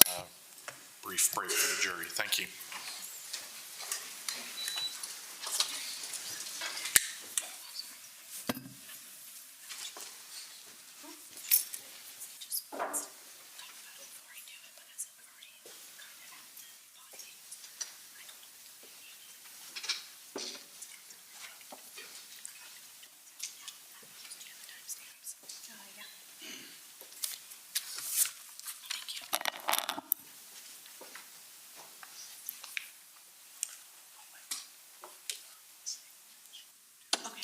Okay, that's fine.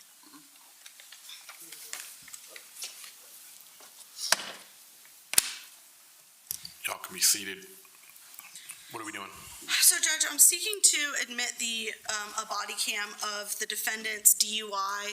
I'm seeking it for impeachment purposes, based off of testimony that the defendant made about what she was wearing the night of the DUI, how she left in a rush, didn't bring anything with her, stuff like that. I only plan on playing collectively 25 seconds, and I'm fine playing it without sound.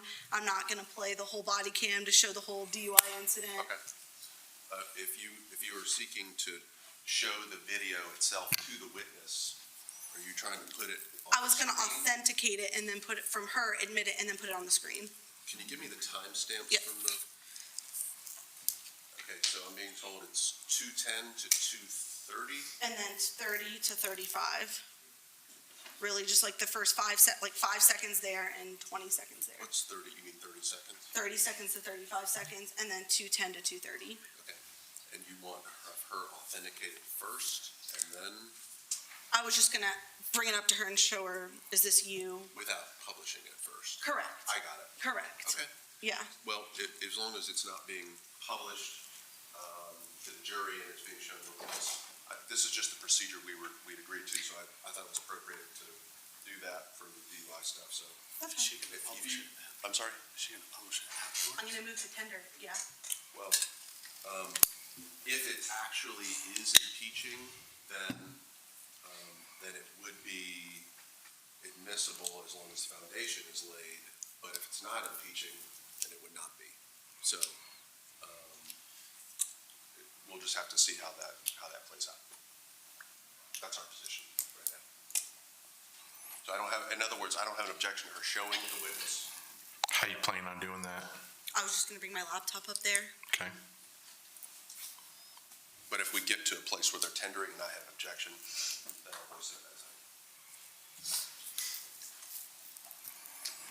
If they're ready to come back, I'll take them. If they're on a break, we'll give them another break.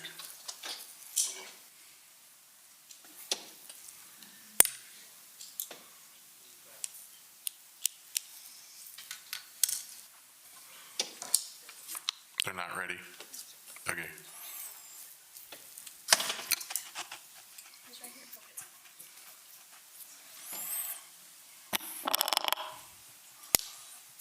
Can you tell if it's a couple, everybody, two? Does anyone else need a break? No, I mean, Your we Honor. just kind of took one, so I'll sit here until they're ready.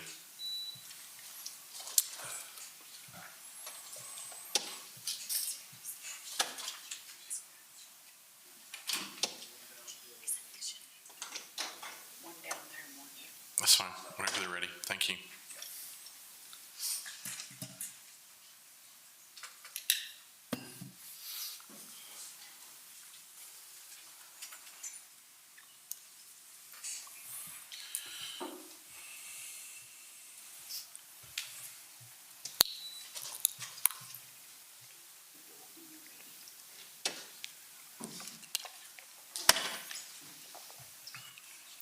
Lawyers, come on, let's discuss scheduling, please.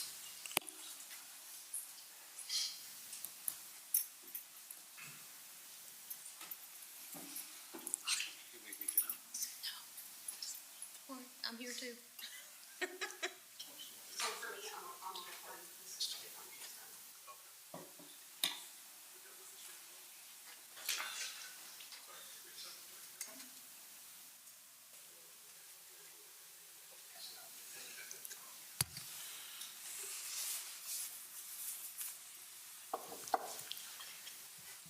If they're ready, we're ready. Thank you.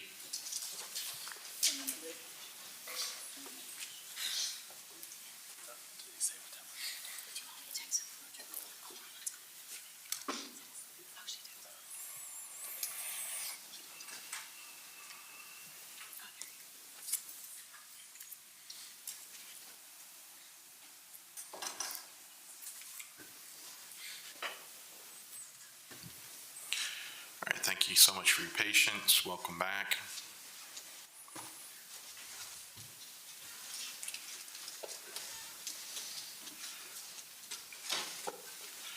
All right, thank you so much. While we're at, y'all can be seated. Jurors, anyone have a problem with staying till, let's say, 6 o'clock? No response. All right. So obviously, as you tell, it's more of an art than a science, but we'll try to go to about 6. Go ahead. Ms. Mericle, earlier you testified that the night of the DUI, Mr. Barron had attempted to anally sodomize you, correct? Correct. And then he went to go get lube, and that's when you decided to make your run for it, correct? Correct. And you stated that you had nothing but a t-shirt on, correct? And you grabbed your keys and your phone, you threw a t-shirt on, and you ran out the door, correct? I grabbed my phone and my purse. Okay. And threw a t-shirt on, nothing else, ran out the door. I already had the t-shirt on. Okay. So, I'm gonna show you a clip.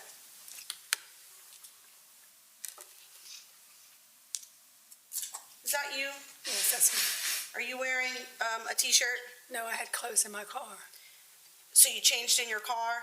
Yes, I just threw those on top of it. I had no undergarments on, but I had a sweater on and a pair of blue jeans. And then, so you ended up, by the time you were arrested for the DUI, you're wearing a sweater and jeans, correct? I pulled over and changed them to my clothes And then, because I had just got there. I had bags of clothes in my car. okay. You had just gotten there? Thursday night. And this was end of the weekend, correct? Right, yes. So you had been there all weekend. Right, that's what I meant, but I carried clothes in my car from work. So, hey, Naz, what's the second timestamp? 2:10 to 2:30. Thank you. I'm gonna show you this. Is that your car that you were Yes. driving? Yes. And right there, is that your purse in the front seat? Yes, it is. And then we can see your wallet right there, correct? Correct. And then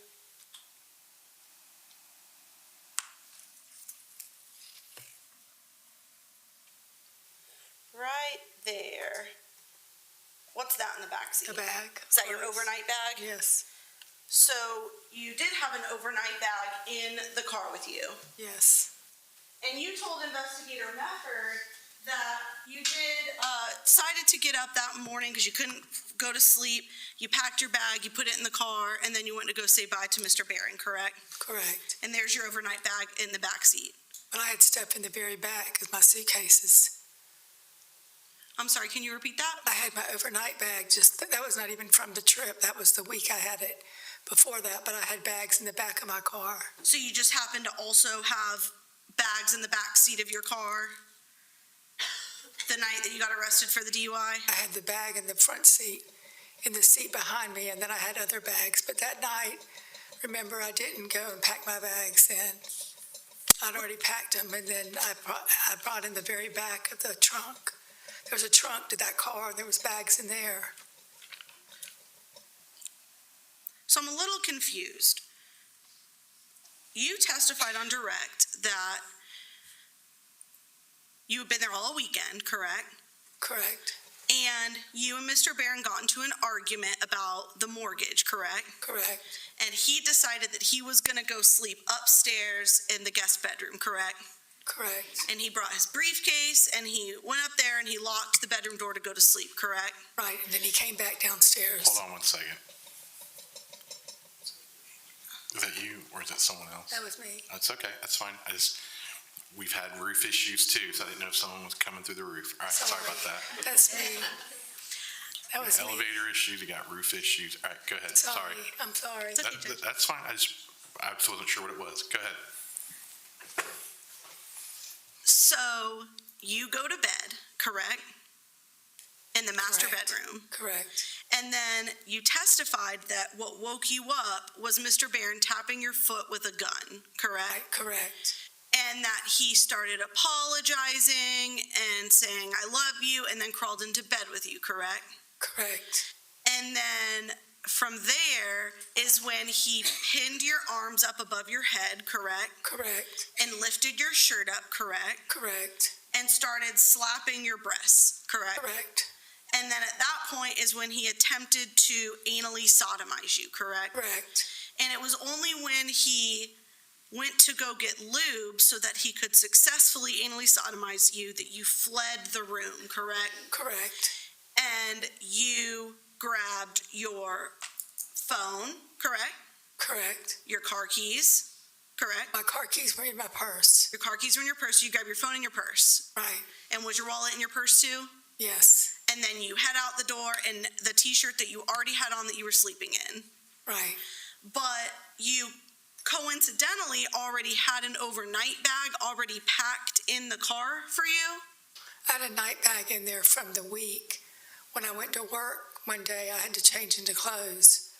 So I kept the bag in the car with me. So yes, I already had it in the car. Okay, so you just typically keep an overnight bag in the backseat of your car at all times? No, just during that week, I had to run an errand. I changed into my clothes. Okay.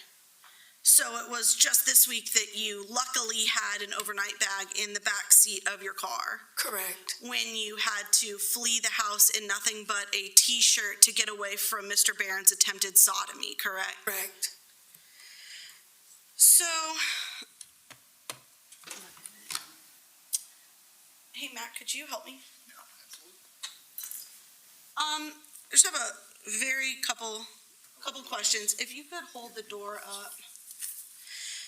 So Ms. Mericle, you did not shoot David that night and kill him because you were trying to protect yourself is what you're saying, correct? No, I didn't say that. Did you shoot and kill him to protect yourself? Yes. So you did intentionally shoot him then? I didn't mean to shoot him. So either you were trying to shoot the lock off the door or you were trying to shoot Mr. Barron. I Which was one trying was to it? shoot the lock off the door. Did I Okay. object to that question? It's not a proper question. Either or, is that correct? I object to the form. Ask the question again, overruled. Were you trying to shoot the lock off of the door or were you trying to shoot Mr. Barron? I was trying to shoot the lock off the door. So you were not shooting Mr. Barron to kill him, to protect yourself is what you were saying? Correct. Okay. So when you brought that gun upstairs, you were not, what your testimony is you were not intending to use it to shoot and kill Mr. Barron to protect yourself, correct? Correct. Your only intent was to shoot the lock off of the door, To get my phone. to get your phone, and to do that, your best bet was to shoot the lock off the door. Correct? Correct. That was the only way you were going to be able to get your phone, correct? Correct. He wouldn't give it to me, and I needed to get out of the only way that I could leave is to get my phone and to get out of there. Only way that you could leave that house was by getting your phone, correct? Correct. Because we've already gone over, you didn't want to go knock on the neighbor's door, correct? Correct. You didn't want to go walk outside and get attacked by the wild dogs, correct? No, I didn't want to walk down that road without the lights on. Okay. It's 2 miles long. And so the most reasonable option for you to get away and protect yourself was to shoot the lock off of that door, correct? At the time, yes. Okay. I was hysterical because I was terrified for my life.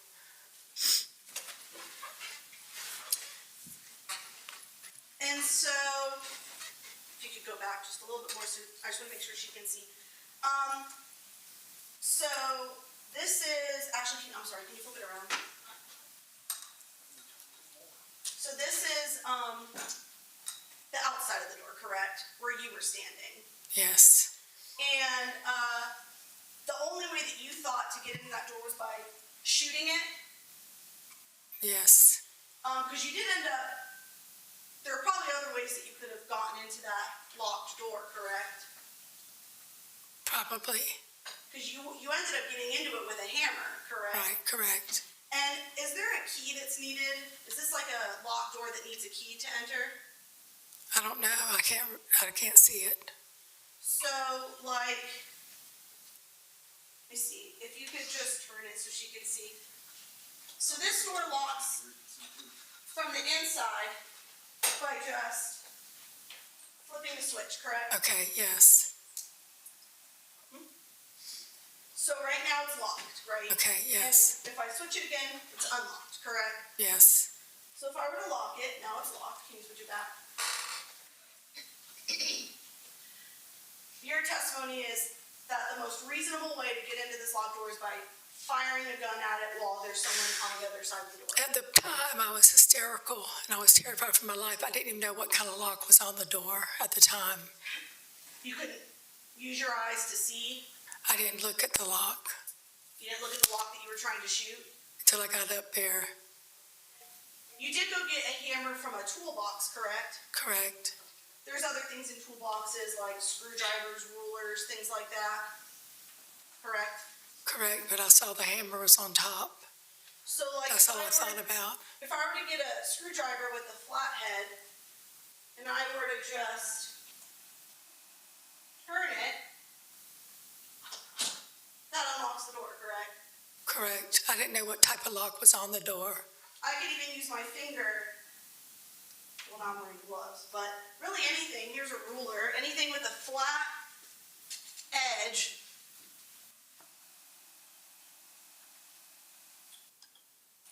is gonna turn that lock, correct? Just like that, Okay. correct? Correct. Thank you, Matt. But the most reasonable way for you to save your life was to fire a gun at a lock, correct? Correct. At the time, I wasn't thinking very well. Did it ever occur to you that there's a man on the other side of the door with a gun, right? Right. Who's just pointed it at your mouth, right? Correct. Did you ever fear that if you fired the gun at the door, he would just fire his gun back at you? No, I didn't think that. You didn't think about the fact that if he did in fact have a gun in the room with him and you're in fear for your life that this man's gonna kill you, that if you fire a gun at the door that he's locked himself behind, that he wouldn't fire the gun back at you? I was thinking that he might be waiting up there for me when I come up there with the gun, but he wasn't. And it was just a thought that I had right there at the second because I was hysterical. I was terrified for my life. I couldn't think about what I was really doing. And so you're so terrified for your life by the person behind that door that it never occurred to you that he might fire his gun back at you if you fired the gun at that door.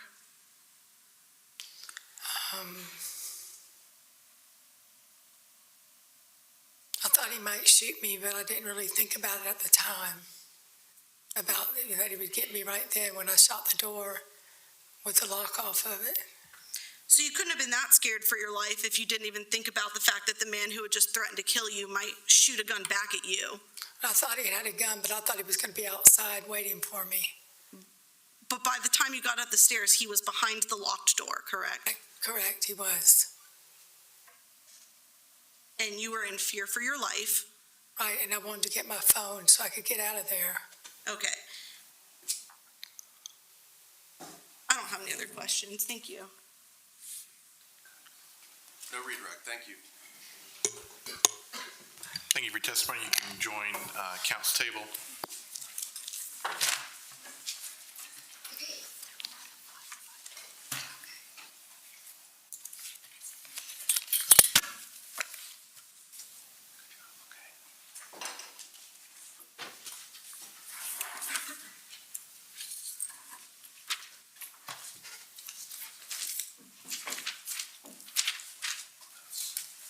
What are we doing next? Calling Daniel Hoka.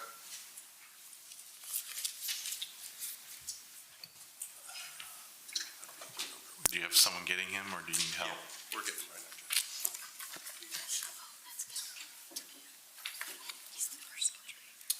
What number one?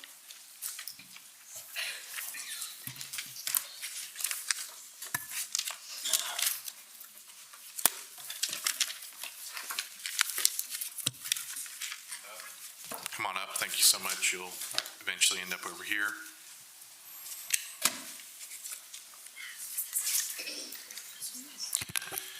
If you would, raise your right hand. Do you swear affirm the testimony you're about to give be the truth, whole truth, nothing but the truth, so help you God? Yes, sir. Thank you so much. You can have a seat. Please use the microphone. Thank you. If you would, for the record, please state your full legal name. Daniel Allen Hoka, If you don't mind, spell your last name. Houcutt. Witness is sworn. Go ahead. Mr. Hoka, where is it that you are from and how are you employed? I'm a personal trainer on St. Simon's Island. And how long have you been working in kind of personal training in that area of work? 25 years as personal trainer. Okay. Do you know Miss Suzanne Mericle? Yes. And how is it that you know her and how long have you known her?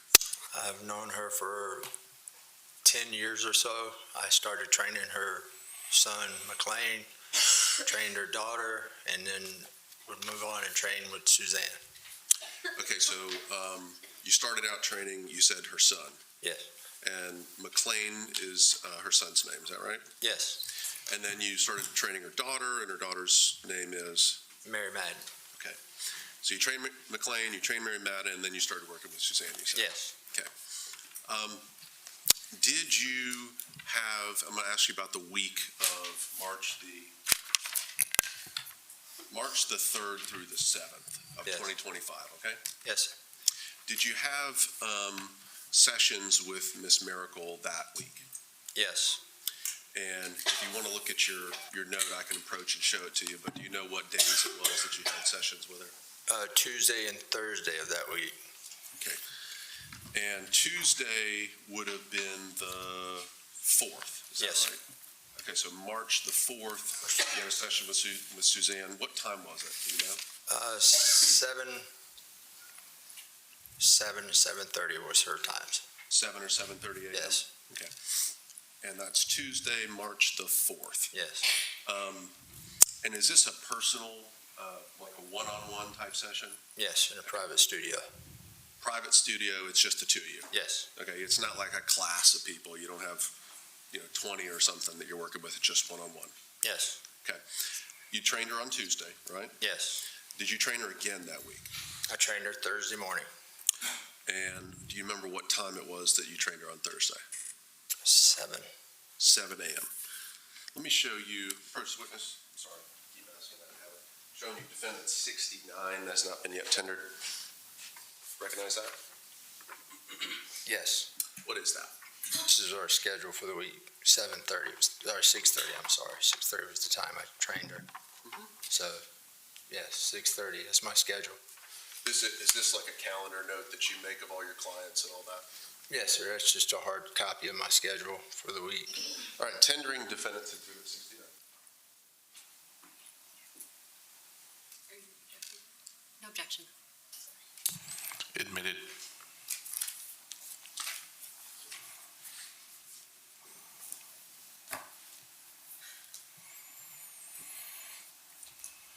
Okay. So just orient jurors, let them know what we're looking at here and where she is on your schedule. She's on Tuesday and Thursday at the 6:30 to 7 o'clock slots. She normally would have taken the 7 o'clock on Friday. So she normally, and I said, when you say normally, you mean that, what exactly? We were scheduled for 3 sessions a week. She's consistent with 2. Friday was an optional day for travel purposes. And did she end up canceling the Friday appointment with you? Yes, she canceled that Thursday. Did you talk to her about what she was going to be doing on Friday, and without getting into, hearsay or whatever, did she keep the Friday appointment? No, she told me she was going to Gainesville. Did some investigators from our office come to talk to you in April?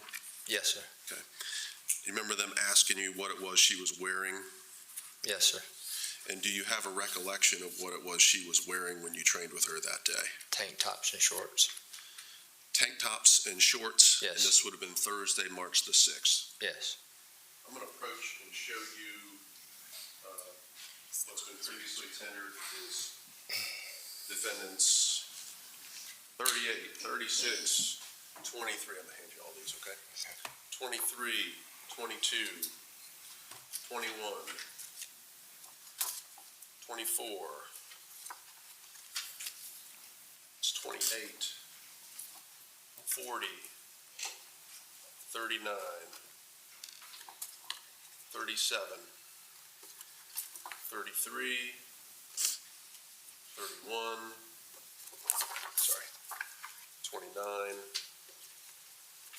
41, 25, 36. Just take a second and look over those.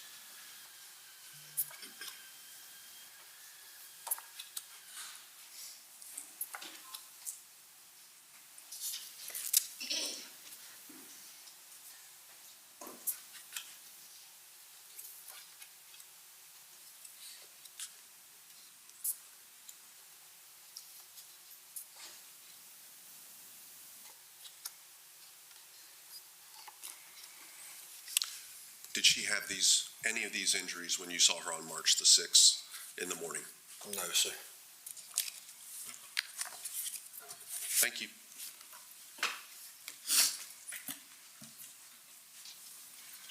Hi, Mr. Holcutt. Hello.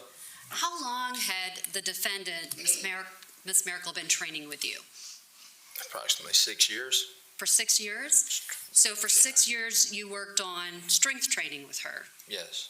You worked on lower body strength, Yes. and you worked on upper body strength. Yes. And she made significant improvement over those 6 years, I imagine, with you. Yes. So I know you said that you had never seen those bruises in that picture on her.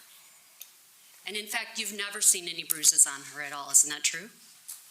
Yes, no ma'am, I've never seen bruises. And she never told you about any problems with her boyfriend, David Barron? No ma'am. Okay, thank you. Thank you. Thank you for your testimony. You're excused. Haley Lamb. You can remain in the gallery if you want. You can go about your business. I'm fine either way. Thank you.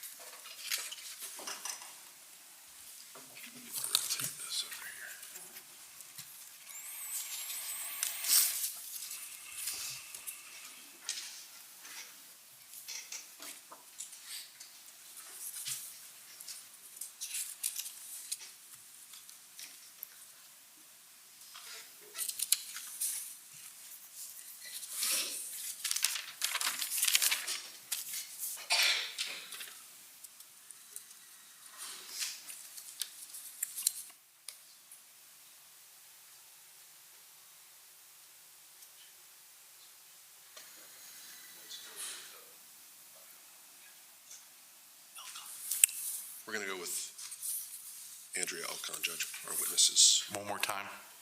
We're switching. We're going to go with Andrea Alcon. Andrea Alcott. Alcon. Okay. Ms. Lamb is not.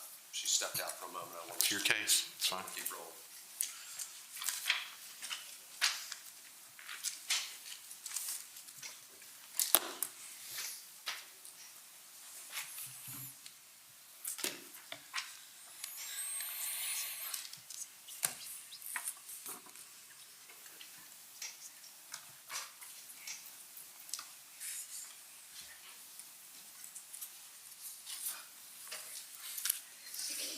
Come on up. Thank you so much.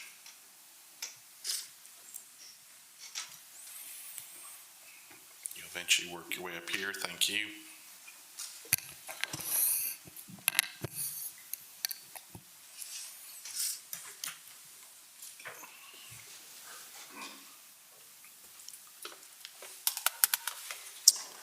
Ms. Warren, if you would please raise your right hand. Do you swear or affirm the testimony you're about to give and the matter now pending before this court will be the truth, the whole truth, and nothing but the truth, so help you God? I do. Please have a seat and introduce yourself to the jurors. My name is Dr. Andrea Elkon. That's spelled ANDREAELKON. And what is your profession? I am a licensed clinical psychologist.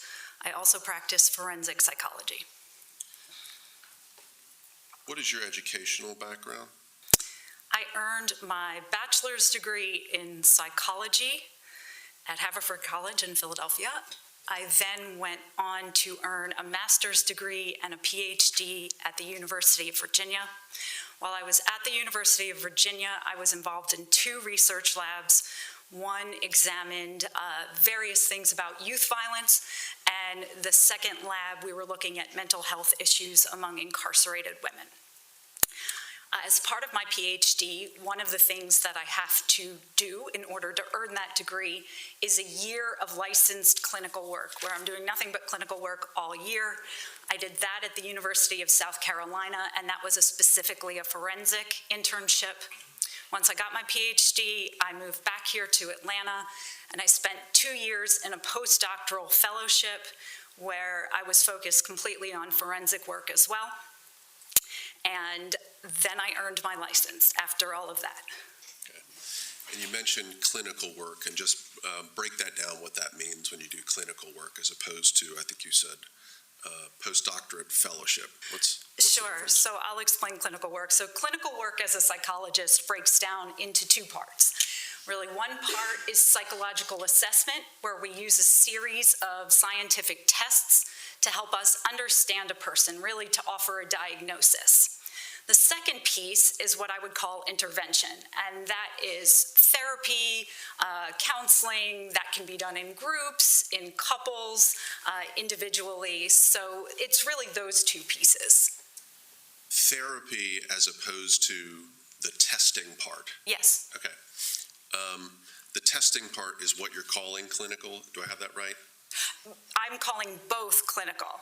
Clinical Yes. means testing and also seeing people. That's correct. Okay. Do you work also with people sort of in a one-on-one setting, and is that what we're talking about? Yes. You said you did postdoctoral work, and I missed the end of it, so I just wanted to have you redo that. I'm sorry. Sure. So I completed a postdoctoral fellowship at a private practice down in Stockbridge, Georgia. I was there for 2 years, and that was focused primarily on sexual abuse and sexual offending. After you finished the postdoctoral fellowship, what was your first, I guess, employment in the field, if you will? Sure. I was employed by the state of Georgia as a forensic examiner. Okay. When you work for the state as a forensic examiner, what is it that you do? What are the types of cases that you get? What is the type of work you're doing? Sure. So I was working in Metro Atlanta, so covering the 5 counties, DeKalb, Fulton, Gwinnett, Newton, and Rockdale, and occasionally Clayton. I would cover those counties where I was conducting court-ordered psychological assessments, so assessments that were ordered by a judge, either because there were concerns that the defendant was so mentally ill that they didn't understand what they'd been charged with or couldn't cooperate with their attorney. The other thing that came up in that role was mental state at the time of the alleged crimes. Okay, and that's what people typically call not guilty by reason of insanity cases. That's correct. Okay, and when you are asked to do those types of assessments, do you have, and did you have situations where people would be, I'm going to use the word faking the not guilty by reason of insanity claim? Yes.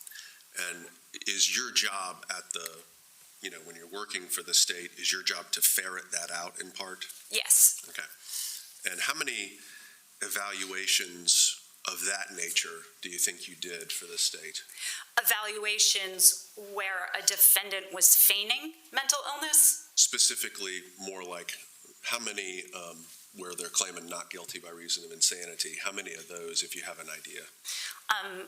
I would say I conducted, while I was there, I conducted probably about 1,500 evaluations total, and I would say 25% of them were cases where the defendant was asserting not guilty by reason of insanity. Okay. Does your current practice now include doing forensic psychological evaluations? It does. Okay. How many forensic psychological evaluations have you done? In my lifetime? In my whole career? In your whole career? Oh gosh, over the course of my whole career, I've conducted upwards of 5,000 forensic psychological evaluations. What does it mean to do a forensic psychological evaluation? So forensic psychology has to do with the connection between mental health issues and the law. So anytime someone is involved in the legal system, whether that be because of a criminal trial or because of a civil matter, and so civil would be involving money, and an attorney has a concern about either a defendant or a claimant's mental health, then they would call in a forensic psychologist to evaluate that person and say, is this person mentally ill? And is it affecting their ability to participate in legal proceedings somehow? Are you licensed in the state of Georgia? I am. Have you been tendered and accepted as an expert in forensic psychology in Georgia state courts? Yes, I have. How many times? I would estimate approximately 75 times in Georgia courts. Have you been tendered and accepted as an expert in forensic psychology in federal courts? Yes, I have. How many times? I would estimate approximately 50 times. At this time, the defense would tender Dr. Andrea Elcon as an expert in forensic psychology. No objection. So ordered, members of the jury, as I've explained many times, with any witness, you can believe or not believe the witness. The purpose of an expert witness is to shed light on something that lay people may not otherwise understand. Thank you. So, have you done forensic evaluations involving post-traumatic stress disorder? I have. How many evaluations of post-traumatic stress disorder have you conducted? I would say of the 5,000 plus I've conducted in my lifetime, close to 3,000 have involved someone talking about PTSD. Did you work at the Veterans Administration for a period of time as well? I did. How many years were you at the Veterans Administration? 7. What did your work there entail? While I was at the VA, the only job I had while I was at the VA is to evaluate veterans for their disability claims. So just to educate the court, veterans are entitled to disability benefits if they have some sort of condition that is connected to military service, and if that condition in their present life is impairing their capacity to work. And so do they, if they're applying for some sort of a benefit or whatever, then they would potentially assign you to do an evaluation to see if they qualify? If they were claiming a mental health condition, yes. Okay, only mental health stuff, it's not for anything else? Correct. Would one of the claims be sometimes, or maybe frequently, PTSD? Yes, I would say that is approximately 90% of the mental health claims in the VA system. Okay, and you were there for 7 years? Yes. How'd you get involved in this case? I got involved in this case because you contacted me. You had expressed concerns about Ms. Mericle's demeanor, and you requested that a psychologist come and take a look at her and kind of see what I thought. Did you review did you actually evaluate Ms. Mericle in person? I did. How many times did you see her? It was 3 separate occasions for a total of close to 9 hours.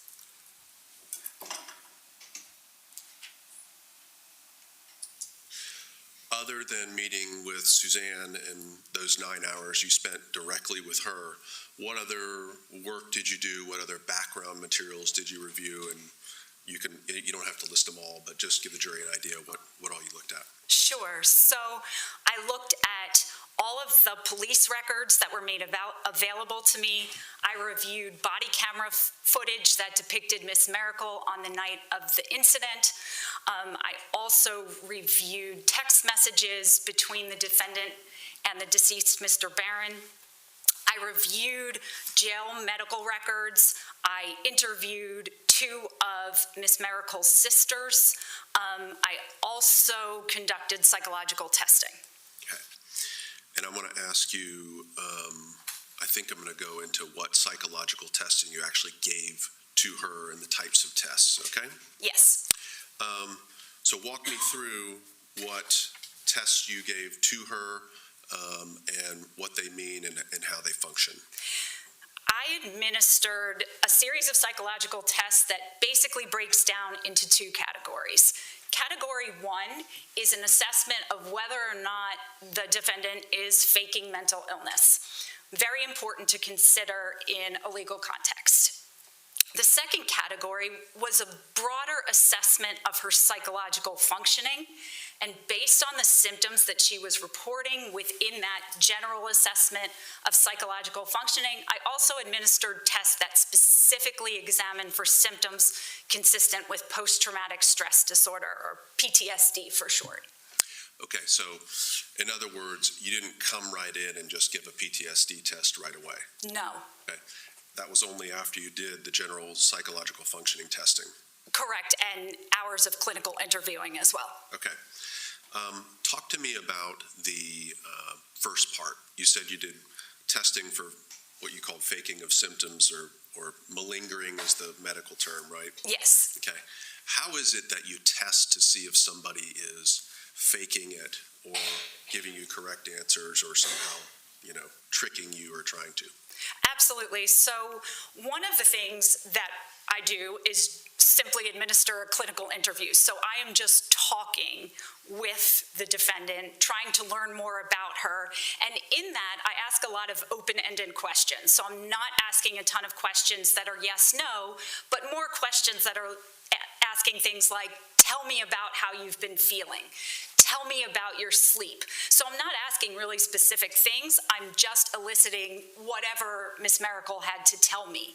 And based on that, I can tell whether someone is reciting a textbook almost, like they've read somewhere what the symptoms of an illness are and they're just repeating them back to me, versus someone who is telling me, hey, these things are really going on with me. Here's examples of how these symptoms show up in my life. So if I'm asking about sleep, they might say, and Ms. Mericle said this actually, like, I really, on one hand, I really want to fall asleep. I really try to fall asleep. But then I'm right back up, and then there's no way I'm going back to sleep. And that isn't something you could pull out of a textbook. So already I'm getting a sense that she's responding honestly. But of course, we want to back that up with some scientific tests. So in this case, I administered two. One was a test that specifically assessed malingering. And when we're looking at malingering, we're looking at a couple of things. When someone is faking mental illness, they will report every single symptom of mental illness that there is. So if I'm asking about all the symptoms of anxiety, for example, do you worry? Yes. Are you having trouble sleeping? Yes. Same with depression. I would say, do you feel sad? Yes. Do you have concentration problems? Yes. And it was all yeses. So that would be somebody who's faking it. The other thing that we look at is the distinction between what someone is reporting and what I can observe. So, or what I've read in medical records. So if someone is saying, I'm nervous and jumpy all the time, but they can sit through 9 hours of interview and just be as calm can be, then there's a difference between what someone is telling me and what they're showing me. And I think that's a really important piece too. The other thing that folks who are faking it will do is report symptoms that they think are mental health symptoms but aren't really mental health symptoms. So the most common one is the experience of someone telling me that they see little green men. That's not a symptom of mental illness. That's not something that actually happens, but somewhere along the way it got into the believers of malingering that is something that you should say. So these tests really look at those things, the difference between reported and observed, whether somebody is just saying, yes, I have every single symptom, or I have every single symptom and it's really bad. And in this case, Ms. Mericle was not malingering. So on two separate tests, she showed a pattern of responding honestly. Are the tests that you give, these psychological tests, do they have any tests built into them, fail-safes to catch people if people are trying to fake it, if they're trying to pull the wool over your eyes? Judge, I apologize. May we approach briefly? Come on up.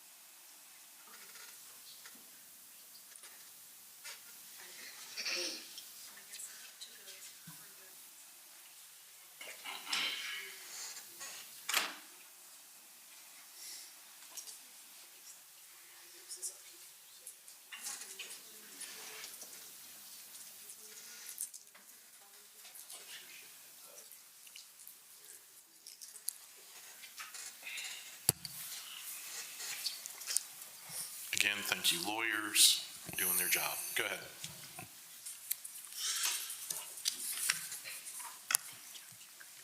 I think we were talking about the general psychological functioning testing that you conducted. Yes. And I asked you what fail-safes are built into that psychological testing. So I believe the test you're referring to is called the Minnesota Multiphasic Personality Inventory, or MMPI. This is a really old psychological test that's been revised a number of times to keep up with modern populations. It's a 335-item true-false test. The wonderful thing about this test, and the reason why it is the most frequently used in the scientific community, is because it has safeguards built into it. So we can know from this test whether or not someone is putting in a reasonable amount of effort, whether or not someone is responding randomly, whether or not someone is exaggerating their mental health symptoms, or whether someone is actually under-reporting mental health symptoms. So we have all this extra information that we get about someone in addition to their mental health symptoms. What were the results of this general psychological functioning that led you to go into step 3, which you've testified about as the specific PTSD testing? Yes. So based on this test, Ms. Mericle endorsed clinically significant numbers of both health complaints, things like concentration issues, memory problems, pain, things like that, and clinically significant numbers of symptoms that are most frequently associated with PTSD. And after you got those results back that had those markers, for lack of a term, Yes. Did you make a decision then to go on to further testing? Yes, I thought that based on the results of this initial test, which is true-false, that I wanted more information about symptoms associated with post-traumatic stress. Was there any other, we've talked about your interviews with Ms. Mericle, your face-to-faces. Yes. Were you pulling from any other documentary evidence to help you steer in that direction? Besides my interviews and the MMPI, before I administered any other kind of testing? Maybe you did that after, so tell me, I'm not sure.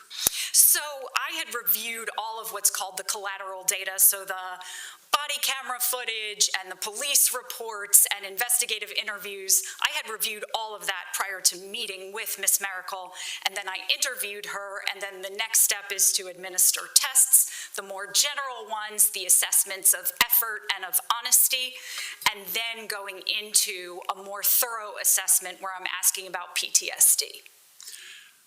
Tell me and tell us what the PTSD testing, what it's called and what it consists of and what the results were. Absolutely. And it's probably helpful before I do that, just to give you a little explanation of what PTSD is. That's a term that gets thrown around a lot in the self-help literature or on Instagram.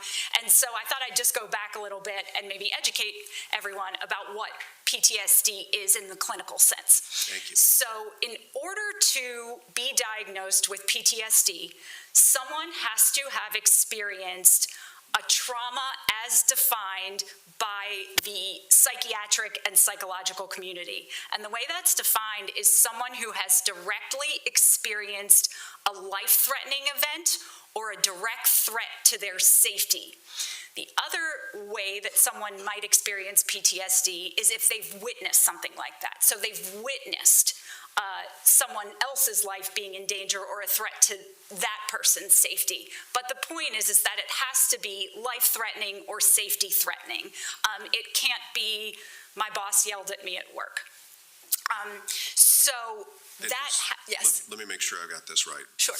In order for a person to be diagnosed, meaning by the psychological community, Yes. this person has PTSD, they have to have directly experienced a life-threatening event, or potentially they saw someone else have that. That's correct. Okay.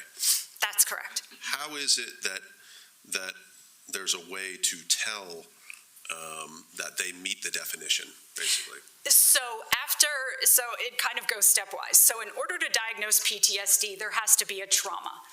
And then from there, the symptoms fall into 4 categories. So what happens when someone experiences PTSD or when someone has a trauma, our fight or flight response kicks in. And the fight or flight response is what happens in every single animal, humans included, when we get scared or when we perceive a threat. What happens is our fight or flight mechanism goes on, and that is both a psychological response, so there's an emotional response, and there's a physical response. And it prepares us to respond to the threat, either by getting the heck out of there or by fighting back, and in some instances, by freezing. And what happens with PTSD... Say this again. You said one of them was freezing. Correct. Meaning they don't move at all. Correct. And then one of them is fighting. Yes. And then the other one's flight. Yes. Meaning run. Yes. Okay. Escape. Go. Absolutely. So what happens when someone has post-traumatic stress disorder is that fight or flight switch stays on. And so the trauma does not recede into this person's memory, but rather the person who experiences trauma, it's like it's happening in real time over and over again. So what happens when someone's experiencing PTSD, they will have what's called re-experiencing symptoms, where they are reliving the trauma either through dreams or through memories that just kind of come into their head when they don't want them there, or through what's called flashbacks, where they actually believe that they are back in the situation.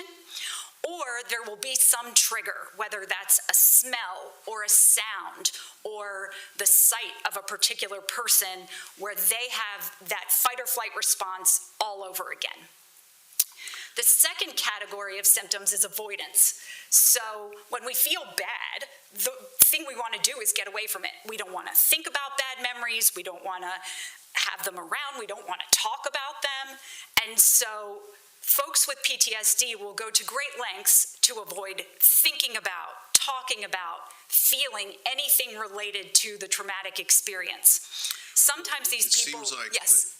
What if the person is in a relationship with someone and the thing that's negative happened within that relationship? Is that something they're going to even avoid talking about in that relationship? Yes. That's part of the problem, basically. Yes. You said the switch stays on when Yes. when you have this exposure to the life-threatening event. That's correct. And how does that play into a person's ability to sleep? So that category of symptoms is called hyperarousal. So because this fight or flight switch is constantly on, someone thinks they're in danger 24/7. And of course, when we think we're in danger 24/7, you don't sleep well. You're kind of agitated and on edge all the time. You might startle to loud noises, so you're just kind of jumpy.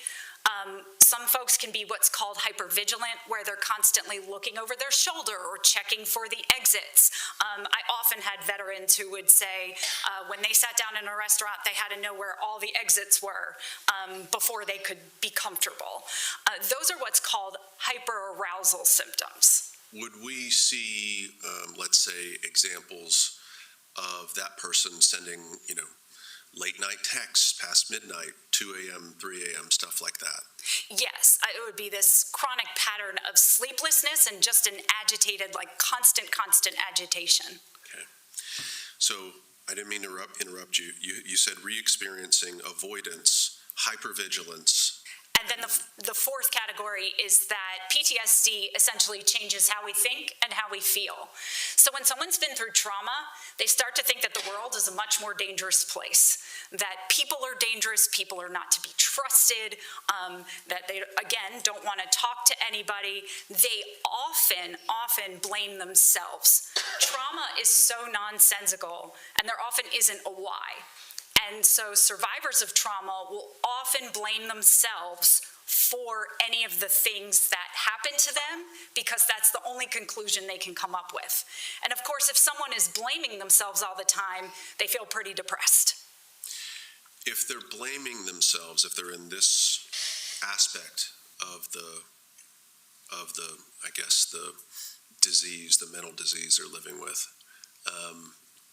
is that going to also be something you might see in some of their communications, taking blame for things that may not be their fault? Yes. You've got re-experiencing, there's avoidance, there's hypervigilance, and you titled the last one, and I didn't get it, I'm sorry. Negative changes in how we think and feel. Okay. Would someone experiencing negative changes in how they think and feel, would that be something that people on the outside of them might notice, like friends, family, things like that? Yes, they would notice things like maybe social withdrawal, that they're just not talking as much anymore, they're not socializing as much anymore, just seem more down. Would they necessarily hear from that person about what the trauma was? Meaning, would they be told, what's actually going on? No, because back to the avoidance piece, people who have experienced trauma do not want to talk about it. Did you have experience at the Veterans Administration and in your work at Georgia Regional and in your education with intimate partner violence? Yes. How much, give me an idea of how many persons you've seen that have experienced intimate partner violence and treated and evaluated? So if we say that, let's say, I would say maybe 35% of the evaluations I conducted at the VA were women who had been in the military. The incidence of intimate partner violence among female veterans is upwards of 85%. So I say that almost every woman who I interviewed in the context of the VA had experienced some sort of intimate partner violence. Did sometimes those intimate partner violence matters also sort of coincide with a PTSD diagnosis or a PTSD case? Are they always there or not? Meaning that somebody who has experienced intimate partner violence, do they necessarily get a diagnosis of PTSD? Exactly. No. And tell me why they wouldn't automatically be PTSD. They've experienced some sort of trauma, perhaps. That's correct. Would they not present to you, meaning they wouldn't test out as having PTSD? Well, the most simple answer is that our brains are incredibly tough and our brains are incredibly resilient. So that most people who have experienced trauma over time, even with no treatment at all, will not go on to develop symptoms of PTSD. That the incidence of PTSD among combat veterans, for example, is about 10%. So we don't know, in other words, why some people end up with it and some people don't, even though they've been exposed to the same sorts of... That's a really long answer and a really complicated one, and I don't want to bore the jury. Sorry. But there are some individual factors that play into it, historical factors, just kind of general psychological makeup. The research is very much active as to figuring out who's more vulnerable to PTSD than others. I meant to ask you this earlier. Have you testified for both have you testified as an expert for the state? Yes. What percentage of the time that you've been called to court to testify as a forensic psychological expert, what percentage of the time have you been testifying for the government? 75% of the time. Have you had cases where you've been testifying for the government against a defendant who's claiming that they have PTSD and you found that they didn't? That's correct, yes. And help us understand how you can discern this person doesn't have it and that Ms. Mericle does. Sure. So in that was another case of intimate partner violence. The defendant was actually a man. In that particular case that I'm talking about, the only symptom that he ever came up with was, I have flashbacks. Couldn't describe flashbacks, couldn't tell me what happens, didn't spontaneously report any other symptoms of anxiety. I met with him on several occasions, and he too was calm, collected, but insisted that these flashbacks amounted to PTSD. It just wasn't the case. In Ms. Mericle's case, did you, in your evaluations of her and testing of her, did you find anything to suggest that she was in any way faking to you that she has PTSD? No. And let's go ahead and finish up with the PTSD testing that you gave her in your results, okay? Sure. So to follow up on all of the just kind of general interviewing that I did with Ms. Mericle, I also administered what's called a structured clinical interview. So that's essentially a script where I'm bound to ask very specific questions about PTSD symptoms, and then Ms. Mericle's responses are scored. This is a test that's put out by the National Center for PTSD. I had to get a lot of training on it to make sure that I was asking the questions correctly and scoring the responses correctly. So this test is called the CAPS, and it takes about an hour to administer, and we basically go one by one through all the different symptoms of PTSD, and I ask for a lot of detail. I would always save this kind of test for later on in my evaluation of a client because we're bringing up so much sensitive material that folks usually don't want to talk about. And what were the results from Ms. Mericle's PTSD testing as well as her other tests that you conducted?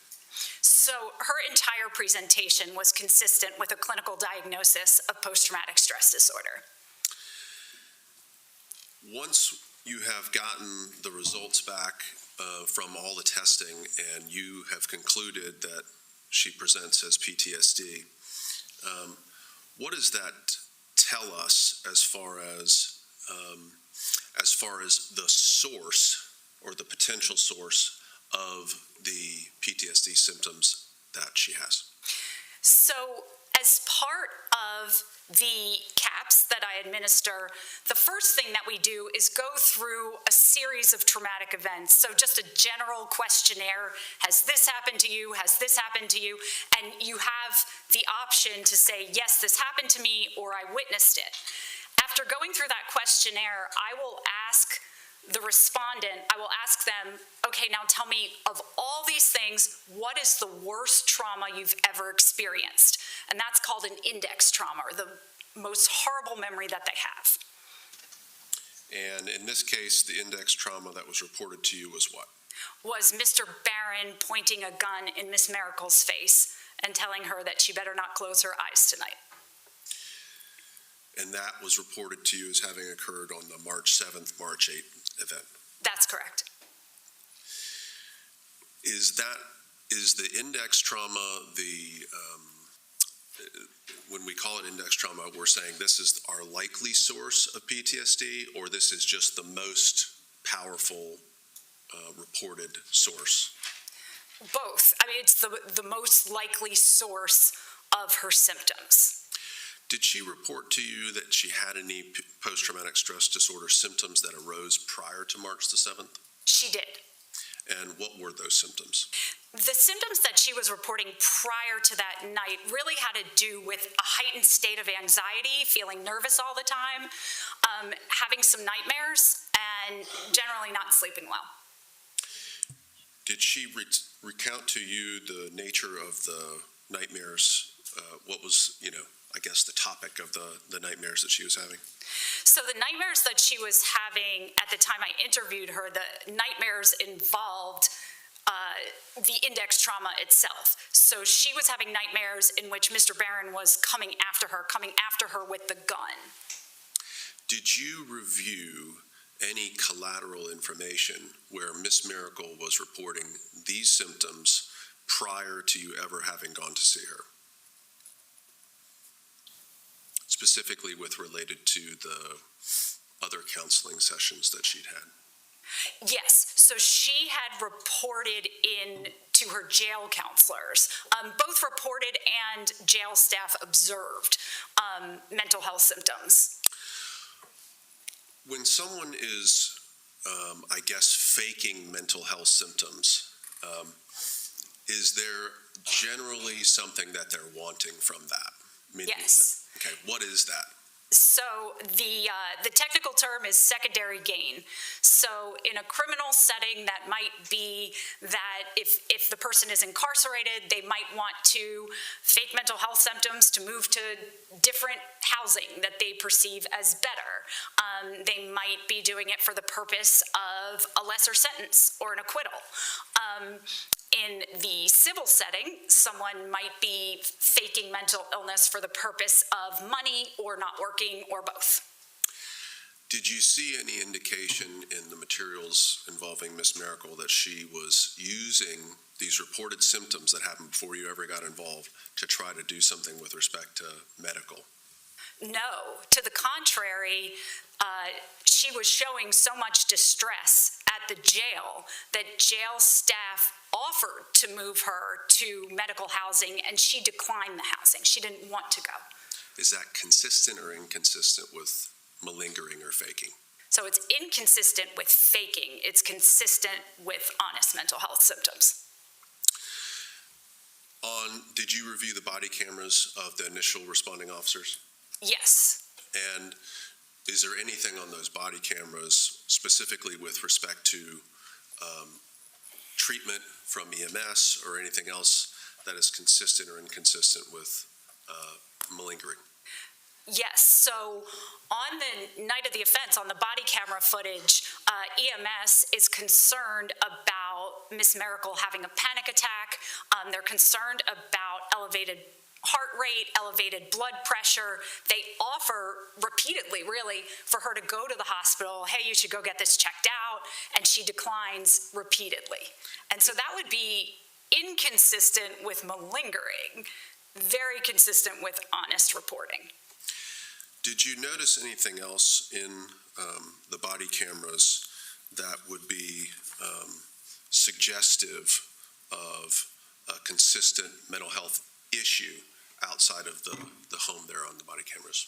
Yes, so Ms. Mericle's behavior as observed on the body camera footage is incredibly consistent with what happens when somebody has just experienced a traumatic event. There was an inability to calm down. There was emotions going up and down, hyperventilating, throwing up at one point. All of these symptoms, again, if we're thinking about that fight or flight switch and it is on high alert and really hasn't come down yet, we are seeing the emotional and physical overload of that throughout the entire duration of the body camera footage. Would her behavior on the body camera be consistent with an acute stress response to something very recently occurring? Yes. Did you notice anything? Well, let me ask you this. When you treat patients in your office who are people who have PTSD, yes, is there some physical responses, some physical manifestations that those patients will actually express and that you see, and that's consistent with what you see from Ms. Mericle? Yes. So the treatment for PTSD is pretty intense, and it involves revisiting the traumatic experience over and over and over. So in the therapeutic setting, my clients who are diagnosed with PTSD, I'm having them in this structured setting repeat the trauma in real time over and over and over again. The point is to move the memory of that trauma back in its rightful place so that it doesn't feel like we're re-experiencing it in real time. And that is a really, really challenging process. And the clients who come get treatment for PTSD are incredibly brave because it's just so difficult. Because especially in the initial retellings of the traumatic event, we see those physiologic symptoms, those physical symptoms happening all over again. I often keep a bucket close to the chair because I will often have clients throw up. I will often have clients have panic attacks, that we see these symptoms and we just have to work to regulate through them in therapy, but it's a pretty tough process. Did you notice in the interview with the police where Ms. Mericle keeps saying that it's hot and unzipping her, I guess it's a fleece or whatever? Did you notice that in the interview? Yes, I did. Is that consistent or inconsistent with a trauma response? That is consistent. That's part of the physical reaction, is that anxiety and the threat response makes us super hot. We start sweating profusely. It seemed to be on the body camera, and you correct me if I'm wrong, but that it was almost like she would say something in a certain state of mind and then go into a different state of mind and then get elevated, then come back down. Did you notice that on the cameras? I did. Is that consistent or inconsistent with an acute trauma response? That's consistent because what is so challenging when someone has just very recently been through trauma is that we're not regulating our emotions real well, that our brain is on overload. This life-threatening thing just happened, and the brain is working double time to try and regulate, but it's not going that well. So we'll see periods of calm and then periods of hyperventilating, and that's perfectly consistent with a stress response. I think you used a term for me before. The word was labile. Yes. Okay, what is that? Emotional lability or labile means that emotions are up, down, all over the place. People who have really labile emotions basically go from 0 to 60 like that they're just very, very quick to get emotional and often just as quick to calm down. It's just up and down, up and down. It's exhausting for the person who's experiencing it. Is that sort of up and down emotional swing, is that consistent or inconsistent with a acute stress response to trauma? It's consistent.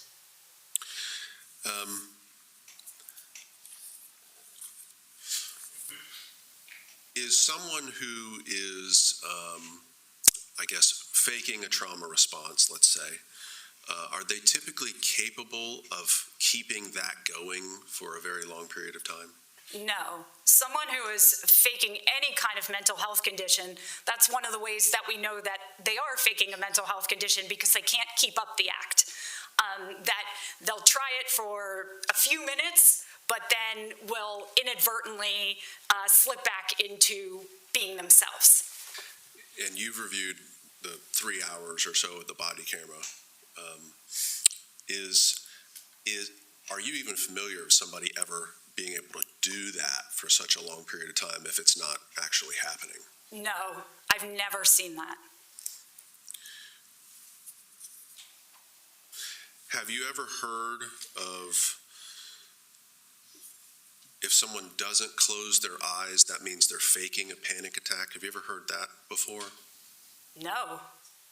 Is that a medically correct conclusion?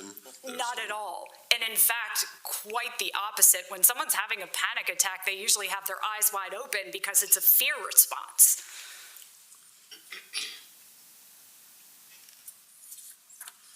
I wanted to ask you about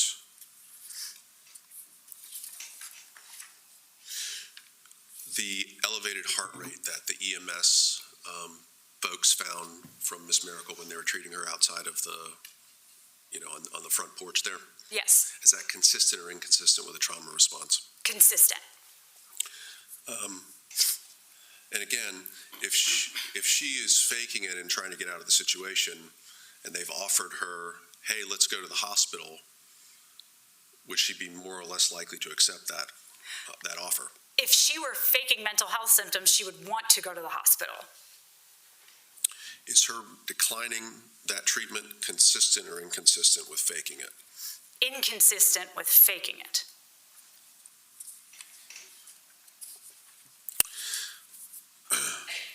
Have you reviewed the 4,000 pages of text messages that we sent you?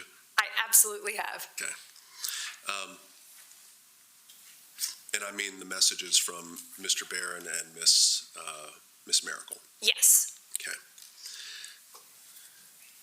Is it consistent or inconsistent with intimate partner violence for the victim in an intimate partner violence relationship to be jealous? Yes. It is inconsistent for the victim to be jealous? It's consistent for the victim to be jealous. It seems, and you're going to have to help me out with that, because it seems like if I'm frightened of someone because they're violent with me, that I wouldn't dare ever mention something like, hey, you cheated on me, or, how dare you do this with this woman, things like that. Help me understand that. Absolutely. So the intimate partner violence is so complicated. Like any relationship is messy, but relationships that involve intimate partner violence are really messy because they involve the power dynamics where one partner is coercing, meaning that they're getting the partner to do a bunch of things she doesn't want to do, and controlling the person in various ways. Sometimes that's through physical threats, sometimes that's through financial, sometimes that's through emotional abuse, like calling someone a name. But the purpose is to establish a power differential and prevent that person from thinking she has any other options but to be in that relationship. So what we see in intimate partner violent relationships that include intimate partner violence, is that we will see the survivors of those relationships sometimes behave erratically. So sometimes make efforts to really hang on to this person, sometimes get angry to sort of test the waters, or sometimes to get attention. But we don't see a consistent pattern of behavior all the time. So someone who is in a relationship where there is abuse and then finds out that that person is cheating might actually confront that person because that's a socially acceptable thing to do. That is not a person who is in the relationship. That's something where the survivor might not blame herself. She might think that that's something that the perpetrator is doing all on their own. Did you see evidence in your review of the text messages, the voluminous text messages, of coercion and control?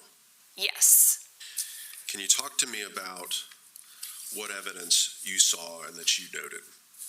So in the early stages of the relationship, I think I also want to point out that abusive relationships don't usually start out abusive. They start out with charm, with love, with lust, that there's usually the excitement at the beginning of the relationship. And slowly but surely, the perpetrator is taking more and more steps to control this person. And what I saw early on in the text messages as the relationship was in its maybe third or fourth month is a lot more argument about finances. Mr. Barron was wanting Miss Mericle to sell her practice, and she was feeling very on the fence about it. She talks a lot about how she's always been independent. She's always worked. She's always made her own money. And it seemed like there was a lot of pressure for her to sell that practice, to have more money kind of in the pot. And that's something that she talked about in her interviews too, is that one of the things that she and Mr. Barron fought about frequently was money, that him wanting her to use her money in ways that she didn't feel comfortable with. Is Getting into a large mortgage with someone part of, or can it be part of, a tactic of coercion and control? Absolutely. Can other, you've already talked about emotional abuse that would just be sort of like insults and things like that. Calling bad names, degrading, yeah. What about flirting with somebody in front of the other partner openly? Yes, to make the partner feel less than. Is it consistent or inconsistent with coercion and control and intimate partner violence for, at the beginning, The perpetrator is very, very kind, very, very nice, seems to be a Prince Charming. The relationship moves very, very fast. That is completely consistent. Again, these relationships don't usually start out bad. They usually start out exciting. Talk to me about how it is that it can change, and what it is that starts to change things in a typical coercion and control intimate partner violence situation. Well, it typically doesn't start with physical violence. It starts with more of the degradation, name-calling, pulling the person away from their network, so more isolation, more situations to create a sense of dependency so that the survivor is dependent on the perpetrator. Can you walk us through the prior, I guess, the violence that was reported to you and that you laid out in your report with respect to Mr. Barron and Ms. Mericle? Yes. So in terms of when the physical violence started, Ms. Mericle reports it was maybe around September or October of 2024. In terms of collateral data to support that, there are some text messages that match up with Ms. Mericle's report, but it isn't like we have text messages, and I wouldn't expect to see text messages where it's like, oh my God, you hit me. And let me stop you and ask you about that. Sure. Is it common that in a violent relationship that they don't openly communicate about the violence in text messages? Is that a common thing? That's the most common, yes. That's more common than actually, hey, I beat you up, you beat me up, you hurt me. That's correct. Okay. And did you find in the 4,000 pages or so any, open statements by either of the parties? You hurt me, you did this to me. Anything really express?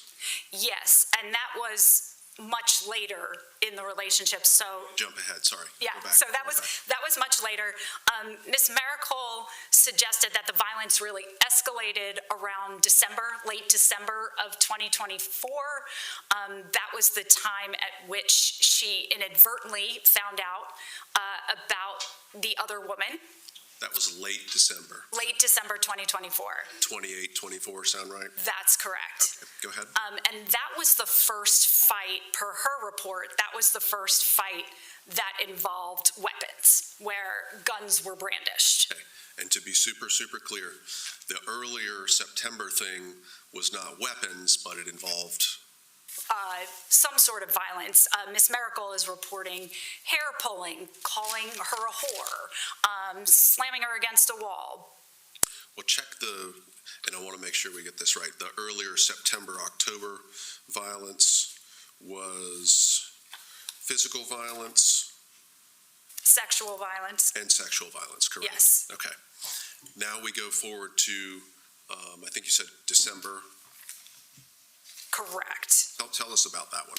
Correct. So Ms. Mericle reports at that time that there was an escalation, and there was really an escalation around the fact that there was this other woman to whom Mr. Barron was sending money. And that was the first time that the fighting escalated to where he brandished a gun. And is this the one where she's in the closet and makes a phone call to, I think, Mr. Barron's son? To Mr. Barron's son, that's correct. Now, what was the next one as far as you have in your notes? So the next time there was any incident of what I would consider violent behavior was in January of 2025. And that was an incident, again, where there was an escalation in fighting around this other woman, and Mr. Barron chucks Ms. Mericle's purse out the window, which is an act of aggression, in my opinion. Is that consistent or inconsistent with intimate partner violence, that behavior of throwing a cherished personal item away or throwing it out the window? That's consistent with intimate partner violence. And first of all, was that incident also confirmed and by collateral material in the text? Yes, that one was confirmed by text messages in which Ms. Mericle tells Mr. Barron, hey, my phone was in there, my hearing aid charger was in there, my ID was in there, my money was in there, and he had just thrown it out the window. Okay, and then moving on from there? Moving on from there, the next incident was an incident in early February when Mr. Barron reportedly came to visit Ms. Mericle on St. Simon's Island so they could talk things out about this other woman. And is this the incident that involved the police? Correct. Okay. Did you watch the body cameras from the St. Simon's incident where the police appeared? Yes, I did. Did you see anything on the body cameras that is the hallmark or very consistent with intimate partner violence? Yes. The thing that was readily apparent to me on the body camera footage was when Ms. Mericle is shown stepping outside of these talking to police, and the police officer asks her something to the effect of, did he hurt you? And what Ms. Mericle does is, without saying a word, she takes the police officer's hand and she places it on the back of her head. So she's trying to tell the police officer without telling the police officer, hey, something's going on here. In other words, verbally she's saying nothing, but she's demonstrating it. Correct. And is that something that is consistent with intimate partner violence? It absolutely is, and especially because Mr. Barron was essentially right there. Moving on to the beyond that St. Simon's incident, what was the next incident? What was the next incident that was reported to you? So the next incident that was reported to me was in mid-January, shortly after Valentine's Day, mid-January of 2025. Mid-February. February, I'm so sorry. February of 2025, where Ms. Mericle and Mr. Barron reportedly got into a fight, some combination of money. She reported to me that there was a fight around money and how she was going to use money from selling her practice. And also, again, this third woman, or this other woman, second woman, was also involved. And that was another big fight in which there was a gun. Ms. Mericle reported that Mr. Barron was tapping her foot with a gun, that he beat her up, that he was hitting her around her chest. She said she looked like an MMA fighter, but all of the bruising, she reports, was around her torso. Meaning not on a visible part of her body. Correct. Tell me if that is consistent or inconsistent with intimate partner violence for a perpetrator to select a portion of the victim's body that is not openly viewable by other folks. That's correct. That's consistent with intimate partner violence. Did Ms. Mericle relate to you the incident from the March 7th, obviously the matter in which she's charged as well? Yes. Okay. Did she relate to you a suicide attempt after the unfortunate death of Mr. Barron? Yes. She said she thought about taking her own life.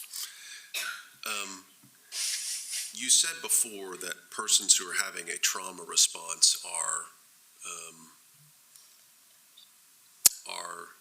going to have some sort of, maybe this is related to the intimate partner violence, but the sort of the shame or the guilt or the self-blame. Yes. Okay. Is that related to a PTSD?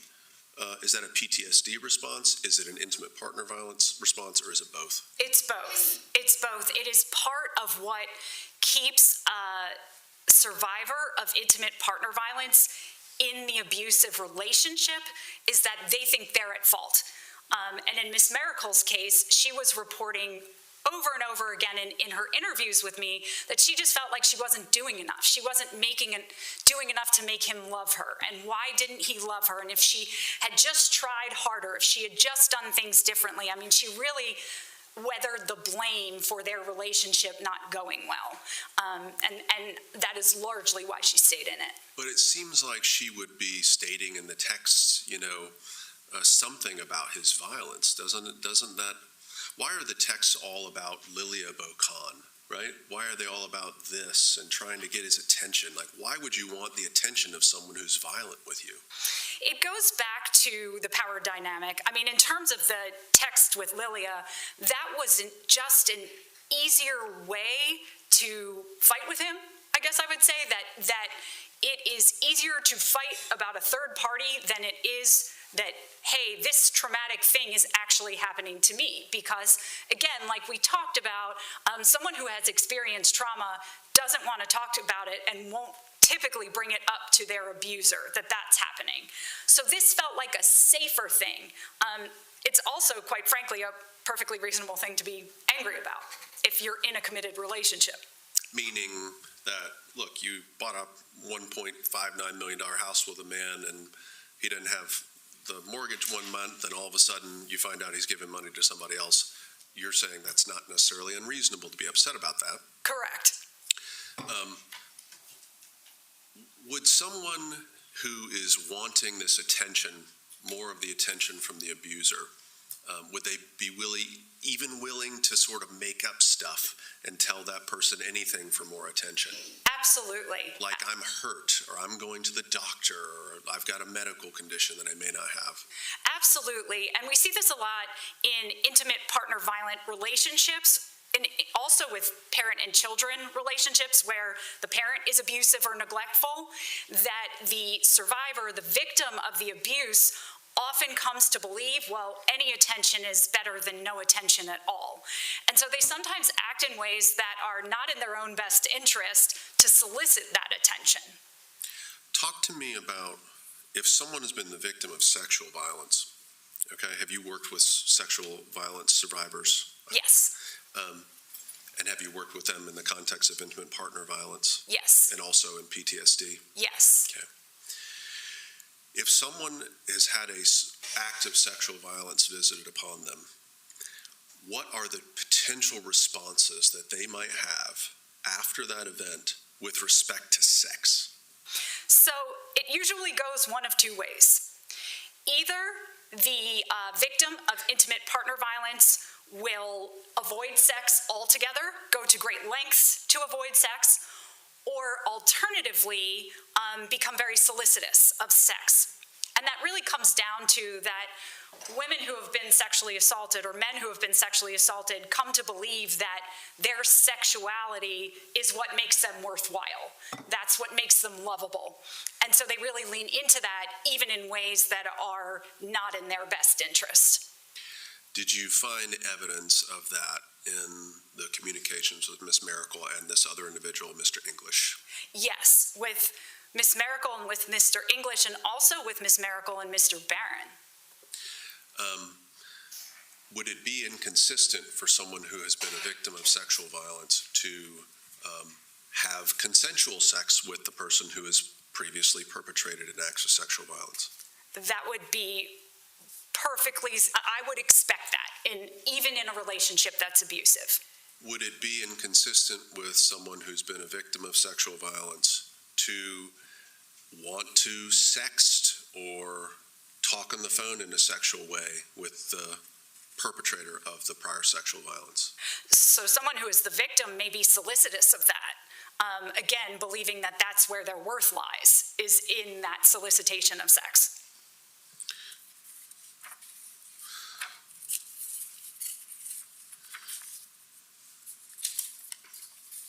I wanted to talk to you now about the DUI arrest, okay? Yes. And specifically, talk to you about defendants. I think it's State's Exhibit. Did you examine the notes that Ms. Mericle has, the note that Ms. Mericle has about what occurred on the DUI arrest night? Yes, it was a note from her phone. Yes. Is that note consistent with intimate partner violence, in your opinion? In my opinion, it is consistent with intimate partner violence because the note appears as if she is rehearsing a version of events in which the perpetrator is not at all involved. In other words, do victims of violence, whether it be sexual or whatever, do they try to create a script that they will stick to in order to not mention or not expose the perpetrator? That's correct. Did you examine text messages related to the St. Simon's incident between Mr. Barron, and Miss Mericle? I did.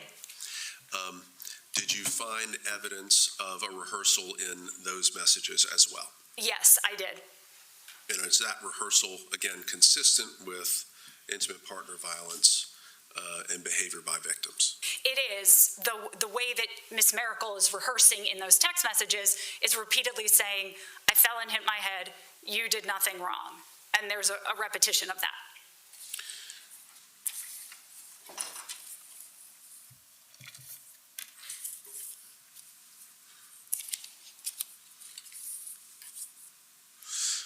I want to talk to you now about the symptoms that we might expect someone who is suffering an acute stress response to exhibit. Sure. Okay. If someone has experienced an incredibly traumatic event and they're having an acute stress response, what physical manifestations would we expect to find? So in an acute stress response, what we think about is what happens when we get scared. When we get scared physically, our heart starts racing faster, we start breathing much more rapidly, we start sweating, shaking, sometimes we get a nervous stomach, and sometimes we get so sick that we want to throw up. But think about, so this isn't just being scared, this is way the next level. This is traumatized. So it's all those symptoms that we've all experienced when we've been scared times a million. So in other words, if I'm scared, I might normally be a little bit jumpy or a little shaky, but this is going to be well elevated beyond that. Extreme, yes. Is a person who's experiencing an acute stress response, might their hand shake? Yes. Are they going to be capable of, would you say, taking a very good aim at a target with a pistol? I can't imagine they would be. Now talk to me about specifically post-traumatic stress disorder, okay? If someone is suffering from post-traumatic stress disorder, how if at all, does it affect their threat perception? So when someone is in any elevated state of stress, including being diagnosed with PTSD, in their minds, they're in a constant state of threat. And if they're, in other words, if someone is not immediately charging down on them with a weapon, right, normal folks would be frightened in that instance, I would assume, correct? Yes. If someone is not having that immediate threat, but they have a stress disorder, what might they perceive about the imminence of a threat that's different from a normal folk? So if someone has been previously threatened with a weapon and then aren't currently being threatened with the weapon, that doesn't mean that they still don't believe that they're being threatened. The threat still feels incredibly imminent. Okay. Meaning if someone was to assault someone else with a firearm and then retreat behind a door, the person who's outside might still be feeling that that is an imminent threat, even though it may not be in that very moment. That's absolutely correct. Those are all my questions. Thank you.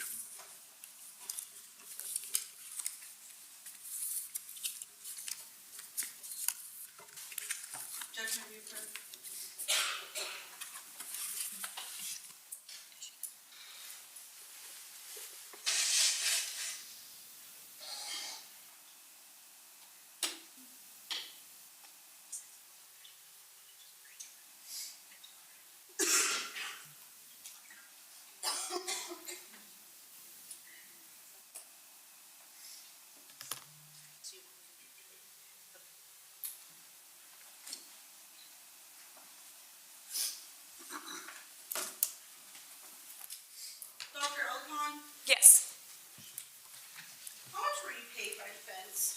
paid to be retained by defense? I charge $400 an hour. And so, what's that total? Up until you had to come into court to testify, what was that total? Oh, I'm not sure. I don't have the total right in front of me. I apologize. So $400 an hour, so that's 9 hours of interviewing the defendant, correct? Yes, So 400 per hour of that, correct? yes. Because I'm terrible at math. I'm gonna get a calculator, so 400 times 9, so that's $3,600 just for your interviews with the defendant, correct? Yes, And then, besides interviewing with the defendant, you spoke with Dana Gardner for about an hour, correct? that's correct. So that would be 4,000. You interviewed Leslie, who's also her sister, correct?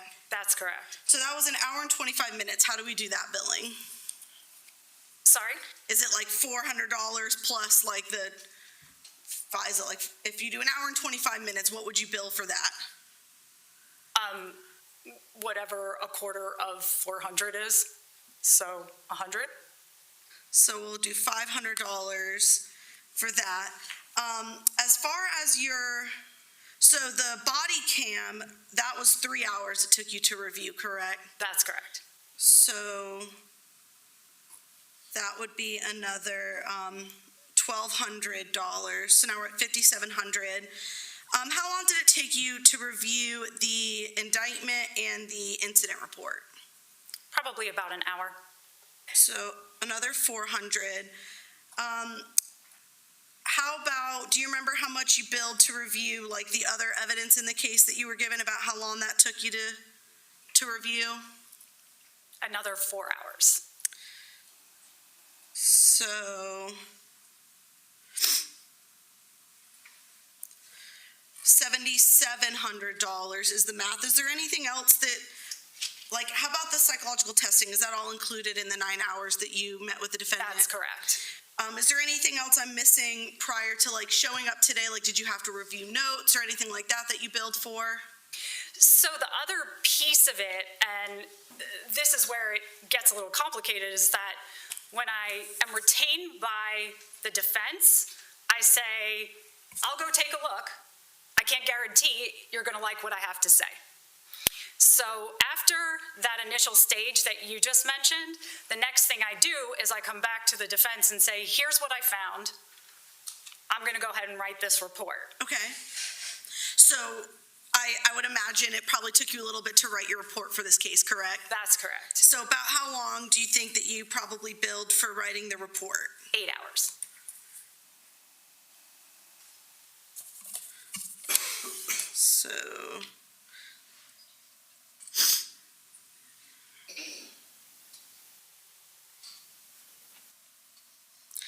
So now we're at $10,900.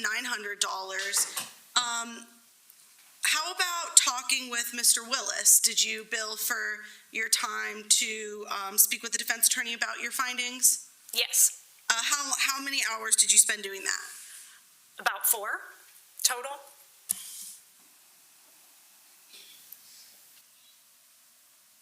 So now we're at $12,500. Am I missing anything else? I don't think so. So now we're talking, so that's about $12,500 prior to your testimony. Yes. So do you start billing for your testimony from the time you get, like, driving to the courthouse, waiting to testify, and then also testifying? That's correct. So what are we at as of where we sit right now? It's 5:24. How many hours are you going to bill for today so far? Starting at 10:30 this morning. Oh, goodness. 10:30, 11:30, 12:30, 1:30, 2:30. About 7 hours? That's correct. Okay, so another 7 hours.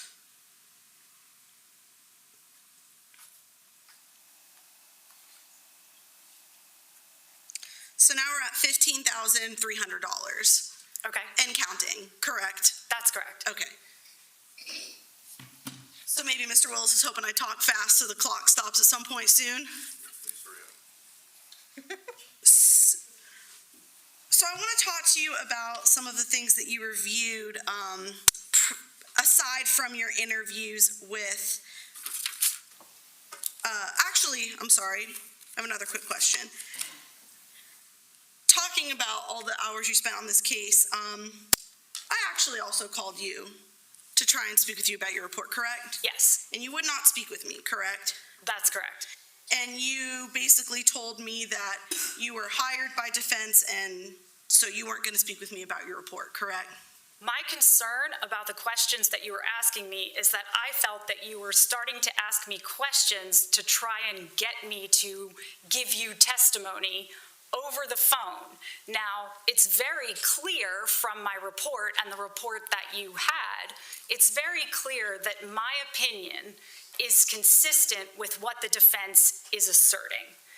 And so I didn't think it was appropriate to give you testimony when I know that the prosecution is adverse to anything I have to say. So I didn't want any behind the closed doors gotchas. I wanted any testimony that you asked me to be asked in front of the jury in open court. And I simply just said I wanted to talk to you about your report, and your response to me was, I'm not going to talk to you about my report, correct? That is not what I said. I only started to say that when you were asking me questions about what do I do when I assess for malingering. That is the point at which I said I'm not comfortable answering any substantive questions about my testimony. And so a question as far as what do you do to assess for malingering is a gotcha moment? It could be. I don't know. I don't know what your agenda is.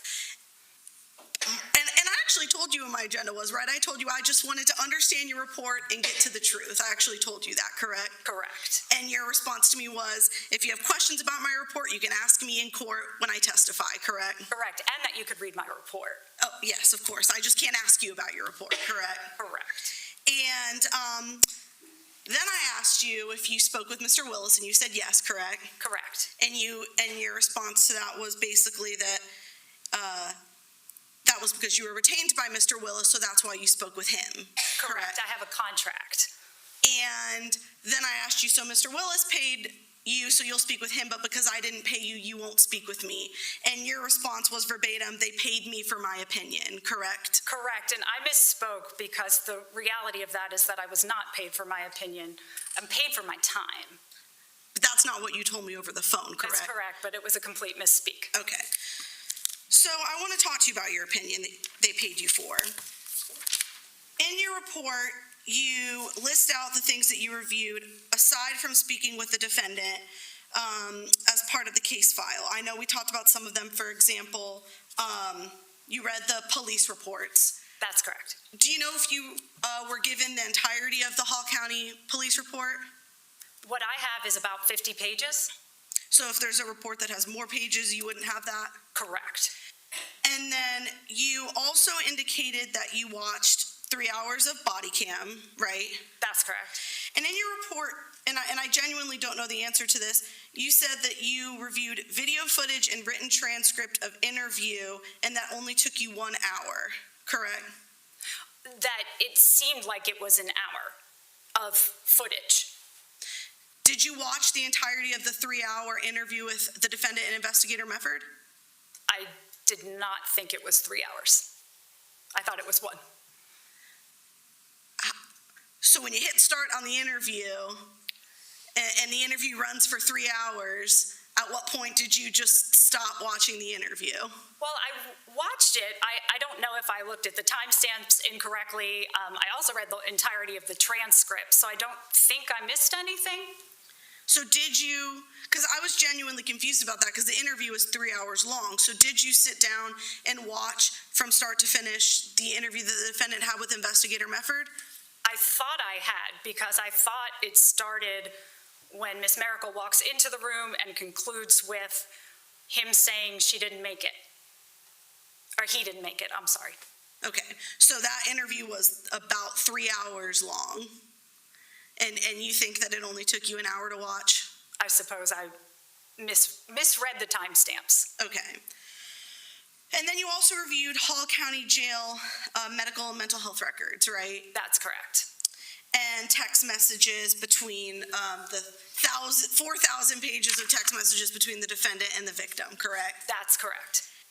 Did you ever, and I know you interviewed the defendant's two sisters, did you ever interview anybody else who knew the defendant? No. Did you ever interview anyone from Mr. Barron's family?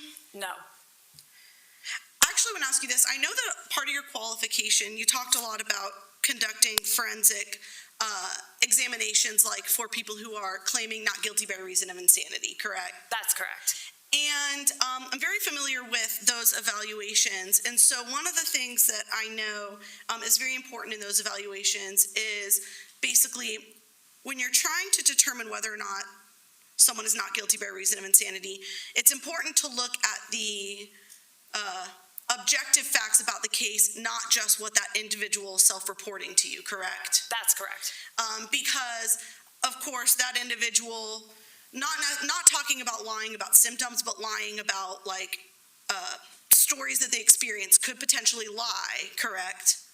Can you say that again? Yeah, so I'm not, when I say lying, I don't mean lying about symptoms that they're having. I mean lying about, like, if they said, I walked my dog yesterday, like, they could lie about that, correct? So in those kinds of cases, we're looking at mental state at the time of the offense. Mm-hmm. So the collateral data that we're looking at is anything that would be going on at that exact time. Sure, and that's why, like, the objective facts are so important to figure out what was going on at that exact time, just because anybody can say, at that time I saw a ghost walking across the street who told me to kill this person. They can say that, but then you want to look at the objective facts to see what makes sense with what they're saying, correct? Correct. And that it's important not to just rely on self-report. You want to also be looking at, like, the objective evidence, the objective facts that can't be lied about. Correct. Essentially. So in this case, did you call Investigator Mefford and speak with him to get an understanding about this case? No. Did you call Sergeant Cameron Durham to get a better understanding about the crime scene in this case? No. Did you get medical records pertaining to Miss Mericle to validate any of the things she was telling you about her medical past? Whatever was available, I had. So, for example, like Ms. Mericle talked about surgeries and different hospitalizations she had had. Did you pull any of those medical records to confirm that those things did in fact happen?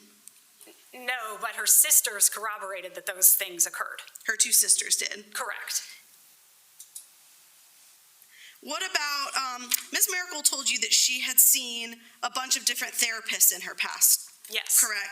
She even gave you, like, the specific name of at least one that I know of, correct? Yes. Did you reach out to any of them, get any other prior mental health records? I tried. I couldn't track them down. Even though she gave you the name of the Yes. actual therapist? Yes. Okay. So you didn't get any prior mental health records of the defendant, correct? Correct. The only mental health records you had were mental health records from the jail, correct? That's correct. And that would be after Miss Mericle had killed Mr. Barron, correct? That's correct. So we have no mental health records from what Miss Mericle's mental health was like prior to meeting Mr. Barron, correct? That's correct. To be able to compare whether or not these symptoms of PTSD potentially existed prior to even knowing Mr. Barron, correct? That's correct. You didn't think that would be an important thing for you to get, would be prior mental health records to make sure that these symptoms of PTSD did not exist prior to her knowing Mr. Barron? So the symptoms of PTSD that she reported to me were directly related to the trauma that involved Mr. Barron. According to her, correct? According to her, but it's the kind of thing that she couldn't have made up. Why is that? Because so much of what she said was spontaneous. It wasn't like I asked her specifically, are you having nightmares about this thing? I said, how's your sleep? And she spontaneously said that, and that's not something that someone would typically make up. And she reported to you that the most severe, I forget exactly what you called it, like the most severe thing that she was having a trauma response to was the night of March 7th where he put the gun to her mouth, correct? That's correct. And that is entirely self-report, correct? Yes, but she says it a lot of times, and she says it before she's even asked about it. And she's being evaluated by you for her criminal case where she's being charged with murdering Mr. Barron, correct? Correct.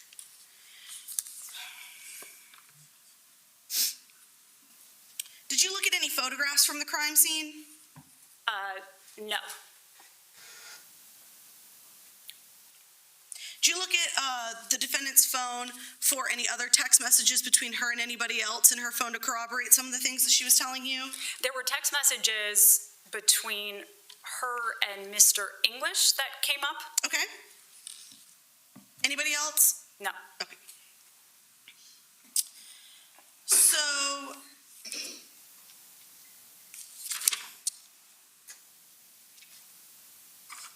when you met with Ms. Mericle, one of the very first things you did was basically told her, our relationship is not confidential. Whatever you tell me, basically is likely or could be used in court, right? That's correct.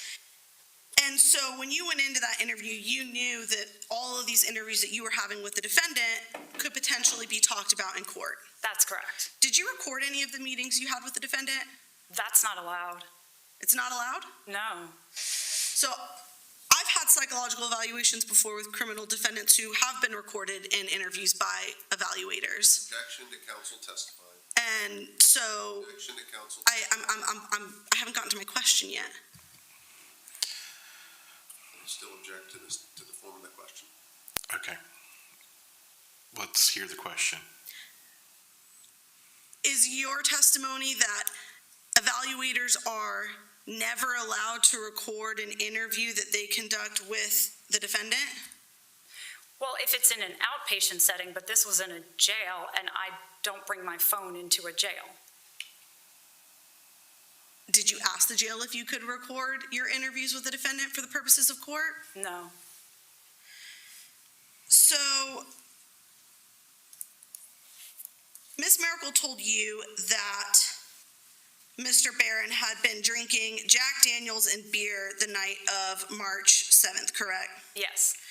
And that she reported to you that both of them had been drinking, but no one was drinking. Both of them pretty much stopped drinking around 10:30, correct? That's correct. Okay.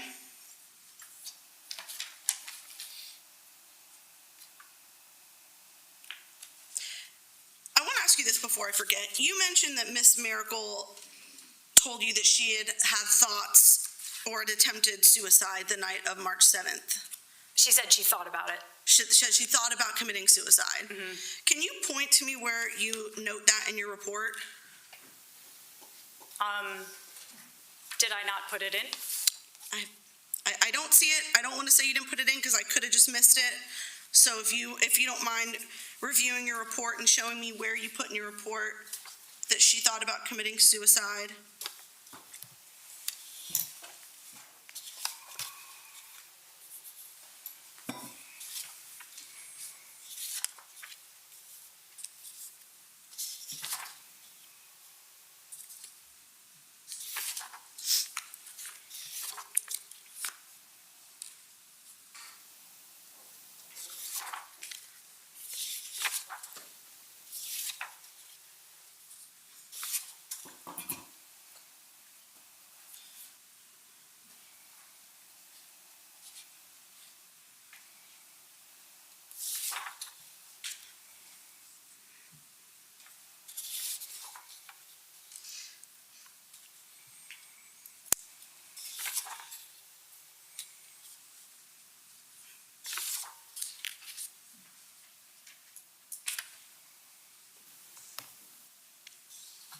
I'm not sure that I put it in.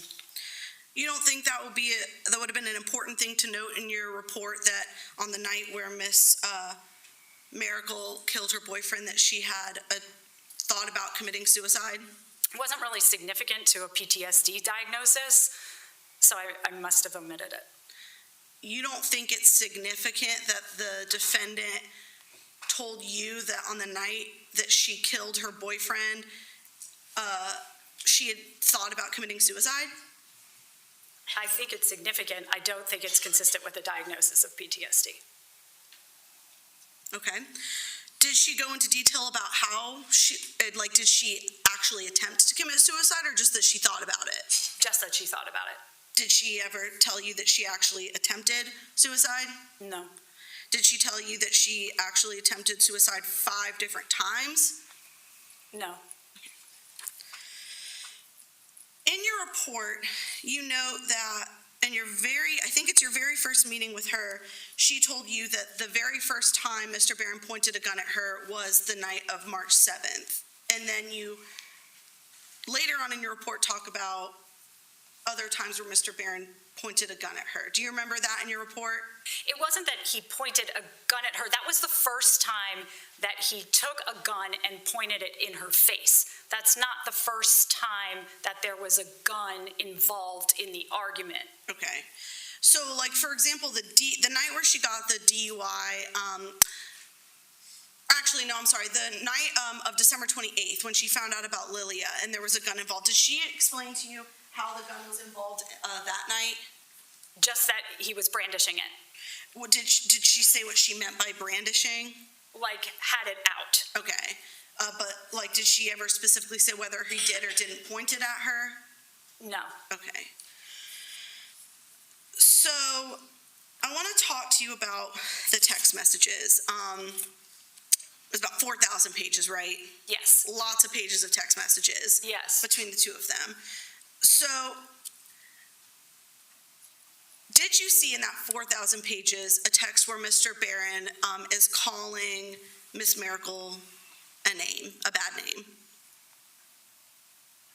I would need to go back through all the text messages. If you had noted where Mr. Barron was calling the defendant a bad name, would that not have been something important to note in your report as far as abusive behavior? Yes, it would. And so if it's not noted in your report, is it safe to say that there likely is not any bad names being called in those 4,000 pages of notes by Mr. Barron to the defendant?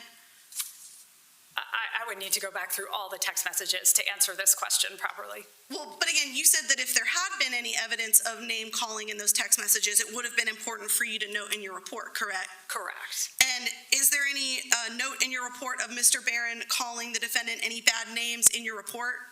Not via text message. Okay. So, what about, you mentioned the evidence of physical violence in text messages. I know that one of the examples you gave was when he threw her purse out the window of the car, correct? Correct. And the other example I think you gave in your report, you might have also testified to it, was when Mr. Barron asks, is your head okay, after the St. Simon's incident, correct? Correct. Can you think of any other examples of the two of them talking about physical abuse in any way in those text messages? No.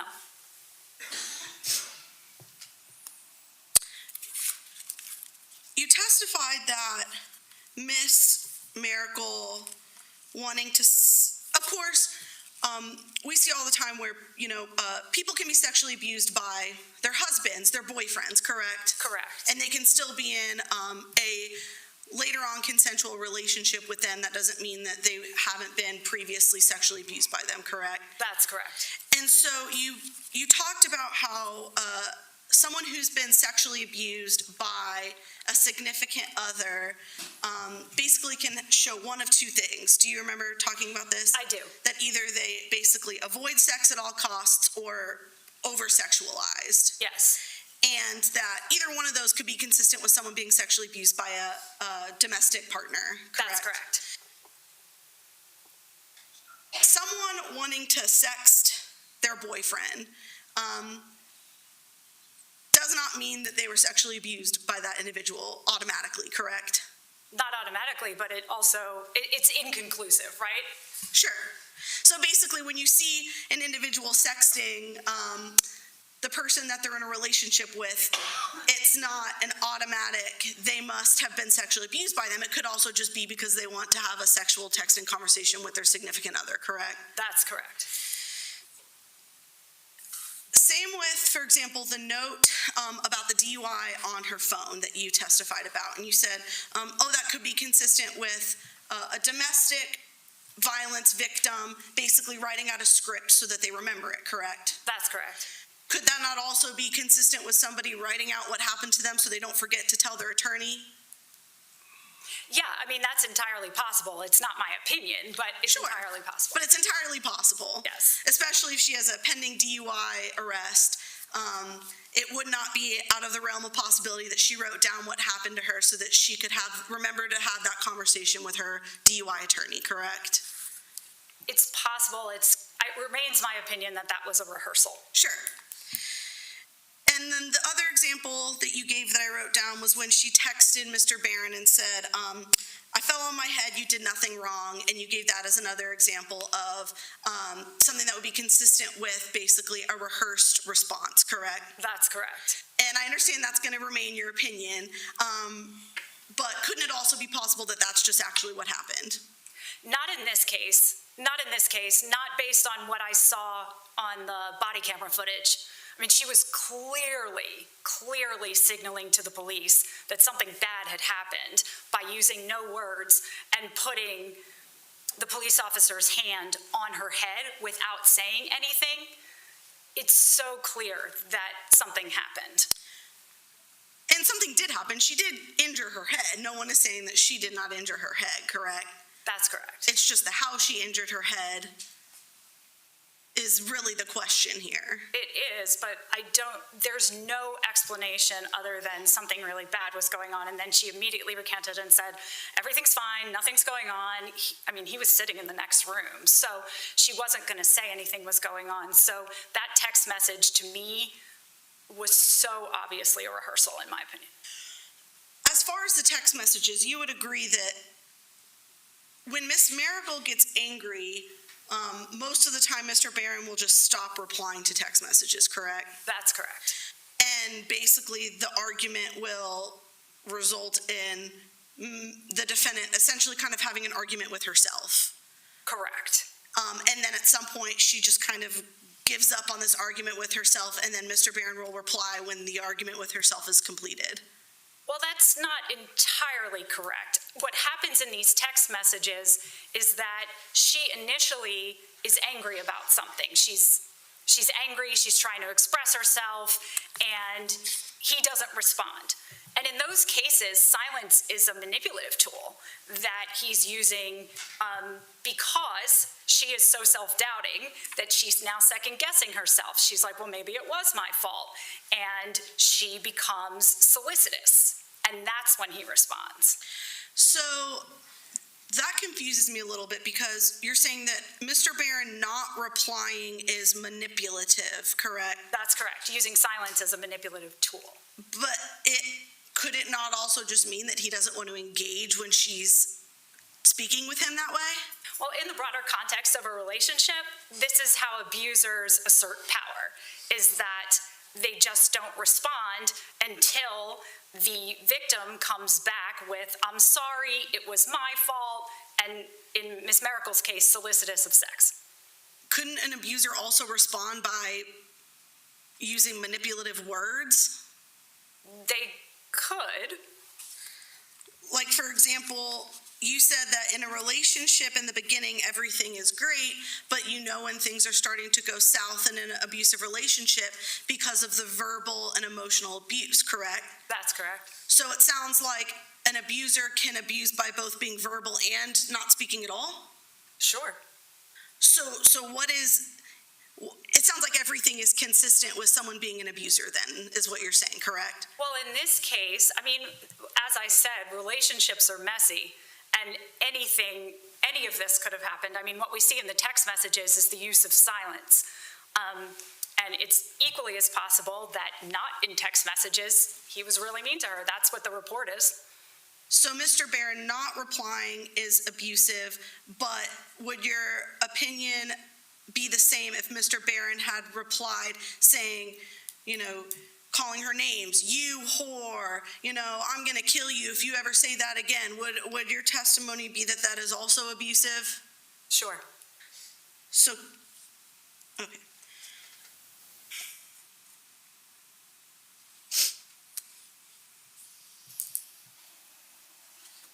You would agree that after December 28th, almost exclusively, or if not the vast majority of fights that Mr. Barron and the defendant have over text message are involving Lilia, correct? That's correct.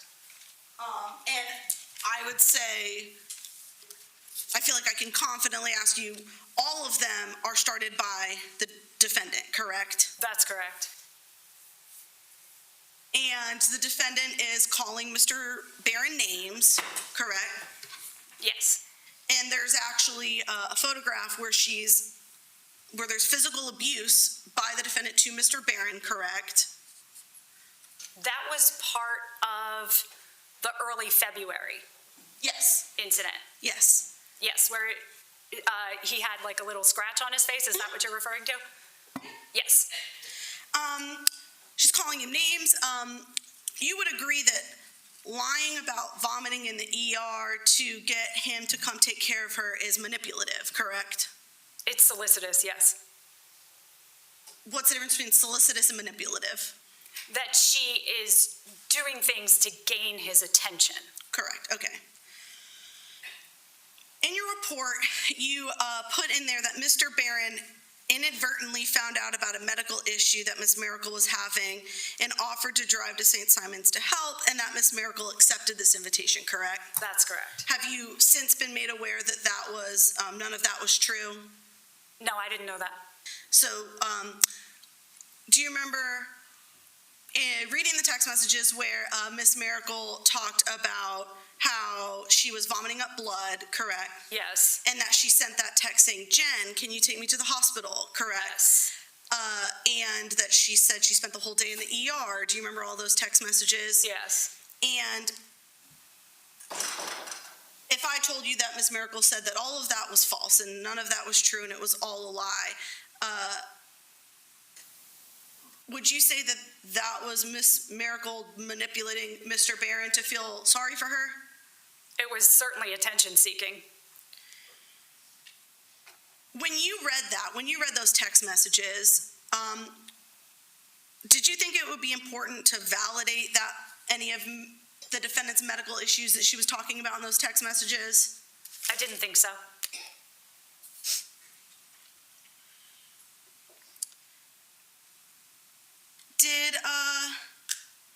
Do you remember reading the text messages about the St. Simon's incident when the defendant texted Mr. Barron that the police came back the next day and basically told her we wished we had arrested Mr. Barron? Do you remember those? Yes.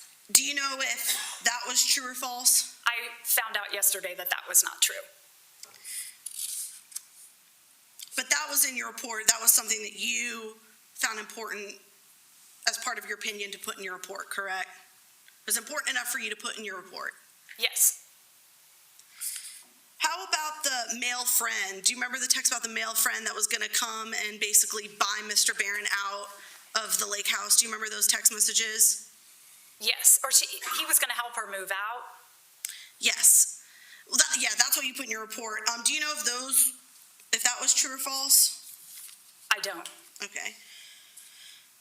I want to talk to you about the DUI. I know that you had the jail medical records and the jail mental health records, correct? That's correct. Part of your report that you note was the night of March 7th when you noted that the jail nurse saw bruising on her arms, and you note in your report like the bruising that the jail nurse saw on her arms on March 7th, correct? That's correct. Did you have the jail intake form for the night of February 16th? I did. Did you notice on the jail intake form that there was no bruising noted by the jail nurse? I did. Did you not find that to be significant? No, because the bruising that Ms. Mericle was reporting was not in anywhere visible. Did you call the jail to confirm whether or not the jail nurse looked at Ms. Mericle's breasts or had her dress out, anything like that? Well, I know she didn't dress out. Why? Because I know she bonded out. So again, did you call the jail to confirm that they did not look at her chest for any visible bruising? I did not. Also in the jail medical records,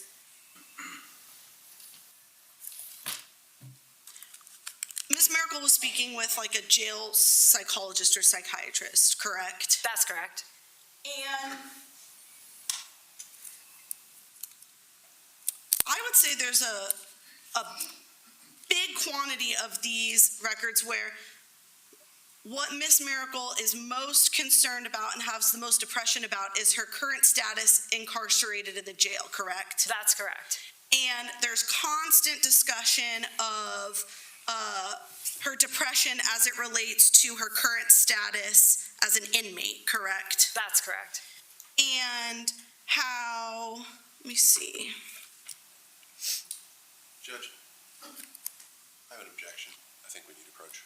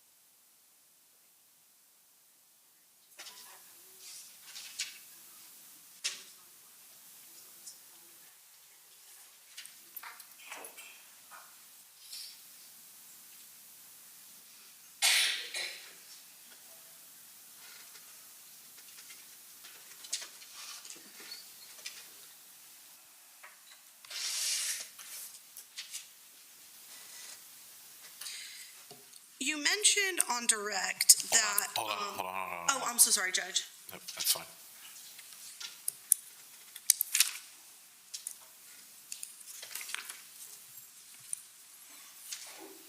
It's 6:05.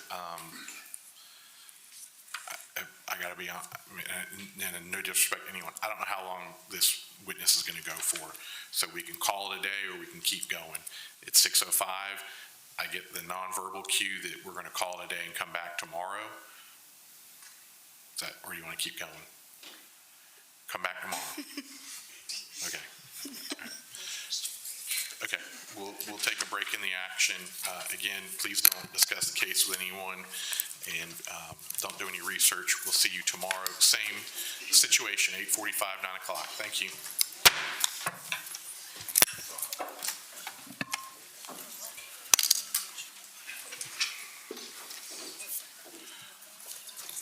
Lawyers remain. I would anticipate we'll have some lawyer business to deal with. It's still an open court. If you want to hang out, great. If not, that's fine also.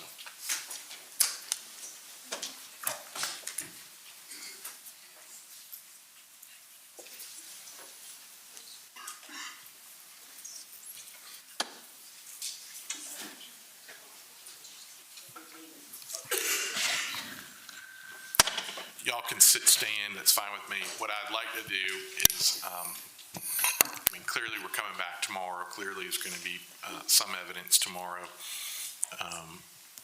I like to give the attorneys a brief respite between conclusion of all evidence and closing. Certainly, my only interest in this case is that it be tried fairly under the laws of Georgia Constitution, U.S. Constitution. So I'm not rushing anyone. I just want to make sure we're utilizing our time correctly. So, all that being said, it's my understanding, obviously we'll continue on, and y'all can sit, stand, I'm fine with whatever. We're going to continue on with the defense witness. I don't know how, let's assume it goes another hour, whatever.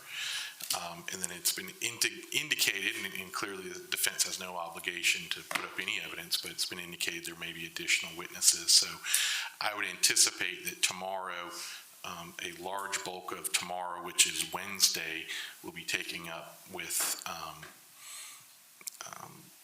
evidence. At some point, we need to have a final charge conference. I have no problem with it being tomorrow, but then that pushes our closings into Thursday morning, potentially, and then from there, which is fine with me. Again, I'm not beholden to any arbitrary deadlines or anything along those lines, but that's kind of where we are. So I would like to go through some sort of charge conference this evening. If anyone absolutely doesn't want to do that, then we can do it later. That's fine. But we do need to get some mileage on this case.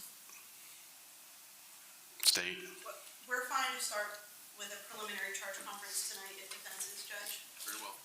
Very well. Can we maybe take like a 5-minute restroom break, comfort break? The answer to that is yes. Okay. And then anything else we need to discuss? Did you want to do more of your mistrial motion? No, Judge, it was taken down. So you're satisfied? I'm satisfied. All right, folks, it's an open court. You can remain, and I'm not trying to be dismissive. This is one of the more boring parts of a trial, in which the lawyers will argue to the court about what the law is or is not. If you'd like to hang out, that's fine. I'm not excluding anyone. If you want to leave, I don't think you're going to be missing a whole lot. But again, not trying to be dismissive. It's an important part, but many times people don't want to hear a bunch of lawyers arguing about stuff.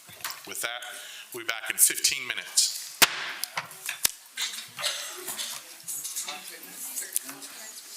Because I still have to find Yeah. Just like, because if you guys do. I'm going to go ahead and take these down, Your Honor.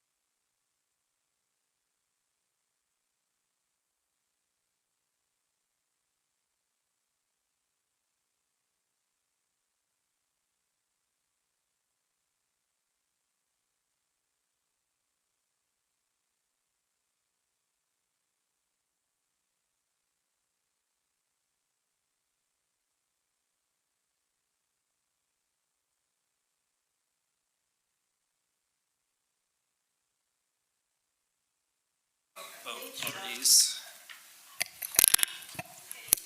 Supplements. Cheers.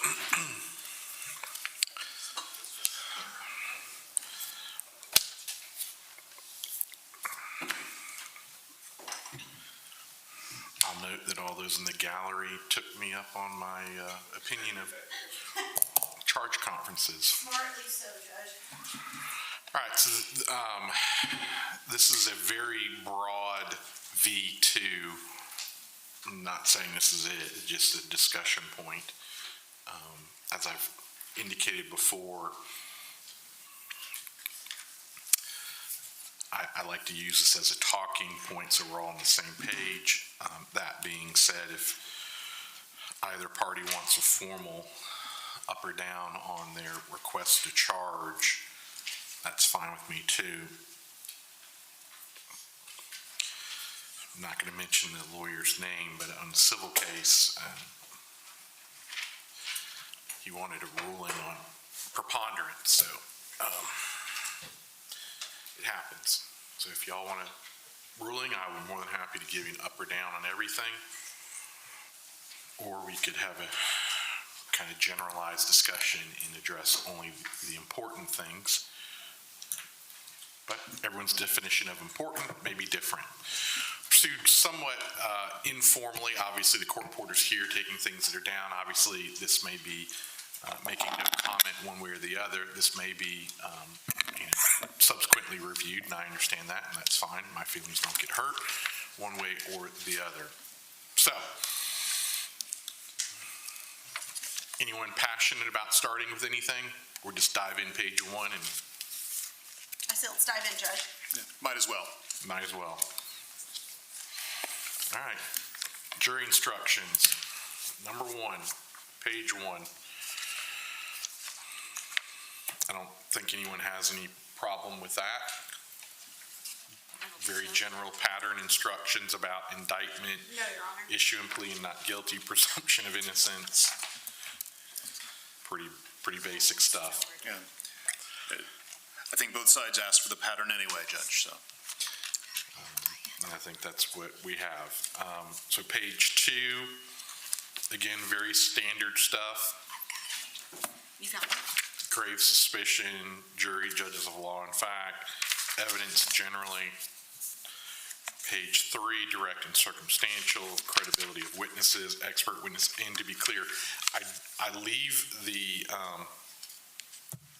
headings in, but I don't read the headings. So for example, credibility of witnesses, I wouldn't go, credibility of witnesses, the jury must, I just simply go right into the jury must determine. Do you provide a written copy? So I always give the jury literally the copy I have, which I do not write on. I literally hand it to the bailiff and it goes back with the jury.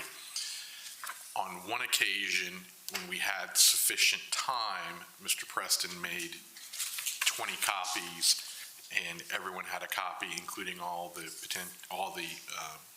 jurors and alternates.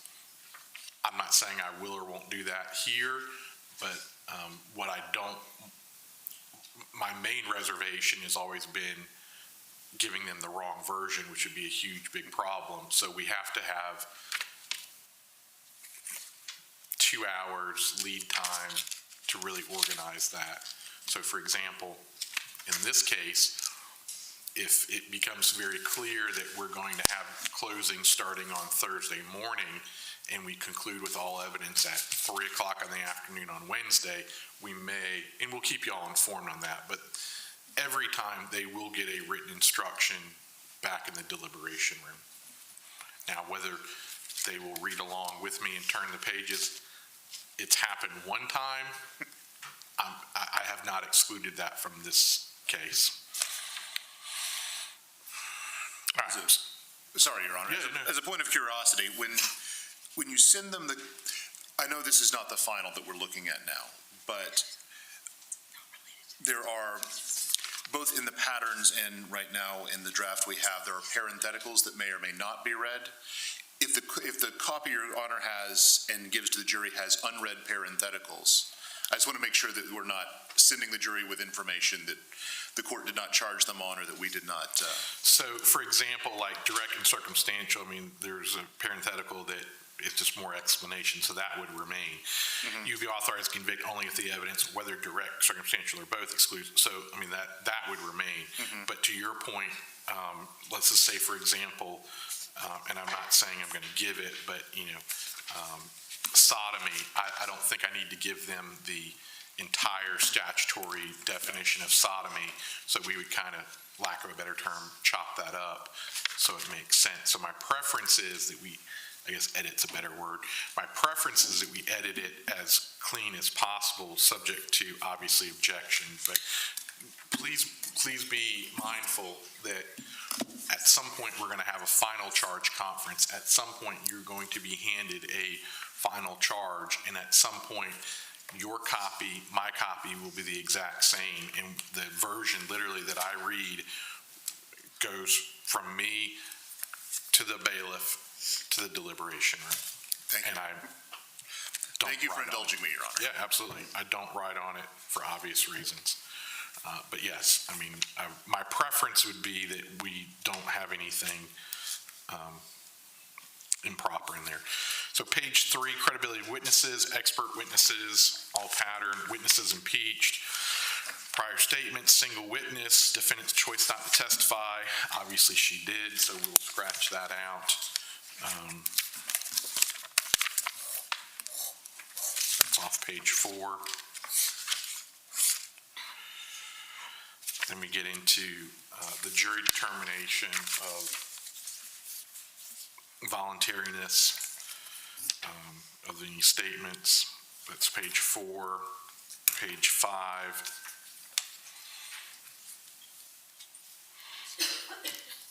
Page 6, prior difficulties, definition of crime, multiple ways committed crime, intent.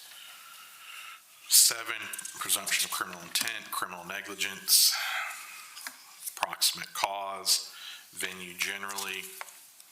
Page 8, verdict generally.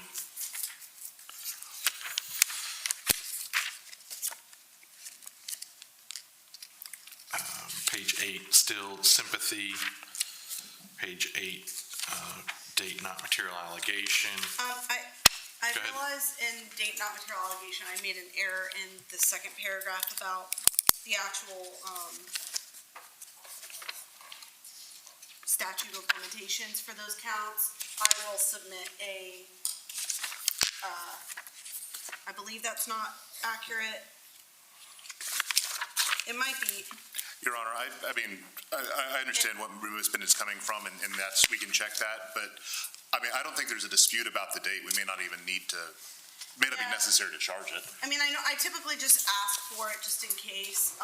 I'm not really passionate about it one way or the other, but if we. I'm fine either way. I mean, Okay. we marked it for note. I'll submit a corrected one with the accurate law in it, and then we can go from there.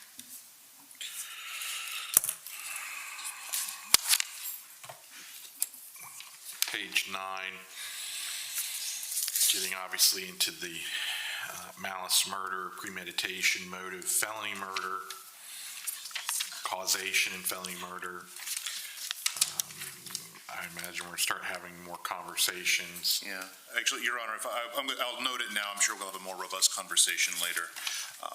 And I'm certain I know how this is going to play out, but for purposes of the record and our eventual objection, I think that Georgia has departed from the Apprendi doctrine on the definition of felony murder for some time. So we know that under Ford, it's not just any felony, it's an inherently dangerous felony, and while that's been traditionally a decision that's been either out in the ether or made by courts by way of demur, I think under Apprendi, it's an issue that the jury should have to decide. So I understand what the court is likely to do, but for purposes of the record, I would note that, and then I'm sure we're going to lodge that objection later, should it be viable on appeal. And I apologize. What subsection specifically? So under 2.10.2, beginning at the bottom of page 9, for felony murder, the state must prove the defendant caused the death of another person. Yes, by committing a felony. The state of the law is that under Ford, that it is an inherently dangerous felony. And that's why we, and so I think under Apprendi, any fact, and the inherent dangerousness is of a fact that determines whether a person can be convicted, whether a person can be sentenced, is an element of the offense that must be found by the jury beyond a reasonable doubt. And so Georgia has blithely ignored Apprendi for about 20 years now. So that's my my position. And so I would, again, note it for the record. I understand what the court's likely to do, but I wanted to at least make a record on it and lodge the objection at the right time. Thank you. You want to be heard on that? Moving on. We would prefer to go with the pattern. Okay.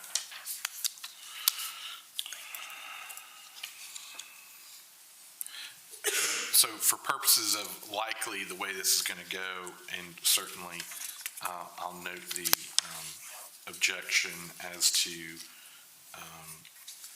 bottom of page 9, which will very likely be in the final charge, and note that now, and obviously note it when we get to that point as well. All right, thank you. On to page 10.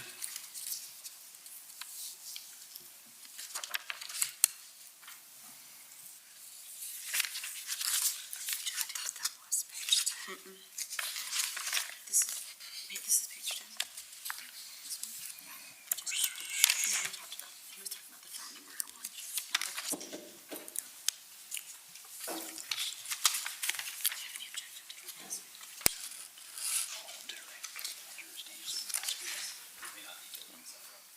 I haven't looked at the last check because he just added them.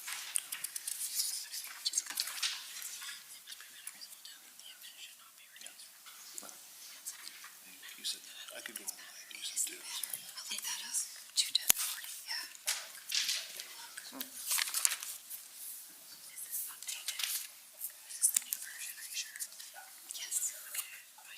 That's yes, I checked. I didn't like it. I trust you. I always like help.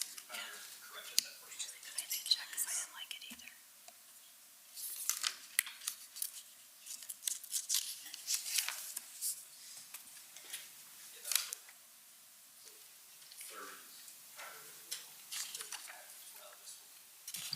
All right, so causation and felony murders pattern, 21040 is pattern, 21041 is a mixture of defense's request and pattern.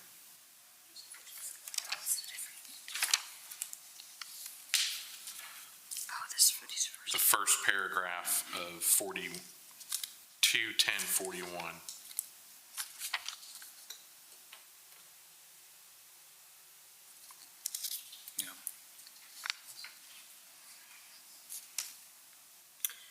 So the first sentence is what's been added by defense?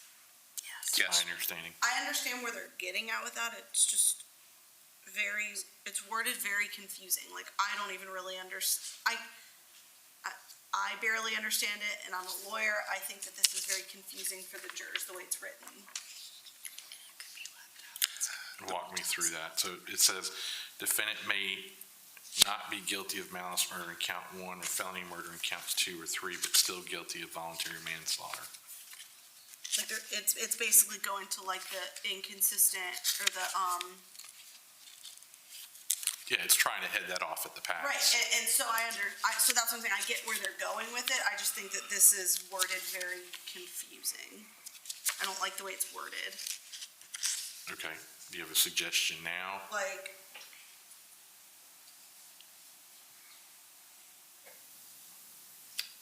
I would need to maybe think on it, but maybe. That's fine. Think on it. Okay. I mean, I anticipate that we're going to be having more robust discussions in page 1 and 2.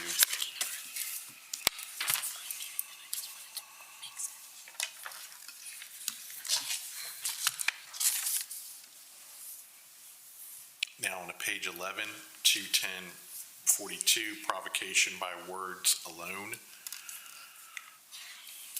That needs to go in the self-defense section.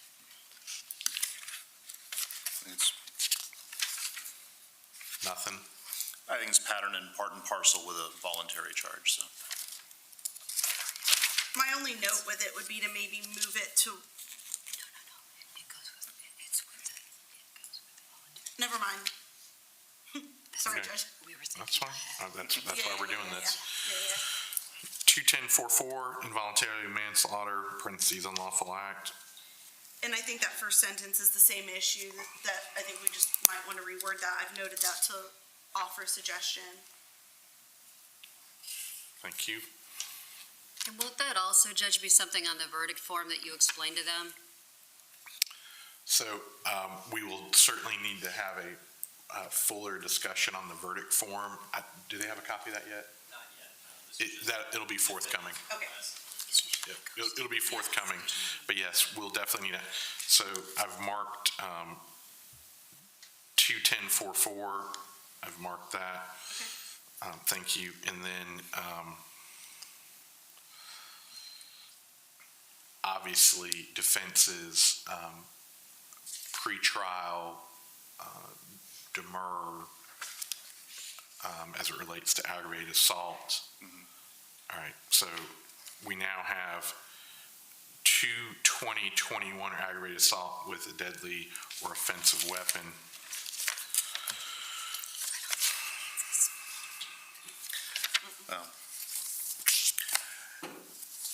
I think, Your Honor, here we are.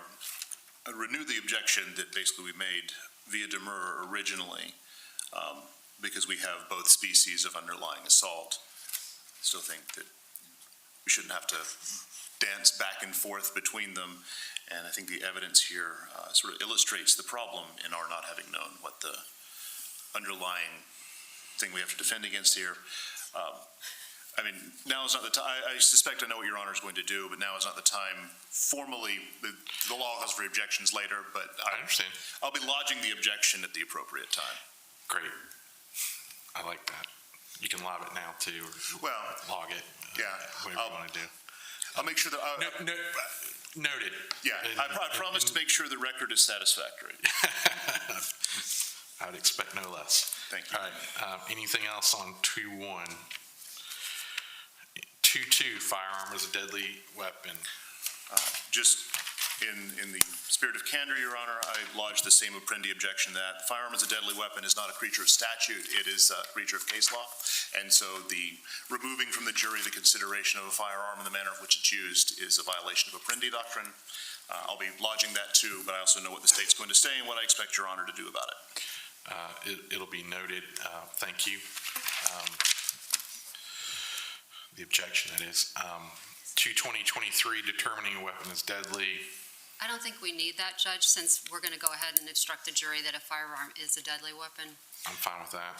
Your Honor, same objection. If you, for this, on the same basis, it would be appropriate to instruct the jury on how to determine if it's deadly, but I understand where Your Honor is coming from. I will lodge the objection at the appropriate time. So to be, and I apologize, state's okay with it being deleted, you'd like for me to read it? I'd like for it to be retained. But I understand, from the state's perspective, absolutely, if as a matter of law, the firearm is a deadly weapon, yeah, if as a matter of law, the firearm is a deadly weapon, then it's a deadly weapon, and there's no need to instruct the jury on how to determine whether something is a deadly weapon.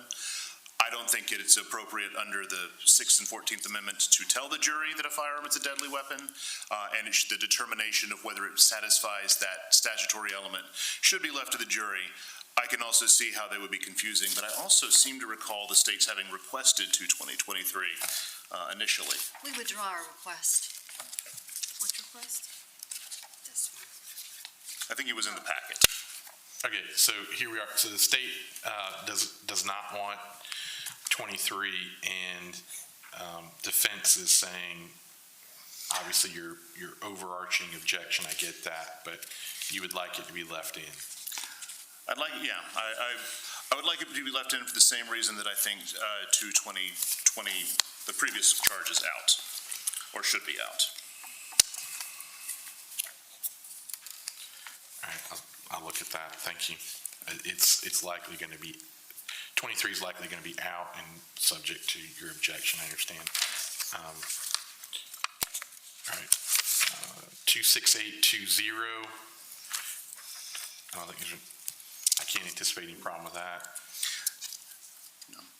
I know Criminal damage to property in the first degree. not as to the definition of the offense, Your Honor, but we've asked for in our requests a specific instruction on the meaning of without authority, which is a defined term in the code in 1613, paragraph 18. Without authority has a specific definition that is not, it's a term of art and the jury wasn't necessarily going to know it. So we would ask that, next time I do this, I'm going to index them.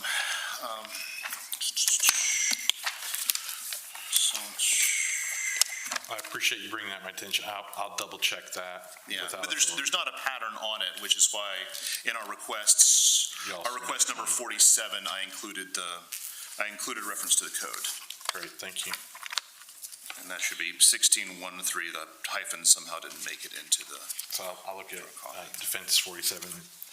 All right, thank you. Appreciate you pointing that out.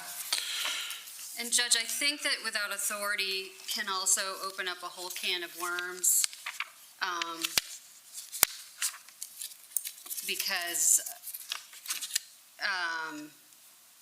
no, I think that's fine. I think that's fine. Okay. That's fine. What? Just the definition. I'll think about it. We can talk about it again. 220, if y'all want to, I mean, I'm fine if we want to address it now. Judge, I think it does open up a can of worms because there's case law that basically says if it's marital property or joint type of property, then one person can't destroy that property without the agreement of the other person, basically. So I think it's pretty well established they both own the door. Correct. So, Your Honor, I would say that there are several things on here. The exact question of without authority has not been addressed in the context of first-degree criminal damage.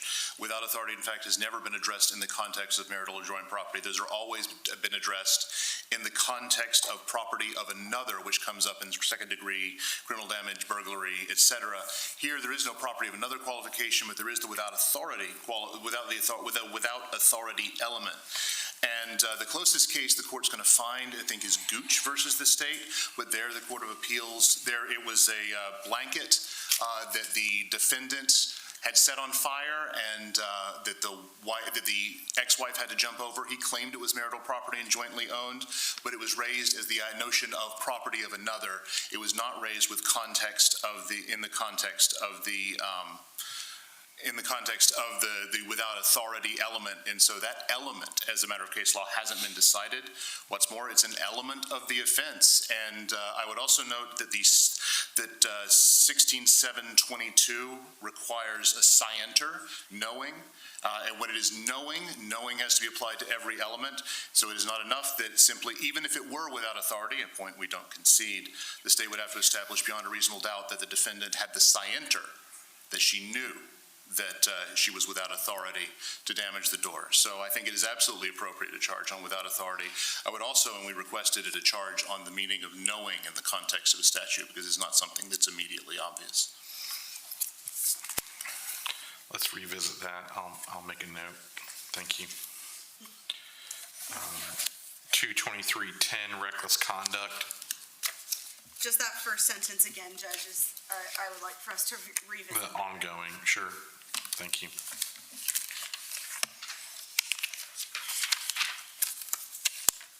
$240.30. No real problem with it, but I think it may be clearer to just forego the last phrase in number 3 and just substitute aggravated assault. It's the only felony alleged in the count.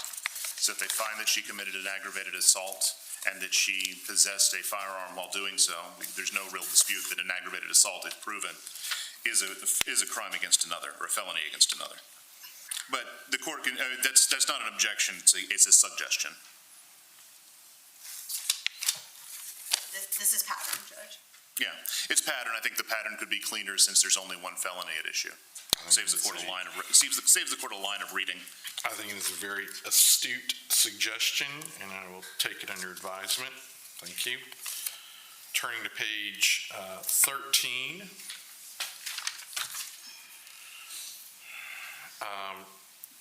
Tampering with evidence. Is that right from the code? Or is that a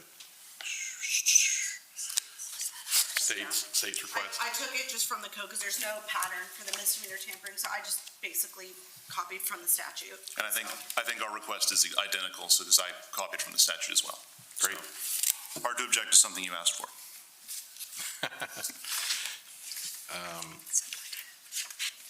3 even, affirmative defense definition, burden of proof.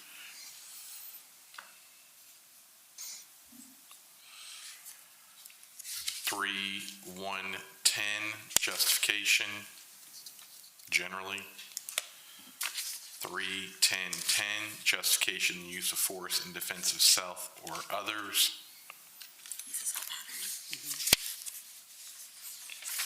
Turning to page 14. We have aggravated assault, strangulation.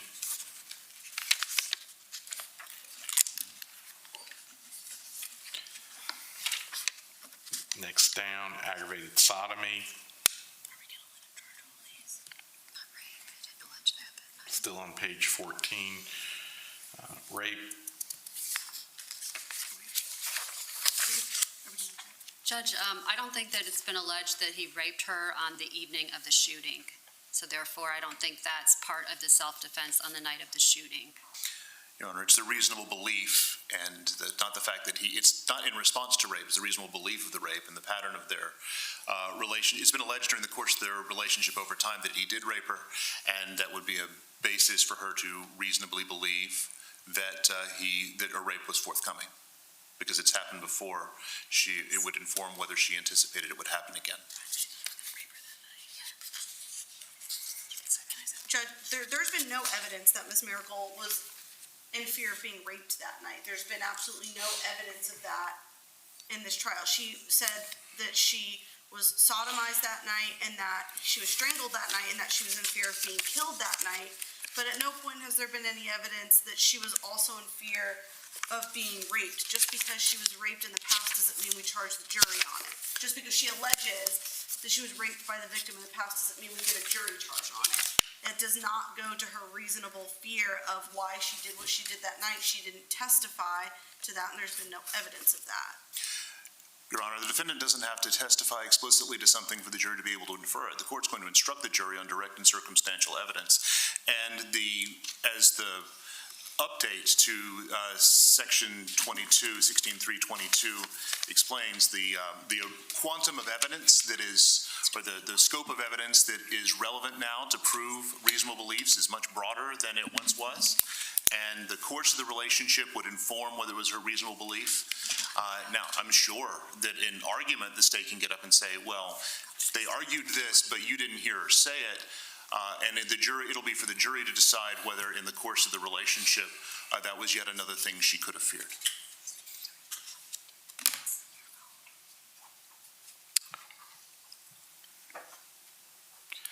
I'll look at the reasonable belief. I'll be honest with you, I'm a little bit disinclined to give the rape charge. But I believe I understand your reasonable belief argument. We'll revisit that.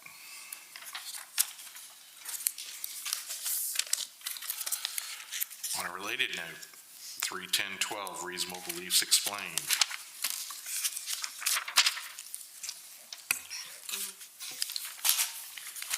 Page 15.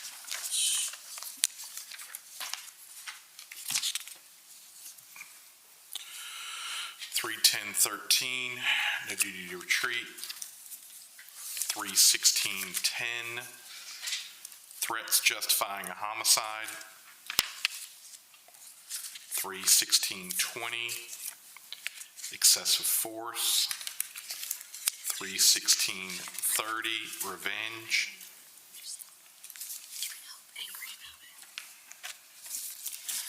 Have a generalize alleged violence. Judge, we object to that. It's not a pattern charge.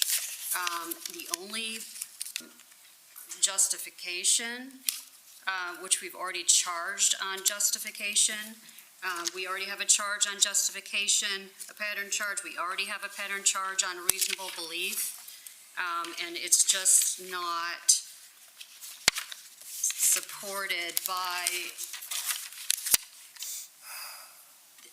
the only part of this that's in the self-defense statute is if you find the defendant was subjected to acts of family violence or dating violence committed by the alleged victim, you may consider that evidence in determining whether the defendant reasonably believed that the threat or use of force or deadly force was immediately necessary.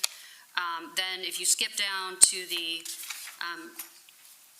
evidence of family or dating violent relates to the reasonableness of the defendant's belief, that is not in any of these statutes that he cited. It's not in any pattern charge.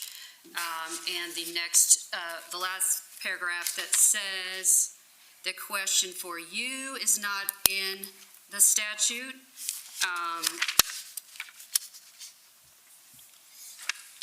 And let's see.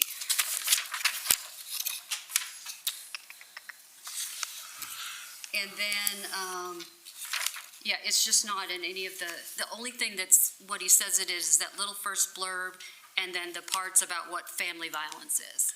And so, and the rest is covered by reasonable belief and it's covered by the actual justification charge. So we strenuously object to that charge, Judge. I love any reference to A Few Good Men, Your Honor. I was thinking the exact same thing. All right, Your Honor, I would note that prior to the... What did you say? I love any reference to A Few Good Men, strenuously object. Oh, I talk so fast, I literally didn't hear it. Sorry, keep going. Oh, I'll slow down. But, Your Honor, I would point out that prior to the Survivor Justice Act, there was and is still a pattern charge on battered person syndrome that has been supplanted by the update to 16.321. The former charge, 3.10.14, I charge you that if you find from the evidence that the defendant suffers from battered person syndrome, you may consider that evidence in connection with the defendant's claim of self-defense. Such evidence relates to the reasonableness of the defendant's belief that the use of force was immediately necessary, even though no use of force against the defendant may have been, in fact, imminent. The standard is whether the circumstances were such that they would excite the fears of a reasonable person possessing the same or similar psychological or physical characteristics as the defendant and faced with the same circumstances surrounding the defendant at the time the force is used. That's what I based our request on. I've actually submitted two requests, one and the alternative the other. The second one, the one in our supplement, tracks this a little more closely. But what the court has here, I charge you that if you find from the evidence that the victim committed acts of family violence, which, 16.321D1, acts of family violence, 1913.1, acts described in Code Section 1913.1, that's family violence, or acts of dating violence, 1913A1, those are among the acts that would be supported in D1, that you may consider that evidence, now back to the original battered person syndrome charge, in connection with the defendant's claim of self-defense. Such evidence relates to the reason. It's entirely the approved battered person syndrome charge. All I have done is sub in the language of the statute that supplants the narrow judicially created rule that was battered person syndrome. The legislatively created rule is much broader, and so all I did was include the references to the broader information that the jury can consider. And then the definitions of family and dating violence, I lifted those directly from 1913.1 and 1913A1. And as well as the definition of dating relationship, which is in 1913A1. And I may have been duplicative at the end. We may be able to tighten this at the end, but as far as giving the charge and giving the charge as to what the jury can consider, I think that's entirely appropriate. It was entirely appropriate when battered person syndrome was the only evidence that could be introduced on this basis. Now that it's much broader, a much broader charge is entirely appropriate. So what defense did was they took a battered person charge, didn't title it battered person syndrome because there's been no testimony of battered person syndrome at all in this case, and then they disguised it as alleged violence. The battered person syndrome charge is not appropriate here. There's been no testimony about battered person syndrome at all. The psychologist that evaluated the defendant never diagnosed her with battered person syndrome, never testified to battered person syndrome, and it would be entirely inappropriate to take that charge, call it something else, and implant it in a completely unnecessary jury charge. And that's what I took from this jury charge. We would ask that this not be given. Again, it is not pattern. Everything that needs to be covered as far as justification, self-defense, all of that has already been covered by all of the pattern charges. This is just taking something that's irrelevant to this case that has not been testified to, titling it something else, and putting it in a charging packet. And so we would again object to any of this being given to the jury. Your Honor, the word battered person syndrome exists neither in our requests nor in the court's proposed charges. The purpose, the evidentiary purpose of the expansion to 16.321, it is the same as battered person syndrome used to be. It serves the same purpose. It informs the question of reasonableness. All of this evidence is admissible to determine the question of reasonableness.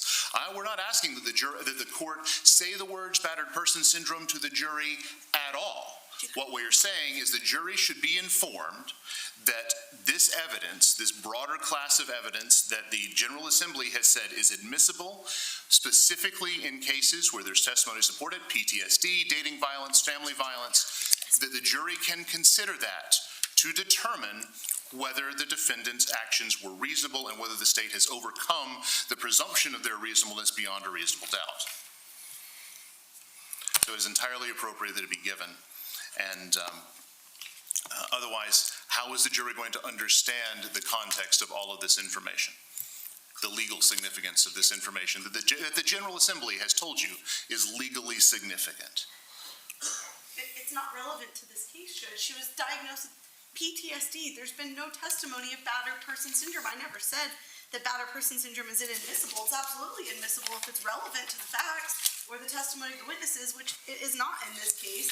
I've had other cases where it was relevant, where the psychologist did testify about battered person syndrome. We gave the charge. That's not the case here.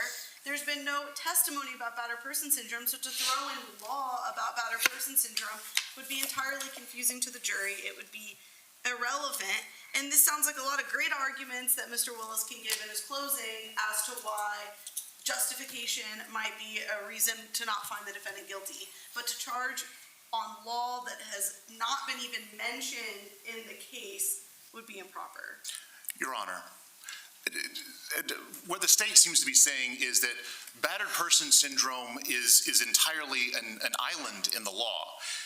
Battered person syndrome was admitted originally by the Supreme Court, actually in a swath of cases across the country. There was a national trend of admitting battered person syndrome because it informed the reasonableness of somebody's actions in a justification case. But for purposes of and what we're doing is entirely new, but as Mr. Willis mentioned to you at the motions hearing, this is probably one of the first cases being tried in the context of the new Survivor Justice Act.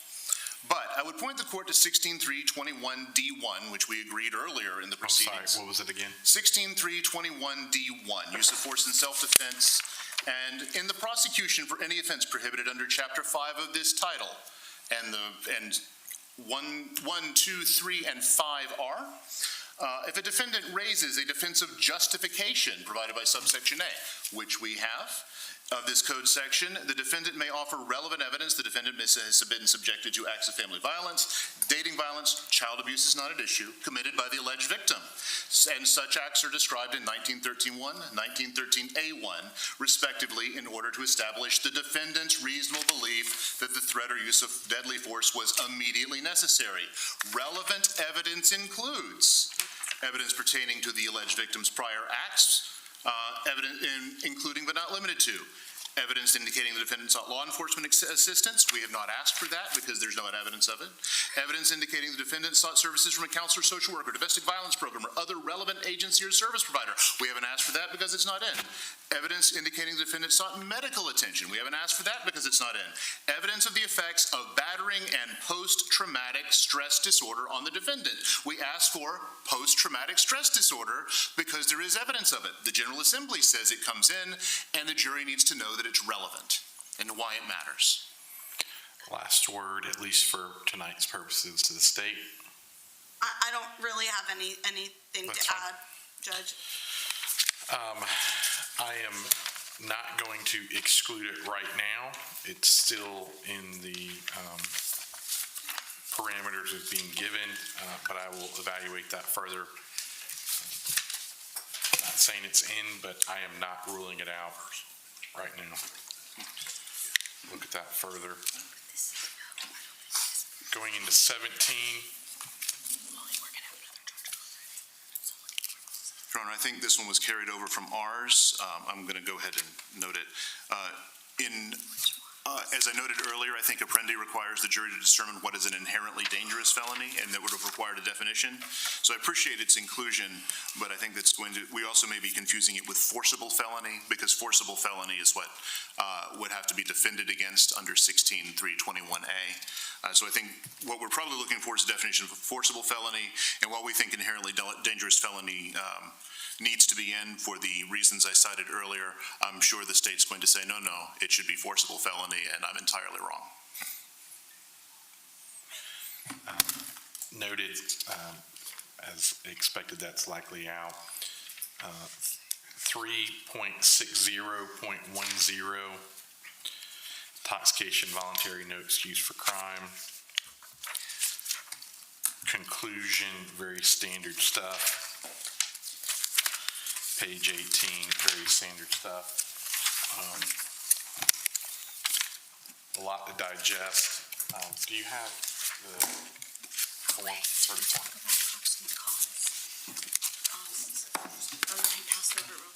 Oh, I'm going to talk about approximate cost. Just go back. Do they have a copy?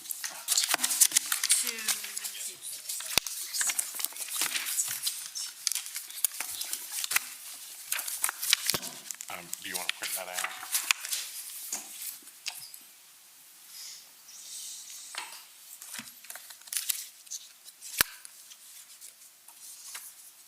Mr. Willis?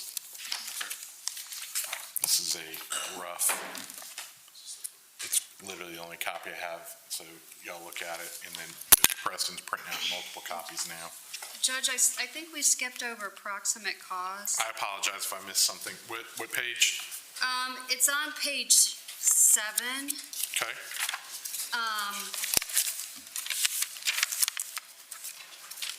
And so, What would you like to talk about? well, it's covered by 21030, which is causation and felony murder. I think that proximate cause is not generally given in a murder case, where you have felonies like aggravated assault and criminal damage to property that could endanger human life. It's more given in cases, and I looked up all the cases that were cited in the pattern charge under proximate cause, and all those cases were either second-degree murder based on head trauma, which is often a more difficult causation issue, as well as vehicular homicides. Defense have any position on page 7, proximate cause? I mean, I'm not going to pitch a huge fit about it, Your Honor, but proximate cause under State versus Jackson, when a statute says causes the death of, the standard is proximate cause. Proximate cause is not one of those concepts that needs to be that is sort of reasonably accessible to a layperson or someone who has not suffered through Halsgraf. But on the other hand, I don't think that proximate cause is the sort of the ground we're going to that anybody's going to end up the terrain anybody's going to end up fighting over at the end of the day. On the other hand, I think see what you did there. But I do absolutely. Halsgraf train. They should have stuck around for that. Yeah, no, I They mean, would've- this is the stuff that the live stream should go nuts over. Exactly. Yeah, I'm glad that somebody's finally. Smart enough to get them. But no, Your Honor, I think a proximate cause instruction is appropriate because the standard is proximate causation. But you're not going to have a heartbreak. I'm not going to die on, I'm not going to live or die. I'm inclined to delete it out but I'll look at it. I have made a note to delete, but I'll look at it a little bit further. Thank you, Your Honor. Anything else on, and again, I very much try not to be a gotcha judge, so like, we'll revisit this, but is there anything else we need to talk about? The verdict form, Yes, yes. before we do that though. No, Anything else on the charges other than we've talked about? This is V2, the next thing you'll see is V3. That won't be tonight, but. Not from the defense tonight, Judge. Sure. I'm sure I'll come up with something before tomorrow. Fair enough. State, do you want any up or down on any of your charges? Your submitted charges? I'm anticipating your answer's no. no. Okay. Defense, do you want any special rulings on any of your requested charges that we haven't addressed? I think we've addressed all of them, Your Honor. If I could ask for that tomorrow rather than tonight, I would appreciate it. Yes. Okay, we have rough V1 verdict form. We object. Okay, more of the check mark aspect of it. Go ahead, what's your objection? So, count one is, first of all, the state would request that the indicted charges be first, before the lesser included. They're called lesser included for a reason, because they're lesser. And so I think that it's fine to do the not guilty first, but then the first guilty should be whatever is on the indictment. I think it's very confusing to mix in the indicted charges with the lesser included requests. Fair point. Your Honor. Hold on, go ahead. So I would ask that for each count, the indicted charge be the first one for the guilty. Besides that, count one is fine. For count two, and really any of the aggravated assault, I apologize. Restate what you want on the. So I would like it to read for count one, not guilty, and then guilty beyond a reasonable doubt of malice murder, and then below that, put guilty beyond a reasonable doubt of voluntary manslaughter, guilty beyond a reasonable doubt of involuntary manslaughter. So putting the lesser included requested by the defense beneath the indicted charge for each count. And Your Honor, I believe Mr. Preston has lifted the proposed verdict form that we put in our supplemental charges. The reason for putting voluntary first is because under EDGE, the jury has to eliminate the provocation question before it does anything else. And we were trying to be consistent across the board. So not guilty is the default. Then the state must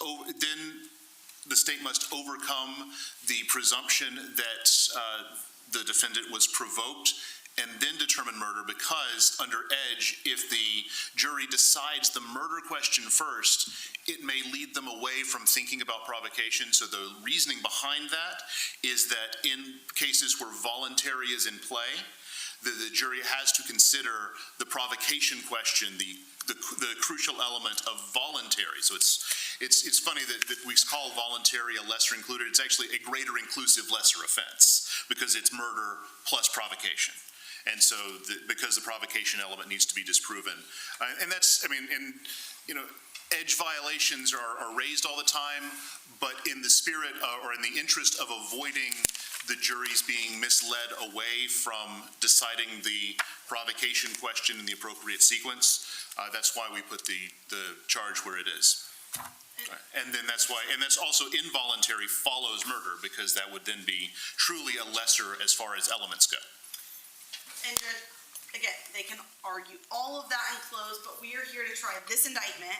The defendant is charged with these counts in the indictment, and it only makes sense to put the indicted count first.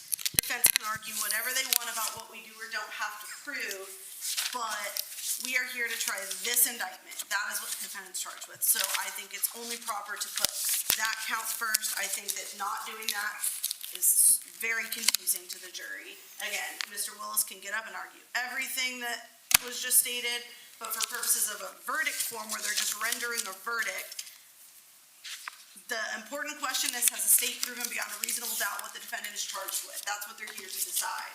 And so, first and foremost, has the state proven beyond a reasonable doubt that she's guilty of malice? They can argue whatever they want, but we're here on this indictment. As to Are we gonna resolve count one, or are we gonna go through? Well, number one, we're not going to resolve it, but are you done on count one? I'm done on count one. Last word. Your Honor, one, I like tautologies. It only makes sense to. Why?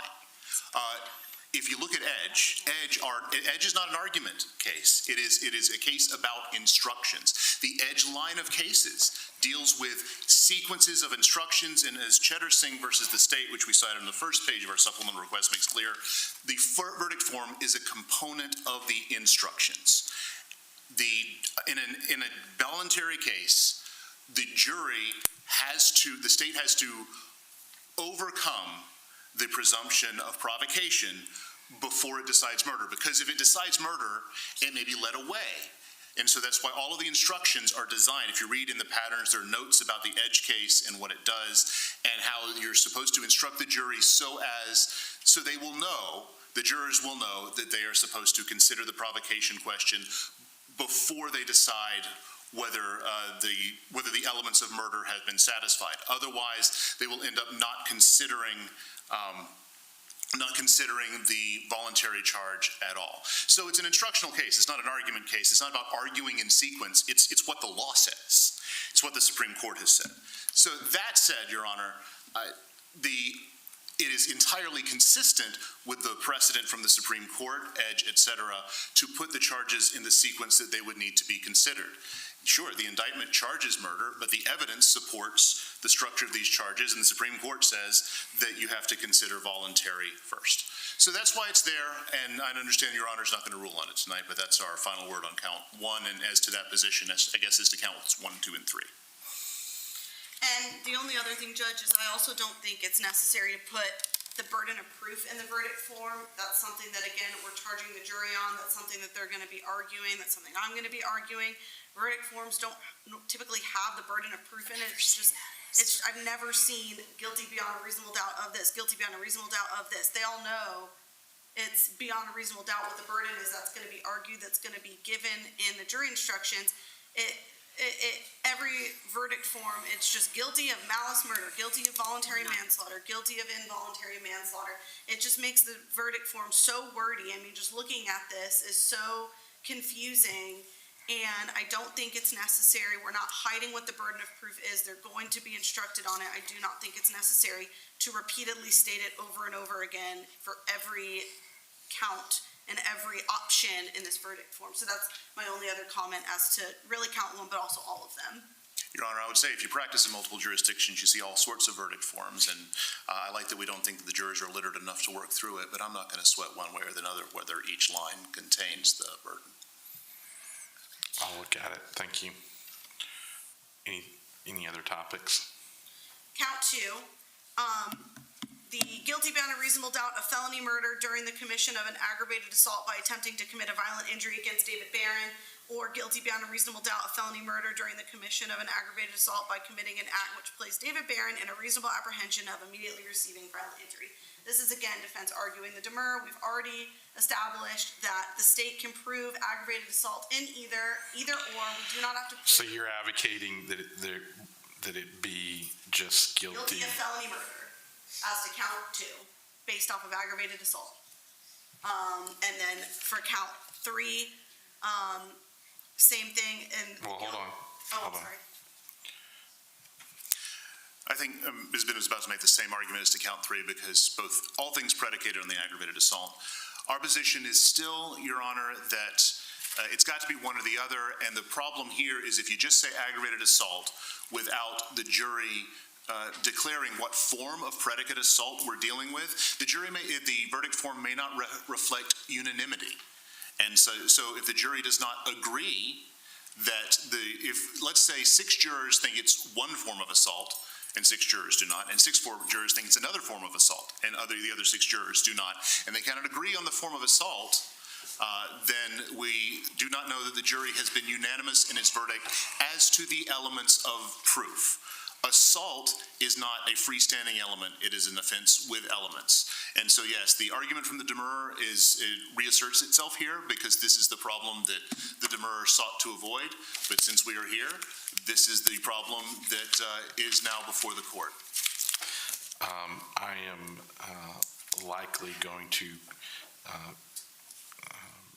double down on that issue, and that may be folly, I understand, but I will likely merge those 2 points, and I understand defense's objection and very high-level argument in that regard. So moving on from count 2 to count 3. Count 3 is just the same as count 1 as far as switching them so that the felony murder is on top and taking out the beyond a reasonable doubt. As to count 3, that's the only issue I have with that one. Count 4 is the same. It's just the double aggravated assault with both predicates in there, and we would ask that those be merged as to the aggravated assault. And I don't mean to skip ahead, but the same with count 6. They put both predicates in there. You did skip ahead, and I got lost. I apologize. I'm sorry. So 3, got it. 4, go ahead. 4, it's just we have the same objection as far as splitting up the predicates for the aggravated assault. Understood. And we would just ask that it read guilty of aggravated assault. And that's on 4. And that's on 4. 5, only issue, actually 5 we're fine with, other than taking out the beyond a reasonable doubt burden. And then 6, just combining them guilty of possession of firearm during commission of felony of aggravated assault, not splitting up the predicates. So again, same objection as the others that involve the aggravated assault. Same responses, Your Honor. And that's it. Noted. All right, we'll I will digest that a little bit. Anything else? Not from the state judge. All right, you don't have to tell me, and I will not be offended.